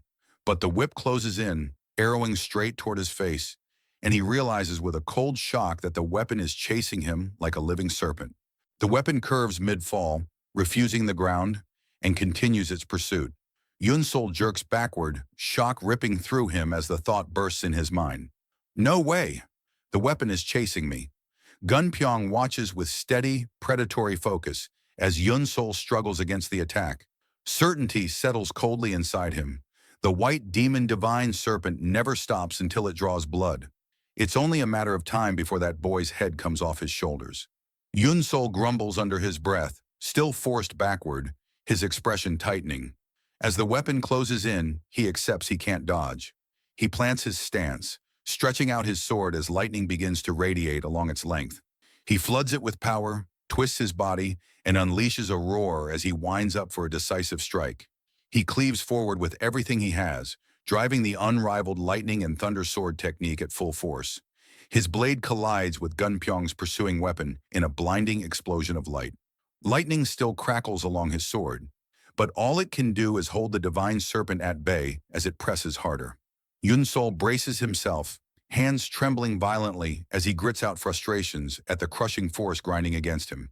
In that strained moment, he realizes the truth. Even with the unrivaled lightning and thunder at full power, the best I can do is barely stop it. At this rate, the weapon pushes harder. A sharp crack splits through his blade. A heartbeat later, the sword snaps clean in half. Yun-Sol's eyes widen as Broken Edge whips past him. There is no more resistance. Nothing left to stop the weapon's path. His body freezes the instant he knows what comes next. The impact slams into his right shoulder, force erupting through him and hurling him off the ground. He rockets backward across the sparring grounds, unable to slow until he crashes into the surrounding wall with a brutal bang. His grip fails, the remains of his sword falling from his hand. As he bounces off the wall, pain detonates in his chest and he coughs up a thick, hot burst of blood. He tries to stay upright, bracing himself against the wall with one hand, breath ragged, blood dripping from his broken shoulder. With his right arm shattered, he stretches out his left, reaching shakily for his fallen weapon. His fingers close around the broken sword. He forces himself upright, leaning on the blade to remain standing. Gunpyong watches him silently. Up close, Yun-Sol's aura shifts. His eyes unfocus, his breathing stills, and every fiber of him radiates murderous intent, as if he has stepped into a trance. Gunpyong sees this, and for a fleeting instant almost feels fear. Staring at the boy, he notes with disbelief. His sword broke. His arm is destroyed. Yet he still refuses to fall. Unease crawls through him. This kid, what the hell is he? The conclusion settles like a blade against Gunpyong's throat. If I don't kill him today, he will become a massive threat to us at the White Demon Palace. Rage boils up. His fists clench so tightly veins bulge across his skin. He swears inwardly that he must kill Yun-Sol, but before he moves, a hand clamps around his wrist. One of the other examiners speaks, calling him Grandmaster Gun. It is profound Mystery Hall leader Nungak. He holds Gunpyong's wrist firmly, while Gunpyong glares in irritation. Nungak reminds him that the 5 moves he promised have already been used. Silence drops over the entire arena. Gunpyong yanks his wrist free. With eyes cold enough to kill, he demands what kind of impudent behavior this is.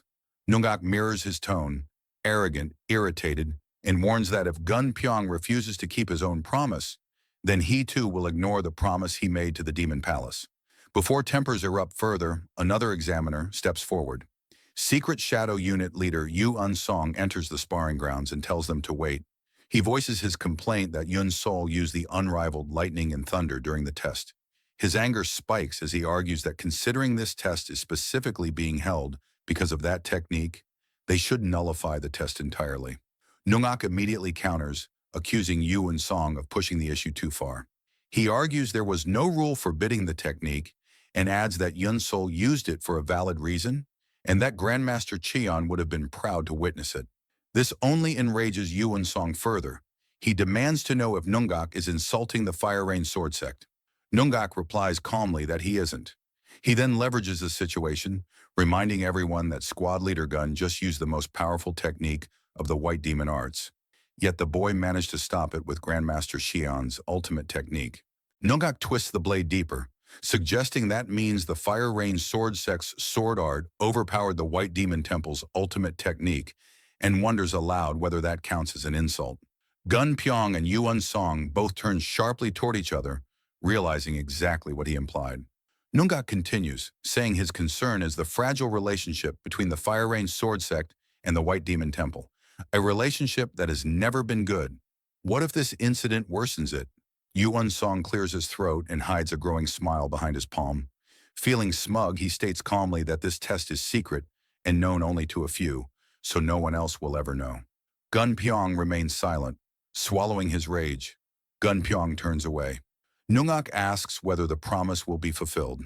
Former martial master of the Demon Palace, heaven-shaking blood hand, Gok Jebong, the lead examiner, clears his throat and answers that, of course it will. He straightens and declares that from today forward, Yunsol of the Wandering Beast Pavilion is once again acknowledged as one of the 10 demon masters and that he is permitted to use the sword. Nungak scoffs under his breath, victorious. He approaches Yunsol, asking if the boy heard what was said. He praises him, saying he proved himself as a disciple of the Wandering Beast Pavel. His words cut off as he notices something. He studies Yunsol more closely. Yunsol is still frozen in the same battle-ready stance as before. Only now does Nungak recognize the steady rhythm of his breath. The boy has been unconscious on his feet this entire time. A small smile forms as Nungak speaks aloud, saying he understands. Now that everything is settled, he pulls Yunsol into an embrace, tells him he can rest, and pats his back. Sometime later, Yunsol jolts awake, eyes snapping open. He rises from the bed in a swift, defensive motion, screaming as if still mid-combat. The quiet meets him, along with unfamiliar surroundings. He asks where he is, noting with disorientation that each time he wakes he seems to be in a fancier room than before. He straightens slowly, mind dragging back to the fight. What about the test? I endured it, didn't I? Why can't I remember the most important part? He stares at his bandaged hands, trying to recall. He realizes he has no idea how much time has passed. Worry tightens inside him. If he failed, he forces the thought aside, knowing he won't figure it out immediately. He decides he'll circulate his chi while he waits. Warm, gentle energy flows through him. As he cycles it, something catches his attention. This amount of true chi? Instructor Jumgang's words resurface in his mind. You already have more than 10 years of internal energy in your Danteon, and it's all pure, true chi. And if his latent acupoint activates, he'll have even more to work with. Feeling the dense chi within him, Yunsol wonders, did that test activate my latent acupoint? With rising awe, he identifies the realm, the third level of the reverse polarity cultivation technique, the reverse polarity firelight, the realm of invulnerability to fire and water. He wonders if cold and heat chi will no longer affect him. Finished circulating, he still feels uneasy, admitting he can't sense any concrete improvement yet. His thoughts break when a presence enters the room.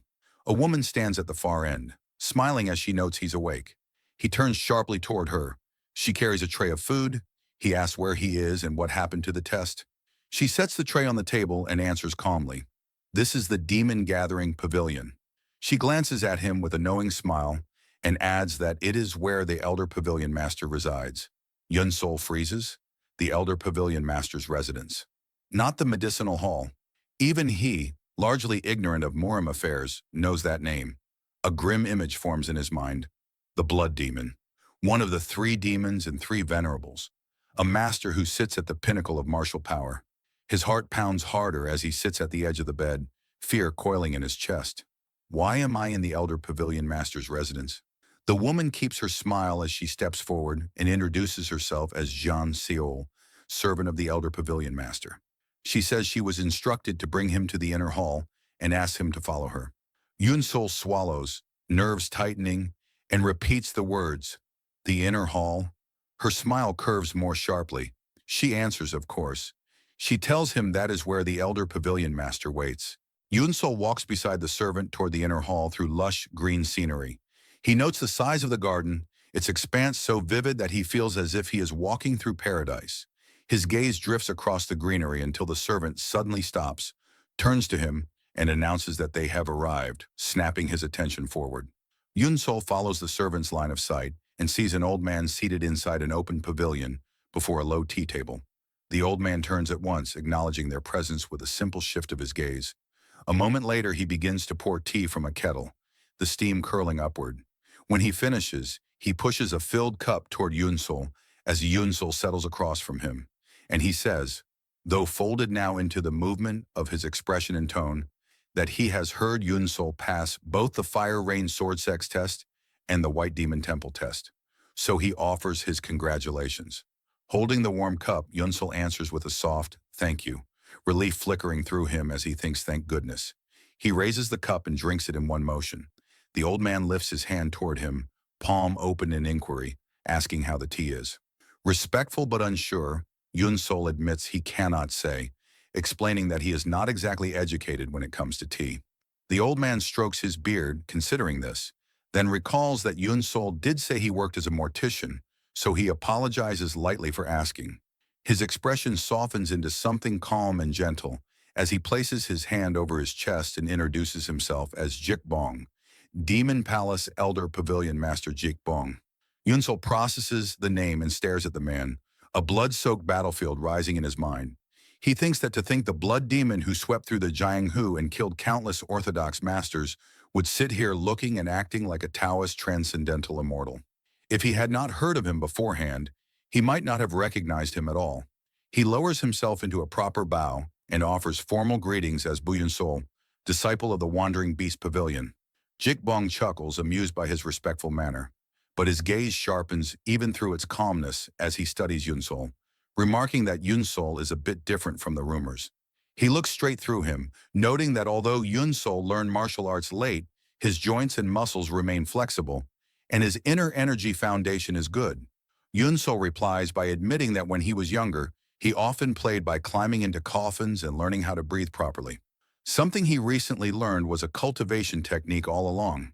Jikbong smiles gently, amused and understanding, then reaches for another cup on the table. He says that the reason he brought Yunsol here instead of the medicinal hall is because he wanted to speak with him in private. With that same serene calm, he tells Yunsol that once he completes his training in the Wandering Beast Pavilion, he should come join the Demon Palace. The quiet certainty behind the words shocks Yunsol. His eyes widen before he can hide the reaction. Jikbong continues, lifting his kettle to pour more tea. As the stream falls, he says that, although the Wandering Beast Pavilion is counted among the 10 demonic sects, its system does not fit with the others. Focused on the pouring, he adds, almost casually, that about 3 years later, when Yunsol joins them at the Demon Palace, his eyes sharpen suddenly, cutting straight into Yunsol as he finishes the thought. He will meet the Demon Palace Master and take Yunsol in as a member of the Dark Heaven Squad. The words hit like a strike. Yunsol's mind races. The Dark Heaven Squad, the most elite force of the Demon Palace, alongside the Heaven Slaying Squad and the Soul Annihilation Squad. Jikbong continues, saying that with that path, Yunsol will enter the road toward becoming one of the higher-ups of the Demon Palace. Yunsol's fist tightens at his side. Jikbong asks what he thinks. Yunsol's thoughts tumble, and he straightens with controlled breath as he answers aloud that he has to turn down Jikbong's offer. The kettle halts mid-tilt in Jikbong's hand. The atmosphere shifts at once. Jikbong sets a steady, serious gaze on him, a sharp glare flickering beneath the stillness as he asks why. But Yunsol stays calm, almost casual, explaining that learning the Wandering Beast Pavilion's martial arts requires him to risk his life. If a position like that is guaranteed before he even begins learning, he knows he will grow complacent and fail to master the Wandering Beast Pavilion's techniques. Jikbong listens in silence. Then a quiet, excited huh escapes him, and a grin stretches across his face. His laughter erupts, wild, booming, echoing through the air with such force that the pressure alone seems to shake the pavilion. Wind bursts outward from where Jikbong sits, heavy and violent, his laughter tearing through the air as he roars that he likes it. Yunsol grits his teeth and braces, forcing strength up from the core of his body as the pressure slams into him again and again. Jikbong's voice cuts through the storm, declaring that this is the attitude Yunsol should have as a martial artist. The wind does not ease. It surges harder, so strong that Yunsol must fight every second not to be blown off his seat, and blood slips from the corner of his mouth as he endures. and he thinks what an intense shockwave, realizing that just the internal energy in Jikbong's laughter alone is twisting his insides. Jikbong stops laughing as abruptly as he began. The wind dies, calm returns. In that gentler tone, he says he will be watching Yun-sul, that he will see how much he grows in 3 years. His eyes sharpen once more as he adds that they will see each other again on that day. Yun-sul reads the shift and knows Jikbong is dismissing him. He clasps fist to palm, bows, and ends his greetings before withdrawing. Moments after departing, with his figure shrinking into the distance, Jikbong keeps his eyes fixed on Yun-sul's back in a silence. At that very moment, someone standing behind Jikbong breaks the quiet, remarking that he has never seen anyone reject Jikbong's offer that directly, though he says that Yun-sul does seem like the sort of person who would dare. Jikbong lifts his cup and takes a slow sip of tea. He answers that they should keep an eye on Yun-sul for now. As he looks once more toward the path where Yun-sul disappears, a faint smile curves his lips. He murmurs that they will see which side Yun-sul chooses. Far ahead, Yun-sul reaches a safe distance and increases his pace. His first step lengthens. His next becomes a run. Soon he is sprinting without pause, never once looking back. Only after he has run until his lungs burn does he stop, bent over with one hand braced against his knee. The other wipes the blood from his mouth as he drags in breath after breath, thinking that he almost died. With a face tightened like someone who has just escaped hell, he tells himself he thought the test he had just taken was going to be the biggest threat to his life. But realizing now that he has been placed in the palm of someone like Jikbong leaves him shaken. In his mind, Jikbong rises as a towering figure, holding him like a helpless speck. And Yun-sul knows that if he had made one wrong move back there, he refuses to finish the thought. He straightens slowly, sighing with strained relief as his breathing steadies. But before he fully stands, a hand lands on his back. He jolts instantly, twisting with a sharp, killing intent, only to find an old man hovering over him with concern, asking gently whether he is all right and whether he is feeling unwell. The ordinary tone washes away Yun-sul's tension. He looks around, suddenly aware of the bustling urban area he has wandered into, people passing by with no idea of the storm inside him. Still shocked, he tells the man he is all right, though inwardly he notes he didn't even realize he had made it all the way to the city. He looks around again, taking in the peace he has not seen for a long time, the kind of quiet he never expected to feel rare. His thoughts drift back to the hellish days on Hell Island, and he wonders when he began changing like this, when he sank so deep into a life he never wanted. His eyes sharpen as something prickles at his instincts. Without turning fully, he notes that someone is following him, almost as if to confirm this unwelcome truth. The sensation of being watched grows clearer. He takes a step, changing direction without hesitation, then walks calmly, maintaining the act of someone completely unaware. He keeps this up through several turns, but the presence remains behind him. His thoughts sharpen into practicality. He needs a weapon first. So he continues walking until he reaches a blacksmith's workshop and steps inside. Approaching the blacksmith, he says he is looking for a weapon he can use just for practice. The man nods with an understanding grunt and points to a stack of used swords behind him, telling Yun-sul to pick any of them.